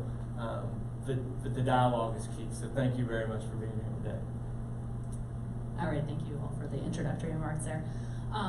For the four businesses here on the panel, you're all involved in Future Vertical Lift, and some of you, I think, a little bit longer than others. If you could each talk about how you became involved in the Army's efforts and how that has evolved as the Army has changed their plans, made course corrections from what they were doing 5 years ago to what they're doing now. I'll jump on that one first. We at Bell, again, with Team Valor, we've been on the joint multi-role effort with the United States Army as partners really since 2012. We were awarded in 2013, so when you're a technology company in the aerospace sector, things don't happen fast. It's not like the gaming industry, it takes a while. But I think the opportunity here is Army Futures Command looks at all the priorities and everything that they have to do. The fact that we have this 6-year head start, if you will, in terms of informing requirements and doing risk reduction and bringing proof as far as what's in the art of the possible. And again, you'll be able to see some of the flight video here later today to look at what can it mean operationally to have an aircraft that can go twice as fast, twice as far, and what does that mean in terms of how you fight in the operational productivity for the Army. And you can apply those same principles as the Army looks at the next generation combat vehicle and long range fires and everything that they're looking at, that it's really not one system, but it's a system of systems in the fight of how does our Army get that next step function leap in capability. From a partnership standpoint, I really don't know of anything quite like the JMR effort that's been done within the DoD like this, where you had this kind of a shared investment to really ramp up a capability. So you know, being able to work together on this, and a lot of the learning we achieved, and not just proving out the technology for what you can get in an aviation asset, but the processes, the using of the digital thread and all of the advanced tools and 3D environment, and how you can network teams together that you don't geographically need everybody together. There's all of this learning that has happened over the 6 years. I think that really enables all of us as a community to be much more agile. Our adversaries, they don't have to deal with the DoD 5000. They don't have to deal with all the regulations and everything we do, and their cycle turn of technology it's outpacing us. You know, so we now are where we are as a nation. I think the recognition is there, and I think all the right steps are in place for us to move forward. When we started this thing, you know, our goal as a company and with our teammates was, okay, we're going to prove out this technology to the point where it's at the right tech readiness level that the government can grab onto this and go into a program of record. That was kind of our internal charter. So, you know, all the things we've been able to do there, again, to bring the proof, I think those principles with all these other efforts we're talking about can really go a long way in terms of what we're able to do. And again, partnering. We at Bell and within Team Valor, for those that stick around, Mike Hickey's here, you know, for us as our supply chain piece. We have lots of small companies that we work with and that we've brought into the fold for different pieces, for hardware, software. So I think a lot of that agile process has really developed as much as the technology has developed in terms of how we can do business together between the government and industry. So to leverage off of what Keith said, you know, it's really been a great program as an avionics and mission equipment provider for the platform. You know, we're able to prototype, get things in flight early, get things ready for the Army before they purchase it, and really build the infrastructure. And that's what kind of this MOSA architecture is allowing us to do, is build this digital backbone that as technology matures, we're able to add it to the aircraft and prove to the Army and prove to the users that it's mature and it's going to be a low risk, and it really is driving down risk for the program as we move into a program of record. And you know, it allows us also to bring innovation onto the platform as we have this really kind of a plug and play architecture that has open standards and has defined interfaces. So, you know, equipment providers or small businesses can understand what those interfaces look like and be able to plug capability in as that technology matures, and then, you know, removes other stuff. And we've seen a lot of success with that, and I think it's going to really make sure that the future vertical lift programs are successful, because a lot of the technology will have been proven before it becomes a program. From a small business aspect, what my company does is we try to translate what the government really wants into the engineering speak of industry and how they can respond to that. And that, from a modular open systems approach, it can be difficult because we're trying to make it as open as possible. And what that really means is let small businesses come and play, as you spoke to earlier, of how do I refresh those software applications that may go on that aircraft? How do we define and describe that from an engineering aspect that both the Army understands, yeah, I get this capability, but an engineer understands of how do I actually write that software code? So from a small business perspective, that's what we bring. That's the service that we provide for future vertical lift. And that's been a long and hard road to try to figure that out and capture that. So I was also part of the JMRTD program as well, and that's just it was an experiment to say, how does industry and the Army come together, develop something, and actually make sure it works from a small scale, and then how do we add these small companies onto that as well? So that's really what the modular open system approach is going after. And from a small business, don't feel that you don't have an opportunity there. There is, and that's the Army is really dead set on making that open. So explore that area. So how do we get involved with a future vertical lift? That is this is one I'd like all these new business owners to hear, and that is we got lucky. We originally were developing Altius for launch off of the AC-130 gunship to provide standoff and all-weather capability. And the Aviation Development Directorate out of Fort Eustis, there were a couple guys who had an idea. They wanted to launch a UAV off of a helicopter, and they sent a young engineer who had been there for a month to go ask around and see what was out there. And he found us.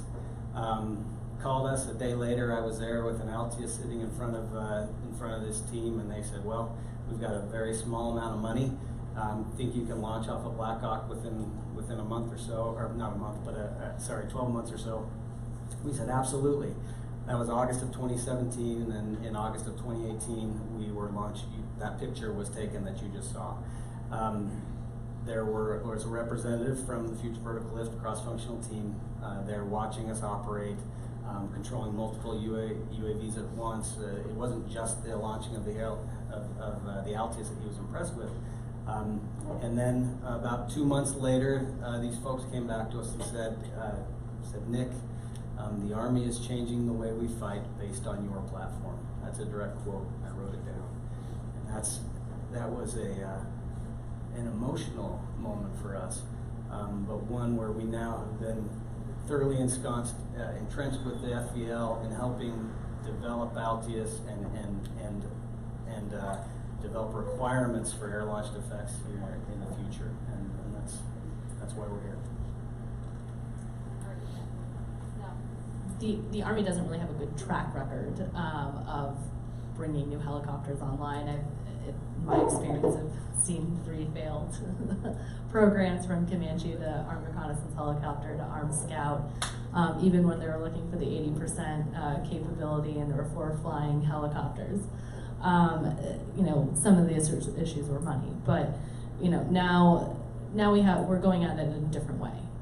So what gives you hope that this will be successful this time, especially now that we're not looking at just one aircraft, we're looking at 2 different aircraft, plus modular open systems architecture and air launch effects and all the stuff thrown into it as well, to make it an effective capability for multi-domain operations, which is addressing the threats of the future. So talk about what gives you hope, especially since you are investing so much internal development dollars in this. Again, I point back to the joint multi-role effort. I mean, you look at Army's track record, as you said. The first thing is for the future long-range assault aircraft, it won't be a helicopter; it's going to be a tilt rotor. So that's the first way we're going to solve this. At least that's the way I see it, right? But the opportunity here, when you look at the Congress, as the Congress, is raking the Army over the coals, if you will, saying, "Okay, heard this before, seen this before. What's different this time?" And that's what I think is so powerful, and I think it has resonated with the Congress, because the Army did this joint multi-role effort. They spent the time, they spent the dollars, they got significant investment from Bell and then Team Valor to go off and ring this thing out and reduce the risk and inform the requirements. So you probably have the best story going back to the Congress that you've ever had in terms of where a lot of the trade space that you look at in terms of what are we going to require in terms of speed and range and payload and all these sorts of things. You now have, you have a measuring stick of JMR. What was Joint Multi-Role able to do, so that you know that your requirements are in the art of the possible, that you don't have ridiculous requirements that can't be achieved, and we can't get capability to warfighters in a timely manner. So the fact that we as a team have been able to do this and really burn down this risk, it's really about proof. V-280, again, will show the flight video. We've now flown over 300 knots. We've proven out all the low-speed agility, level and handling qualities. There were some concerns about a tilt rotor and how it performed, in the LZ. All of the high-speed and low-speed agility, fast rope operations of being able to do that out of a tilt rotor. So just continuing to execute these things and do all of these demonstrations, because there's nothing more powerful than proof. And it's not just in the performance. The government is part of the team from the outset. They're there, they're collecting the actuals, they're monitoring the hours that it took to build the aircraft, all the accrued costs, everything. So you're starting a program in a place that I really don't know of another example in DoD where we've been able to do that. because leaders several years ago had the foresight to start the joint multi-role effort. So I think that's what's really different here, and I think it's set in a very good playbook. FARA is not joint multi-role in terms of the way they're doing the tactical reconnaissance aircraft, but there's a lot of parallels in terms of the way the execution is being laid out for that one. Again, to stay agile, to keep industry engaged, industry cost sharing until the government is ready to move forward and make the decision. So I think there's a lot of things that are different if you look at the previous programs versus the way that this has been executed, really as a unified government industry team. Yeah, to build on that, I think it really is all about the risk, right? There's been a number of opportunities for industry to buy down the risk, to prove that the capability exists. It's not a monolithic architecture talking about the avionics that gets built for a particular aircraft around a particular set of requirements for this platform.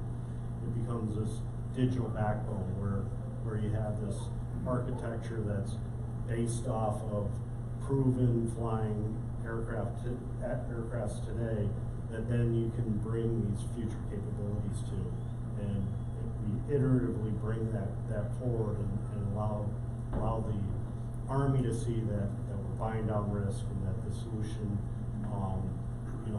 has the ability to expand it. So I think that's really what's different about this approach versus previous approaches. One of the things that we took a look at as well is the holistic view from the government's perspective, because how they're actually acquiring these two aircraft are really different. One's a conventional 5000.02 acquisition, the other one is very accelerated. So the question that we went and looked at and brought back to the government as an answer was, what is the difference? And when you accelerate from an engineering perspective, I can't do everything, so what am I going to miss? And please show me the difference between those two. And when I do bring this aircraft quicker from industry, what do I need to make up later, or what can I link up? And so before, we didn't have that holistic approach. It was all performance characteristics of what I'm trying to buy. Now they're matching what they're trying to buy with what I can afford for performance, so that trade. So that's a major difference in my point of view of how they're actually going to acquire these aircraft. Where before, it really wasn't thought about from the business aspect. So I guess, one, it's nice being at the end of the panel because they all give really good answers. But what I would reinforce too, and I think kind of what everybody hit on, I think it's really the dialogue. And the Army very much acknowledges, some of you in this room may have been a part of it, like the Comanche program, right? Program, X number of years, restructured the program 6 times, and some serious requirements creep in there, right? Well, what everybody's kind of really set up on the panel, this is one of the ways we've changed. One, there's a 4-star command to ultimately oversee it and to make sure that we are staying consistent with what we're asking industry and small businesses to provide.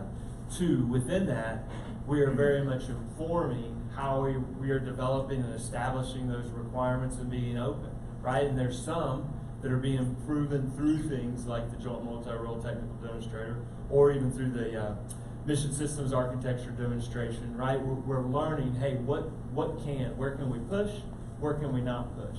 What is an imperative requirement? What is something that has to be on the airframe? What is something that's tradable? And then giving that back to industry and really letting us know, hey, you can have this capability for this cost in this amount of time. And I think that's truly one of the things that's different and why we are going to be able to field 2 aircraft on relatively the same timeline. And it's that dialogue, it's that honesty, and just how we're working through it that I think acknowledges it. Okay, let's talk a little bit more about MOSA. I think a general I spoke to a couple of years ago coined it best that it's going to pull the Army out of the acquisition dark ages. You're no longer just relying on one company to deliver everything from the avionics to the airframe. So talk about how that opens up competition and opportunities across the board more than it would have in the past. Sure, I'll go first. So, I think what it really is doing is, it's allowing multiple companies to help develop the solution, because in the past it was the OEMs and they controlled the entire architecture. They had proprietary interfaces to the aircraft. And now, you know, with a collaboration between the DoD and industry to define the interfaces and to define a conformance test suite that allows anybody to develop an application and be able to plug that into the digital backbone, it really is allowing for much quicker innovation, because the OEMs really don't have the capability to, you know, leverage everything that the commercial world is doing and have all that innovation that's happening out there. So we're much quicker to be able to bring in new capability and to define what those interfaces look like, so that it's not a lot of back and forth between the OEMs and the small businesses.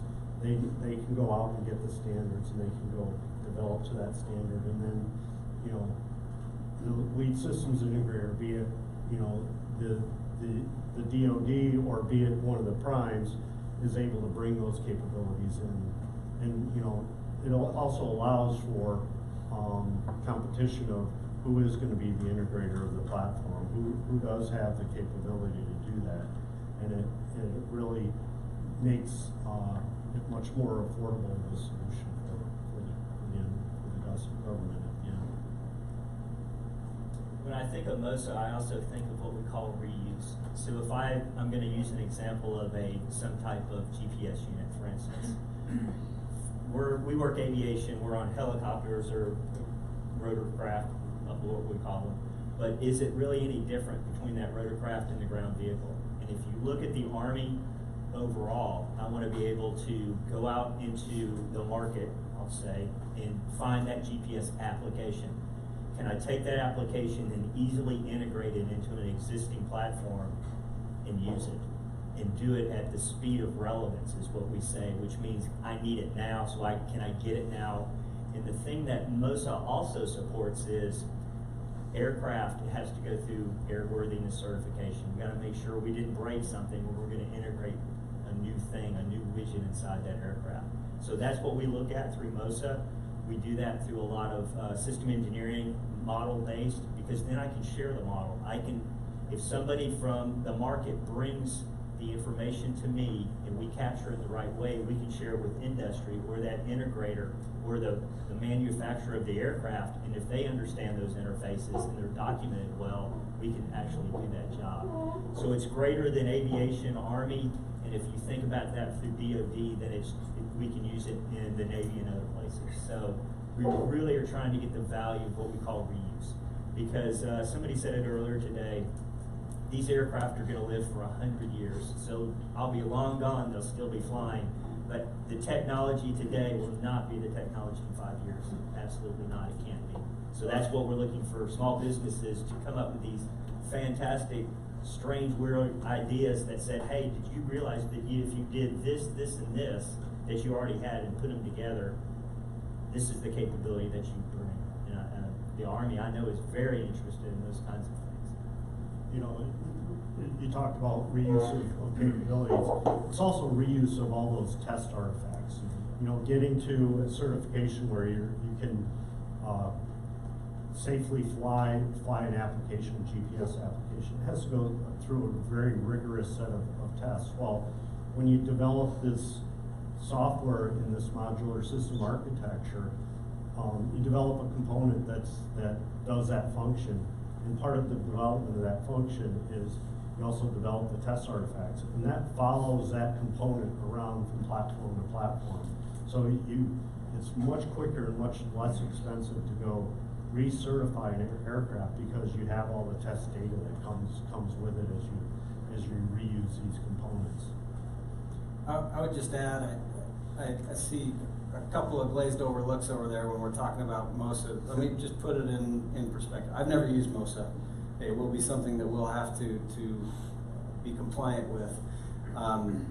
But when we fly Altius, and I know you're not all building UAVs, but you have your widget that you want to put onto an Army helicopter, any Army any actually DoD asset that flies, the number one thing that takes us the longest is the integration and the airworthiness of integrating Altius and its command and control systems. It needs GPS, it needs a data link, it needs all these other things. It takes forever for us to get it integrated to go launch. We were ready to launch off that Blackhawk, that image that you saw, within 3 months. We could have gone. But we had to go through 9 months worth of airworthiness and other tests in order for us to do a very simple task. So you would think that packing up a UAV into a tube and having it, launch and tumble and unfold itself autonomously, that would be the hard part. It's not. That's what you guys think, right? That's what I think. I mean, I did the cool thing, right? But that's not the barrier. That is a barrier, but the real, this MOSA is enabling you. We want to talk about a difference between this program and the future. It's enabling you to come with your widget and be able to fly it without having to have $20 million worth of flight test support and development support and certification support behind that. Am I correct? Yeah. So it is a big deal, and it is a neat shift in mentality that before only the Lockheeds and the Bells and the Boeings and the Northrops and the Raytheons could ever even approach being able to put their widget into these helicopters because of what I just described. And so pay attention. It's definitely something you need to be aware of. I think it's key, and it's been laid out, but it really, the game changer, and that's what your question really got, it's really about the time. It's the time, the ability to integrate either that latest and newest software or that latest and greatest hardware. And creating an environment really on an aircraft, and it's at multiple levels. Some of it deals with software, some of it deals with physical architecture. There's key places on the aircraft where you host certain sensors, right? And if you've already got one sensor there, there's not room there for you to put another sensor there. So now it becomes, how do you have either multi-use sensors or how they share that? And then it really comes to that integration piece is, there's a component, and just for those that aren't as familiar with possibly the aircraft side of it, there's those things that are flight critical, and they take a certain amount of that airworthiness piece, but then there's all those other things that can be integrated onto the aircraft that may not touch that, and that's what we integrate on as fast as we possibly can. And that's the model, that's the paradigm that we're really about changing. And I will say, over the last few years that we've really been pushing this, that it changes the business model, right? It will increase competition, but I think everyone to this point is actually supportive of that now, because if someone doesn't win X contract or doesn't get that particular item, they know that it's going to come up for competition. And then if you think about a place like AAL and kind of where we're sitting here right now, they even moved to a point, and at some point I'm sure AAL will speak up, but it's not even about presenting a requirement the way Ryan Coyle might think of it. They're just going to present you with a problem, right? And then we want to harness the innovation of all of you in this room and all the people across this country to come up with possibly a solution that none of us have thought of, right? No one's thought of, but will be that solution that we can rapidly integrate onto an airframe or whatever that platform is, and then exploit it to either mitigate a gap or create an advantage. So that's why modular open systems approaches are so important, and that's why we've got to figure out how to get there to get it right. From the OEM perspective too, again with Team Valor and V280, one of the things I talked about before was proof. So another demonstration we're going to do this year, because we believe we do have an instantiation of open system architecture in the aircraft. So the big head herders for the Army in particular has been touched on, is I want to bring in the new capability. I don't even know what it is yet, because there's some threat that doesn't even exist yet that I need a countermeasure for. So you have to have a system that is open enough that you can bring in these third-party apps, if you will, provided that you maintain the right cyber protection and anti-tamper and those other things. So it's kind of a double-edged sword here. You have to be open enough to bring these capabilities in, but protect yourself while you're doing it. So we're committed as teammates that as we continue to work this, that the government has the opportunity. Do they want the OEM to be the integrator? Do they want another company? Do they want to be the lead system integrator? But we provide a holistic solution that shows how you can break it apart and manage it however you want to. So that's something that we're going to do, because bringing in the new capability, it can't cost me a fortune and it can't take forever. And the other one is obsolescence. Things just age. You know you're chasing this all the time, that you need to get an old box off the aircraft, you need to be able to put a new one in, and the same thing. It can't cost you a fortune and it can't take forever. So those are the two biggest head herders that are out there on aircraft and ground vehicles that you have to deal with over and over again. So I think how we set it up to be able to handle those things is incredibly important. The Army is, I think, making some headway in breaking down barriers when it comes to working with non-traditional companies as well as small business. I was at a recent demonstration at China Lake, and I think most of those involved in the effort having to do with taking control of a Gray Eagle and passing it around, and I think even a pilot with a tablet took control of the Gray Eagle, took control of the weapon system, they fired a missile. It was very cool. But there's all small businesses in academia, almost all small businesses in academia. So I thought that was kind of a good sign. But talk about the challenges that small businesses have now working with the government, and specifically the Army, since we're talking about this in Future Vertical Lift. What are some of the hurdles that you've encountered? And if you have any ideas for any workarounds, I'm sure the audience would be interested in that. So from our point of view, I'm in Redstone Arsenal, which is in Huntsville, Alabama, and it's difficult for us from a contracts perspective, but it's changing. It really is.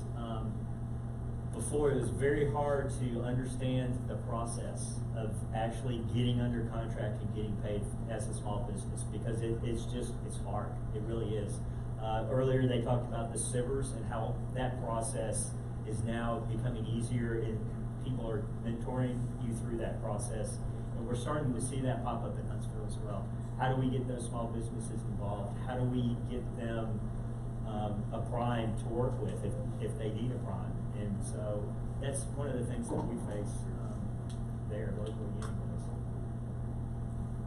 The list is long, but I will say there's been a couple of things. I shared with you the number of phase 1s, phase 2s, and phase 3s we've had in the past. Now, we have no venture capital back. So there's no $10 million sugar daddy that's put money in our bank account to cover payroll. The only time I ever had to borrow money was I borrowed $10,000 from my parents to cover payroll one month. And that was because the government doesn't pay us for 90 days. So that's hard as a small business when your sole source of income now you've devoted to solving this problem. But there have been some huge changes in the last 10 years. One of which is that we're discussing SBIR. SBIR was not known of by large corporations or by our government counterparts.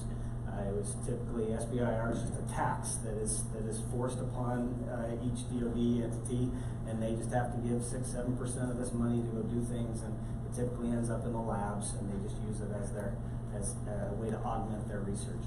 But SBIR is extremely powerful, and the tide is changing.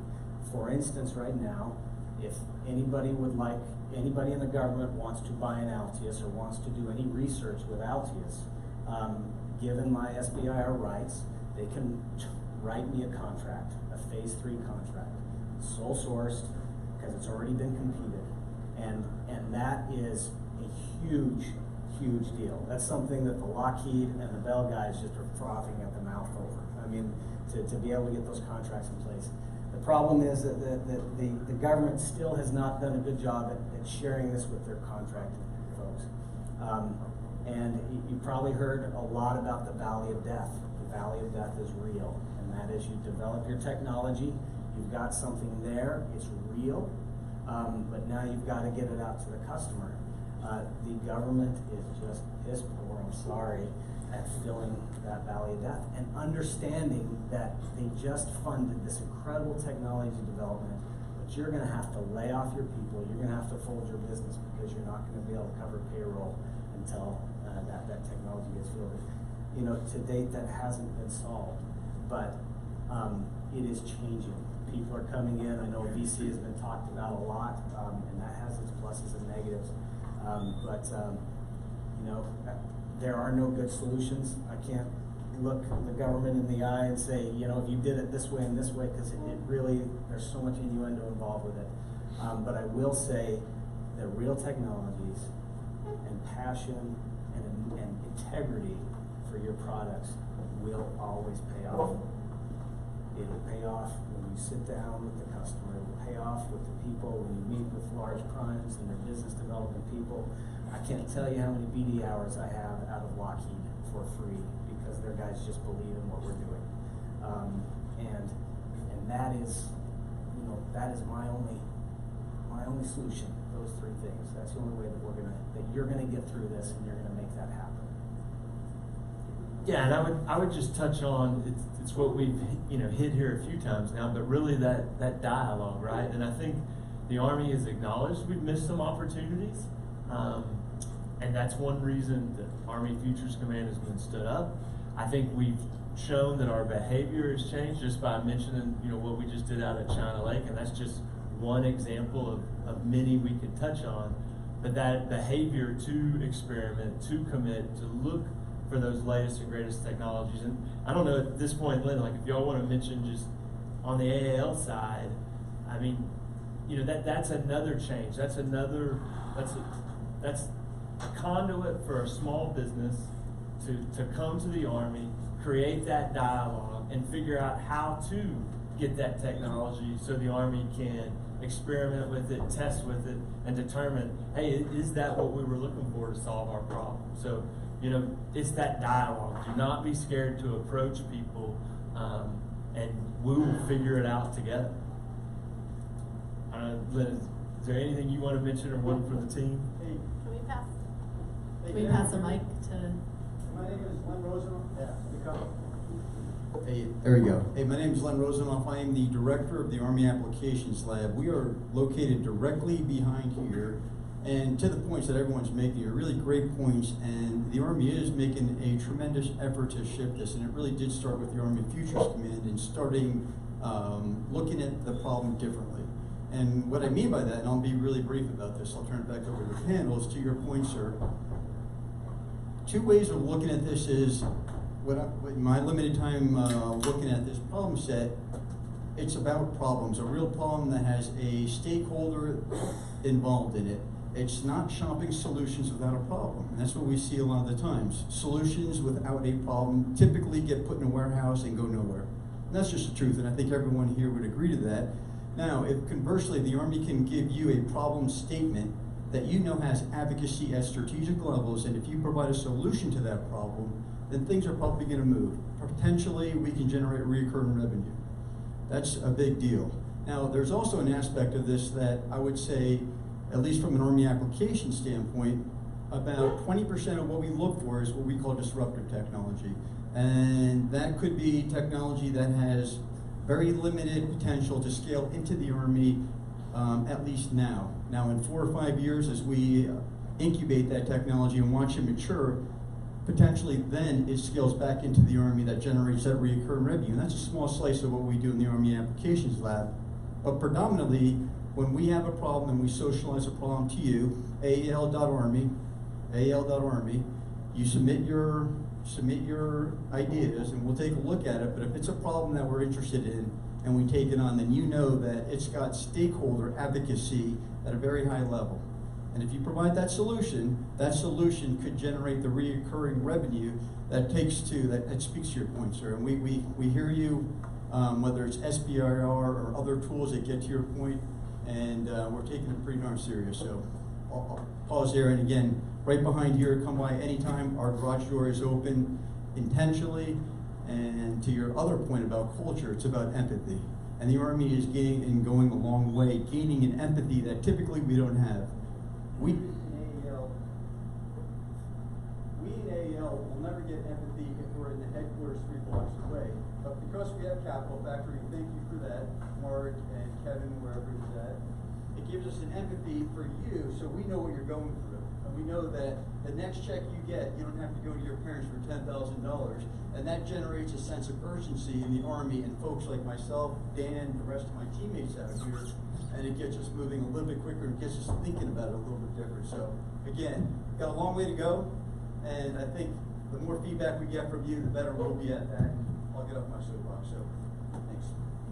One comment real quick, Jen. Just for those of you that are out there that are startups that have unique technology, something that applies in aerospace or whatever sector. I mean, the other thing is we actually do work with a lot of small companies. And we're actually have good relationships, and you know, so some of this is there's multiple avenues you can go. Again, I pointed out Mike Hickey for those that stick around, get to talk to Mike. We are talking to small businesses constantly that are looking at new things and have new opportunities and things that may make us better. We put the non-disclosures in place. If you have some secret sauce that nobody knows about, we'll protect it. You know, so there's multiple avenues you can go here. You can go to the Army Applications Lab. You can come to the OEMs. So there's a variety of ways that you can go with this. Thanks. Okay, I do want to open up to questions from the audience. We have a few minutes left here, so if there are any, we have one in the middle. Yeah. So my question. But if you could just wait for a mic, I think we're broadcasting this on YouTube. Hey, how you doing? My question's about autonomy and your aircraft worthiness release and MOSA. So obviously people can bring an app in, and autonomous systems and AI are becoming big, and whether it's on a loitering munition or on the aircraft itself. If I bring in something that's autonomous, it gets tested, but then it's learning as it goes. It goes to new environments, it picks up new things. It's adapting. Its software. It has emergent behavior. Has anyone thought through the MOSA and the airworthiness issues that can happen with this new technology? I think from the platform perspective, so you know, V280 fly-by-wire platform. We plan to December, January timeframe. We're going to fly V280 autonomously. So it's going to, you know, have a safety pilot on board, but it'll take off on its own. It'll fly. It'll come back and it'll land. So that's where you start getting into what's in the OFP. You know, what's in the flight control software for the aircraft versus what are the other, you know, third-party applications that you want to bring in, and how do you set up that architecture? How do you set up those layers? Have the standards, the interfaces, the APIs in place to be able to do that? Certainly we'll be able to answer that, you know, right here today, but that's something that we have within the architecture that we're working at Bell, and there's others that are doing it. And any of the small businesses that are out there that are doing work in the autonomy space, we love to talk to you more and see what you're bringing versus the path that we're on. Because when folks talk about autonomy, you know, there's a lot to it, you know, in terms of you know, what the different levels of autonomy and the maturity and how robust it is for what you're trying to accomplish. As for the learning aspect of it, you know, any autonomous system that's going to have any non-predefined behavior is going to have to be bounded, and you're going to have to prove that bounding, and that's just, especially if people's lives are on the line. At least, you know, in my mind, it can't be the Wild West with machine learning when it comes to that type of thing. And you have to prove the reason why it's beneficial to you. You know, what is it that autonomy, that learning, non-bounded autonomy is really going to buy you? Our company is also, we're supporting Next Generation Combat Vehicle, which is a ground vehicle for the Army. And we're looking at those levels of autonomy and how do you capture that information in a model or a digital format and tie that back to those capabilities for that learning experience. And how do we let that vehicle learn but still control the vehicle safely? So it started with future vertical lift. That's where we started thinking about that. Now it's gone to ground vehicles, but it's very common across both those platforms. I think Big Army's going to take a look at that. So. I would say too, there's some great opportunities there to help inform that whole process, right? Where are the trades? Because there are some incredible things where you just kind of whiteboard, hey, what can we solve? There's some huge problems we can solve with autonomy, but when you're even doing that, you're not thinking about some of those second, third order effects that have been brought up, right? So our ability to better model and kind of simulate, experiment with that, and then shape where those decision points are, that would be very beneficial and very helpful. You know, as we all learn, hey, how much autonomy can we exploit? Where can we exploit it? And then what are kind of those opportunities along the way? What is that vision? And you know, we're working that problem hard, but haven't figured it out yet. Do we have time for one more question? Or, okay, I'll take one more. Hi, my name's Kay, and So for a lot of the startups or small companies, getting involved with the governments could be a huge deal, life or death situations. So obviously this is a successful case and it's worked out for you. I'm wondering, when you got involved, has it impacted your commercial side of operations or it impacted your commercial pipelines in ways that you didn't expect before? I would like to hear both positives and negatives. Easy answer. At present, there are no viable commercial applications for a tube-launched, tube-stored UAS. So, I don't neglect, looking at the commercial market, but UAS in general, there's not a lot of sustainability when it comes to commercial applications. I know that is complete heresy, but take it from somebody who's tried to run a business on that. Perhaps in that case, not the end product, but some of the technologies that you're applying in that product that you thought about applying elsewhere. Sure. Well, that actually is a huge. All of our interactions with the government, so Altius in particular, we designed it to launch off of C-130s. I can't really go into in this forum all the other places now that Altius has been adapted for use. Never imagined that we'd be launching off of a helicopter. Interfacing with the warfighter, interfacing with the government has been a huge eye-opener because they've said, hey, have you thought about using it for this? Have you thought about doing this? When you come with something real, something actual, something that is, not just vaporware, PowerPoint presentations, it's amazing how, the eyes light up and really the support that you get in helping you craft new ideas and new avenues of business within the government. Our small company primarily deals with DoD, so and we're services based. We don't put products. So. All right. Well, thank you so much to all of our panelists for taking the time today. Thank you all for listening.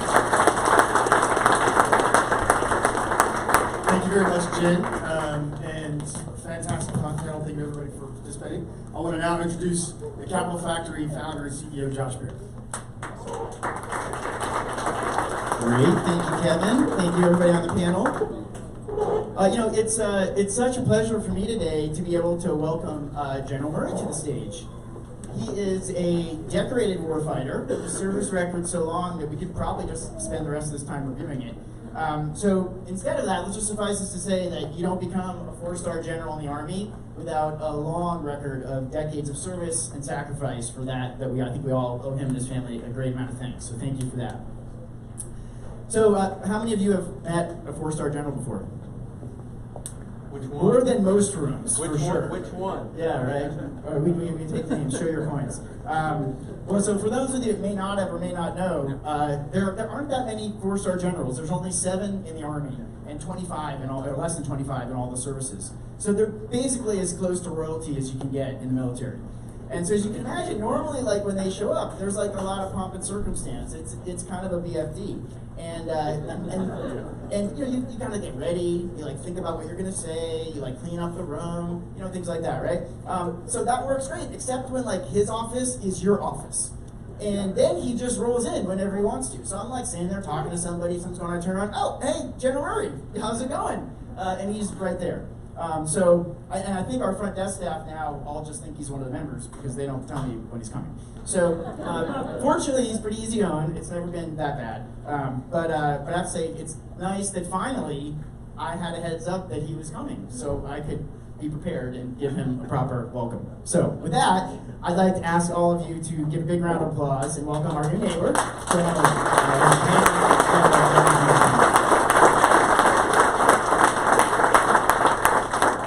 Thanks, Josh. There's actually 11 4-star generals in the Army, so I'm going to have to check your research. All right. So I'm going to re-ask the same question. How many of you met a 4-star general other than Murray? Yeah, that's not bad. Who? Dick Cody. That's like, how many have met a serving 4-star general other than Murray? Okay, that's probably more like it. So I apologize for missing all week this week. I just actually, I think a year ago, almost to the day, Josh, if you're still around, I was on a stage talking to Startup Week downstairs, and so a year ago I had no idea what startups were or pitches, and I think the second thing I did over here was host a pitch. So I've learned a lot in the first year. And yesterday we were in Toronto at a place called Quantum Valley, at least that's what they call it. And so I'm learning about qubits and entanglement now, as we kind of got into some of the potential for quantum. And so just based upon the last conversation that you had with the panel up here, just a couple things. If you're a startup, if you can just hang on for 2 years, we'll get you in the palm. And I'm kidding, of course. And I do agree that we've gotten better, but we're nowhere near where we need to get to in terms of working with small business and startups. And you're dealing with a lot of culture and a lot of bureaucracy that kind of makes us move slow. A lot slower than we need to, and I do agree that we are getting better, but we still got a long way to go to figure out how to work with small businesses, startups. On the plus side, we are going to host an event next June. The Association of the United States Army will host it, and the sole intent is to strengthen and deepen connections between small business, large traditional defense industry, and venture capitalists. And so we'll see how this goes. Next year is kind of a pilot. It'll be about a 1.5-day event, because the gentleman was up here with the tube-launched ALE solution. Okay, so you're probably different than most startups in terms of 100% government. So I do realize a couple things about most of you is if there's no commercial viable solution, there probably is no product. And so we're very focused on both a commercial application as well as a government application. And of course, when you get into that, we'll have to start talking IP and data rights. And so we're willing to have those discussions. Glenn at AAL has created a website that we mentioned, SBIR, that makes the entire SBIR process easier for you as a startup. And it really takes a lot of government bureaucracy and puts it on a forward-facing website, so it should be pretty much invisible to you. Those of you that have used that know that. We were a little bit slow in responses to begin with. I think we're better in getting responses back. And then there was a discussion up here about interested in different technologies and different ideas, and I couldn't say that any stronger. And a lot of this is just, and I'll be honest with you, after 37 years in the Army, I tend to think a certain way, and I tend to come up with certain solutions to just about every problem. And in many cases, everything looks like a nail if you're a hammer. So I'm as interested in expanding our boundaries and how we think about problem solution as I am honestly about the actual solution. So reaching out to non-traditional thinkers, non-traditional sources of not only technologies but ideas is very, very important to us. And I've been very clear with Lynn and Army Applications Lab, I've done a lot of traveling in the last year, and there's just a tremendous amount of really cool technologies out there. But to be honest with you, I've got Lynn focused on what are the most important problems for the Army to solve, because what I'm trying to do is match a technology to a problem that we have as opposed to trying to find a problem for a really cool piece of kit. And then, when we find that really cool technology, there's lots of avenues that we can go. We can go into, depending on the TRL, the technology readiness level, and the ability to scale. It could go into further development to mature the technology. That could either be through the work you're doing, or it could be through an Army lab. And I think that's one of the areas we really haven't explored as much as we possibly could, is a partnership with the Army labs in terms of not only your technology, but they're really the infrastructure that the Army's invested in. And the infrastructure we have is actually pretty impressive. you know, obviously, working with a major defense prime or with a larger company with the ability to scale is an avenue. And so that's some of what we're trying to do in terms of this event next summer with AUSA, is really explore the options for how we can work with you in a way that is more conducive to what you're trying to do. And it is that not the answer to wait 2 years and we'll get you in the palm cycle. So how do we provide the resources that you need to not only mature the technology you're working on, but just as importantly, feed your family and pay the rent every month.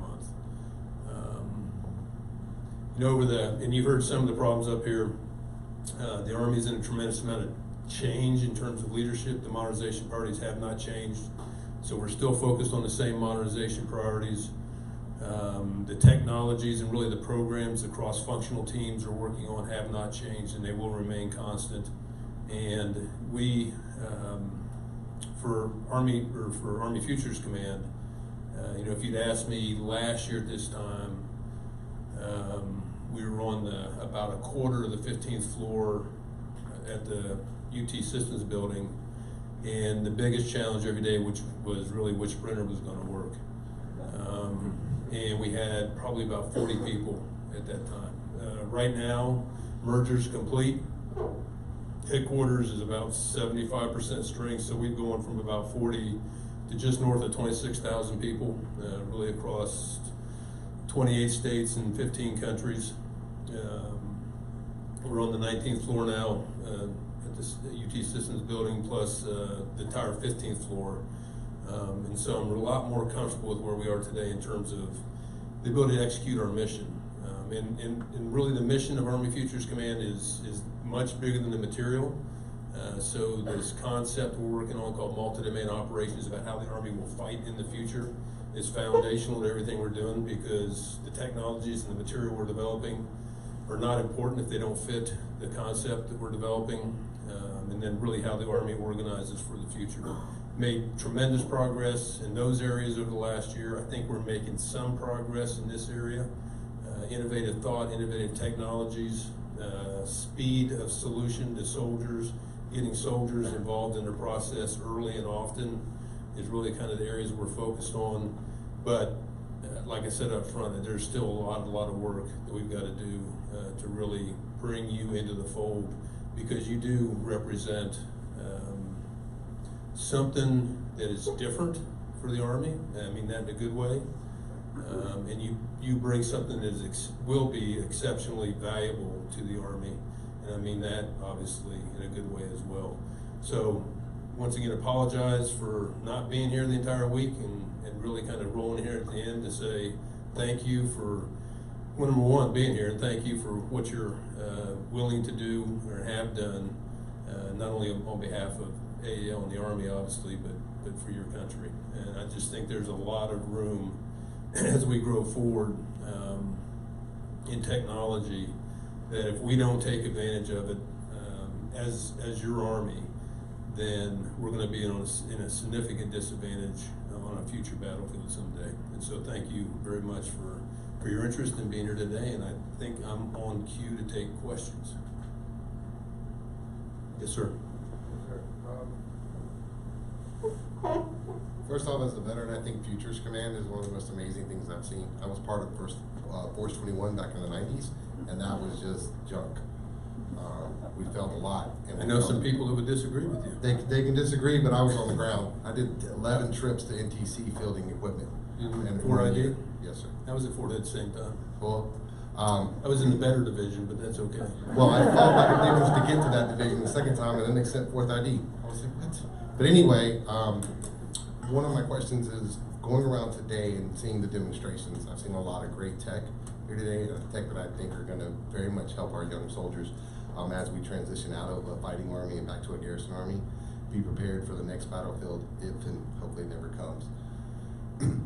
But I thought that these guys could use the insights of the gentlemen that are right up the street in Temple and out by the airport. And are we working to connect our veterans that have been exposed to IEDs and close quarters marksmanship in the real world to these guys to help them kind of field that equipment? So I do appreciate your comment, because I've said, I say it all the time, it's probably the best vindication of what we're working on is they'll never have to get used. And so this is first and foremost about deterrence, and fight, and importantly in our business, win if and when necessary. The veteran population is one, to be honest with you, I really haven't thought about tapping into. So we're Compo 1, 2, 3, so the regular Army, the National Guard, the reserve component, and getting soldiers for that what you're talking about, you know, that experience, and really I've been there, done that, and this is really what needs to happen, is what I'm after with that. But I've not thought about the veteran population, which I am now. So thank you.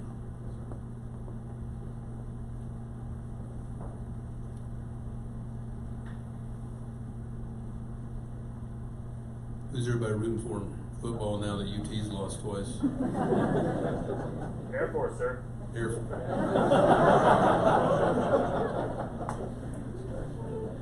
3 Commander Cups in a row. You guys beat Colorado though, didn't you? Yeah. That's a good win. So the bear's not out yet. You might as well ask a question. Yeah. So there's been a lot of discussion with the trade war that's going on in China, specifically. There's been a lot of discussion around the trade war with China and increased awareness over U.S. reliance on critical minerals and rare earths, especially for use in the military. How do you see this new open approach of collaboration working towards finding better solutions for that? So I think there's nothing accidental about China's dominance of the rare earth mineral market. I think that's very deliberate, and I think they've been on that path, not only from a military standpoint, but a lot of the technology that's being developed today relies on rare earth minerals. So we're looking for alternative sources of rare earth minerals, because I think regardless of the trade war, that's going to be an issue as we go into the future. Not only alternate sources, but really alternate minerals, if you will, natural or artificial, I think will be critically important as well. I mean, I really haven't seen much of an opportunity in that area yet, but we'd absolutely be interested if there's, I mean, not just the Army, but DOD would be very interested if there's alternative ways of doing that without the reliance on the traditional rare earth minerals.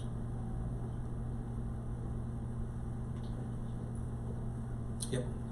What are the top 3 bleeding edge technologies that you think have the broadest application for the warfighter needs today?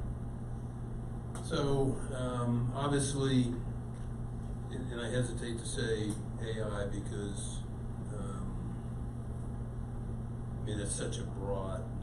So, but you know, machine learning, deep neural networks, artificial intelligence. I mean, whatever category you want to call it. Which and it's really, that would be number 1, based upon potential. And it's not, to me, it's not a proven potential yet. But if you look around at other places in the world, China, I mean, there is a huge push.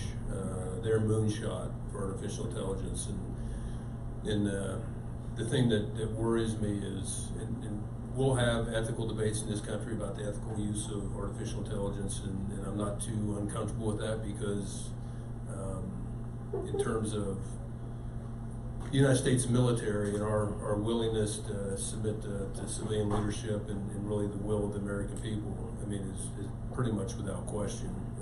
But that debate is not going on in other places. So artificial intelligence will come to a battlefield. And I've said it often, it's not a question of if it's coming to a battlefield, it's just a matter of how soon.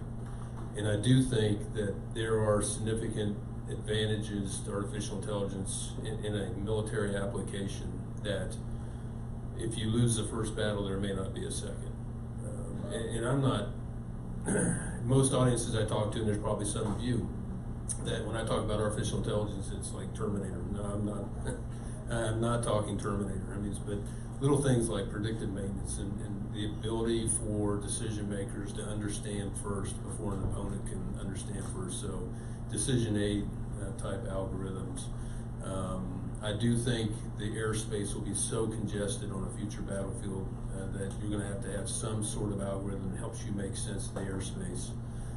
So there's all kinds of applications, and I really think the decision aid is probably first and foremost on my mind. Understand first and act first. We call that the OODA loop, the observe, orient, decide, act.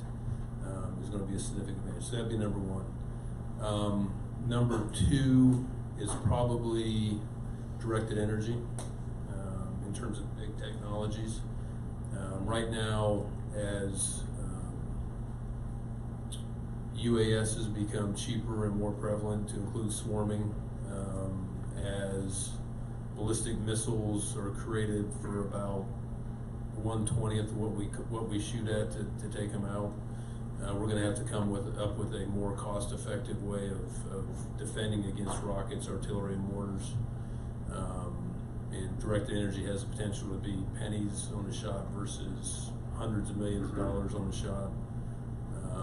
And I do think that threat is just going to get bigger and bigger, especially when you're talking about swarming UASs.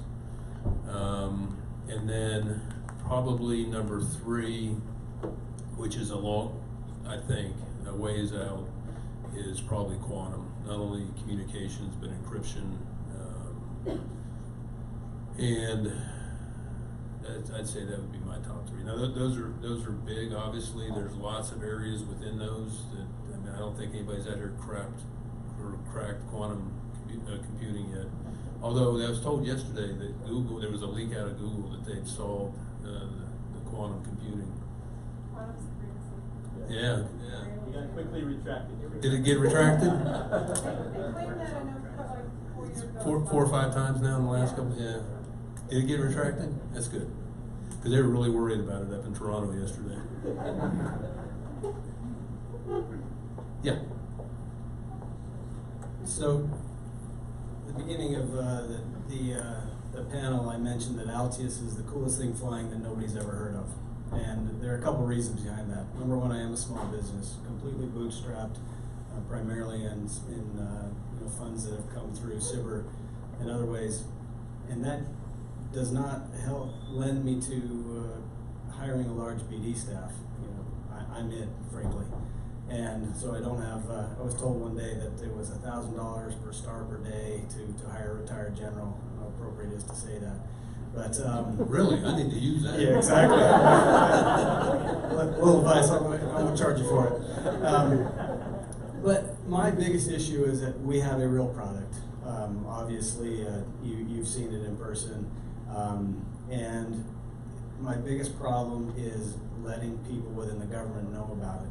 Because of the nature of it, I'm not allowed to share a lot of the real things that we do, if that makes sense.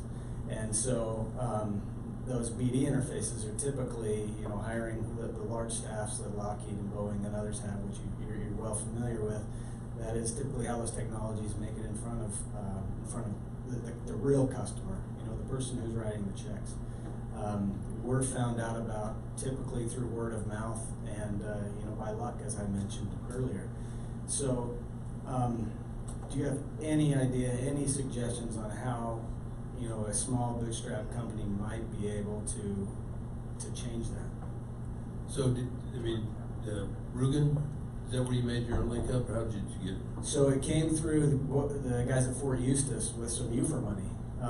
And then we went out and flew, and Rugen had one of his lieutenant colonels there. So that's really how we came up into the FEL. So I don't have the golden answer, but I do think, and that's one of the reasons we stood up Army Applications Lab is for exactly that. That we'll get problems out there, and the one thing that we have learned is we're terrible at defining our problems without writing it in a CDD requirements document and telling you it's got to be painted green and left-threaded nut. But we're trying to get better in terms of just stating a problem and then seeing what the innovative ideas out there are to solve it. But that does not preclude, if you think you've got, and I'd be happy to kind of and I keep saying multi-domain operations, trying to understand what we're trying to do from a concept point is important in terms of the capabilities that you probably would think, well, they ought to be interested in this. And so then communicating, and I really trust Len and the crew over here that if, and I said I'm looking for technology to solve problems, but if it's a really, really good technology, it's probably going to solve one of our problems. So I do think without, telling you to put in for your Pentagon badge and go sit in the G8's office, try to get on my calendar, which I'm happy to hear from you. Things like AL, DIU, AFWorks, SoftWorks, whatever NGA calls theirs, is probably the best avenue. I do think that's the advantage of what Josh has done over here in terms of the defense innovation space, is you really have access to all of them, because if AL is not communicating with In-Q-Tel and DIU and AFWorks and SoftWorks about what they're seeing, and the vice versa is not happening, then shame on us. So AFWorks, SoftWorks, those entities, AAL, get in front of those, and they should disseminate upwards from there. And from my standpoint, I'm trusting Len and crew to kind of to recognize those nuggets when they see them. And they have great communications with all the cross-functional teams. So the problems they're curating right now are basically from the cross-functional teams, and then they're going to host a PEO summit here pretty soon to get additional problems. They're tied in with the labs from a technology problem standpoint of the things we're trying to solve. So there's probably nobody, I'm going to put some pressure on you, there's probably nobody in the Army right now that does, or should at least, understand the primary problems from a technology standpoint that the Army's trying to solve. Thank you. Yep. Sir, thanks for the plug there. Nick, make some friends at Capital Factory, because we have lots of these friends now. I think we have time for one more question. I got all night. Okay, sir, you tell us when we can stop. You bring me a beer, I'll be here for a long time. Sorry, don't have beer. But you mentioned that after 37 years, you had certain ways of looking at things and solving things, that you're the hammer and everything looks like a nail. Can you elaborate more on that? Maybe certain examples of where that ways of thinking that you had has helped or not helped in you working with the startups or new technologies or other branches? It could be any of that. And also, obviously, if it's changing, then how is it changing? So I think it's like kind of like being an alcoholic, right? And it had nothing to do with the beer comment. The first step to recovery is admitting you have a problem. So the fact that I can admit that I am not an outside the box thinker, just after 37 years of training how to think about solving problems. If I can't frame it in MDMP, and I'd be happy to give anybody a class on MDMP that's interested. So I think it's caused me to kind of step back and accept that I probably am not the most out of the box thinker, not the most creative thinker, and the fact that, and I tell my scientists and engineers all the time, and I've got some really good experienced scientists and engineers, to include some very young ones, that they're really, really smart, but they're not the only smart people in the world. So the Army's got a terrible habit, or has had a terrible habit. If it wasn't invented inside the Army, then it's not worth pursuing. And so I'm constantly trying to break those barriers, that we've got to accept some ideas and really some solutions from outside the Army if we are to take a very analog organization and move it into the digital age. And that's more than just technologies and that's material, that's talent management as well. So how do we attract and then retain the talent we're going to need? I don't think I'm saying anything out of school here, but we're working with a couple different organizations right now, putting coders into operational units. And what we're finding is just an incredible operational benefit to be able to recode command and control software overnight in many cases to solve solutions that commanders are experiencing. And I'm not sure we ever would have been there if we hadn't kind of pushed that. We're working with our supply management from a repair parts perspective, which It's not a hard problem to crack unless you've been doing it the same way for the last 60 years and everybody refuses to change. And we're doing that from a coding perspective. And you know, we've been here for a year, and a year in the life of a startup is a really long time. And life in the year of a 244-year-old organization is not really much. So a lot of this is going to be a lot slower than people want, because we're going to have to be changing, and I don't want to say culture, we're going to have to be changing attitudes and this culture of risk aversion that we have a terrible problem with. Because every time something goes wrong, either Congress will put a new statute in place, or DOD will put a new policy in place, or I was told a couple years ago that to get an acquisition document through the Pentagon takes 87 wet signatures.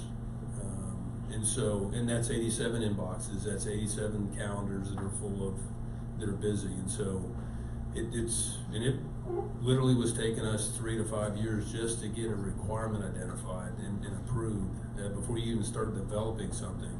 Another 10 years to develop it. And then my favorite analogy is I have 3 daughters. They're all grown, married, got grandkids.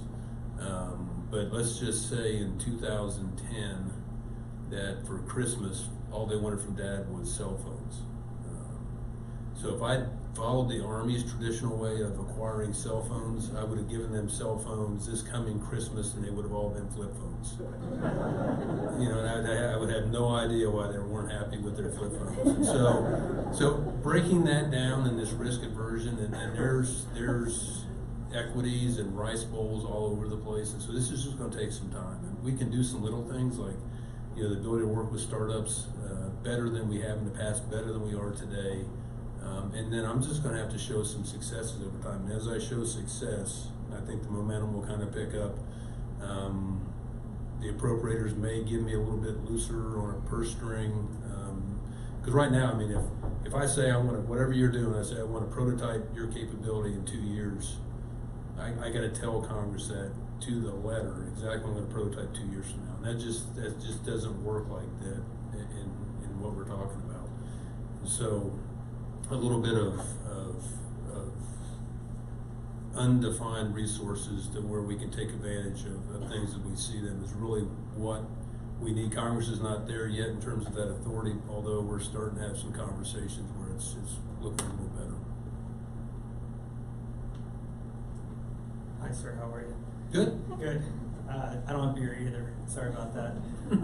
So last week I had the pleasure of pitching to the RCCTO on Innovation Day in MITRE, and sort of plugging it for everyone here. I think they're coming to Austin in a few more months. How does RCCTO and the entities that are here, how do they all work together, and what does that all mean? The Rapid, they changed the name. We used to be the Rapid Capabilities Office. The Rapid Capabilities and Critical Technologies Office, or CCTO. So we've been through several evolutions of what we call the Rapid Capabilities Office, and it's now kind of settled on Critical Technologies. I'm here all night. So I'm not sure what they told you to really focus on two. And it's really getting two things out of S&T and operational. It's hypersonics, offensive hypersonics, and directed energy. So right now, we're on track to deliver a battery of hypersonics, hypersonic missiles 23, I think the year is, and first integration of directed energy in an air defense role, 50 kilowatt laser on the Stryker in 22. So that's really what Neil Thorogood, the RCCTO director, Lieutenant General Thorogood, is focused on. But there's other things out there we're going to, so eventually he's going to pick up space. Right now, space belongs to one of my CFTs in terms of space specifically, trying to take advantage of what could be an explosion of low Earth assets and resources. And then there's other things, and so I think that will remain his charter, although his charter could change over time. The relationship is he's in direct support to me, and he's governed by a board of directors, which is the Secretary of the Army, Chief of Staff of the Army, the Vice Chief, the undersecretary, if we ever get one confirmed, Dr. Jetty, and myself are the board of directors. And so we kind of decide what he does, and then in my role as managing the Army's material and modernization budget, then I fund whatever that board decides. But yeah, they'll be out here, and that's just another opportunity.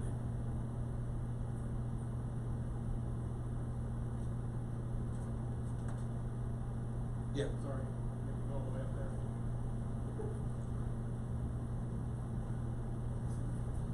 Alrighty, so my question actually sort of dovetails onto something you mentioned earlier, which is that the Army isn't very good at articulating problems. And so a lot of what you've spoken about is how, you know, startups can get access to some of those problems, but I'm curious what the Army is doing and maybe how some of us in the room might be able to help you better articulate the problems that are coming from the battlefield and from other folks. Didn't you come to the FAR pitch? I think it was in this room, the Field Artillery Autonomous Research. So the light went on in my head. So Len took a stab at it. We had General Rafferty up here, who was Long Range Precision Fire CFT director, had to explain the problem, and I was standing in the back someplace without a beer again. And I mean, there was just, I mean, I think we had people from Seattle, Boston, New York, San Francisco, I mean, a lot of different places. And we had 2 13 Bravos from Fort Hood. This goes back really an earlier question. And E4s, so been in the Army for probably 3 years. And they had 2 mock-ups of 155 field artillery round, which weighs 97 pounds.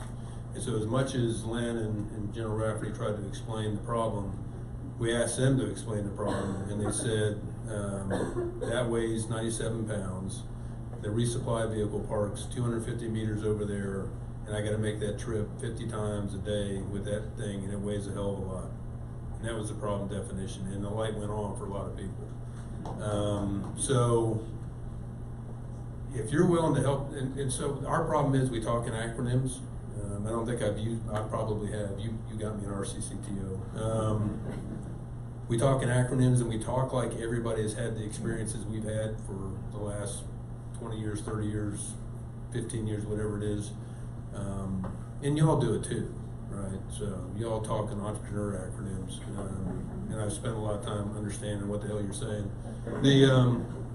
But a lot of it is just talking plain English and making sure that, you know, communication has got to be a two-way thing. And so, I mean, AEL's spending a lot of time. If you want to pitch in and help them define problems in language that the average human being would understand, which we don't do very well, I'd be happy to enlist your help with that.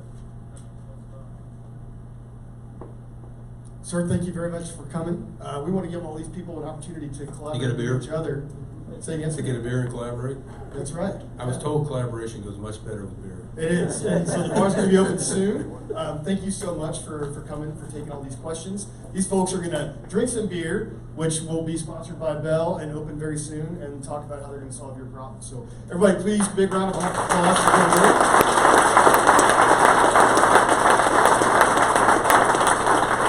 And stick around. I'll be open soon.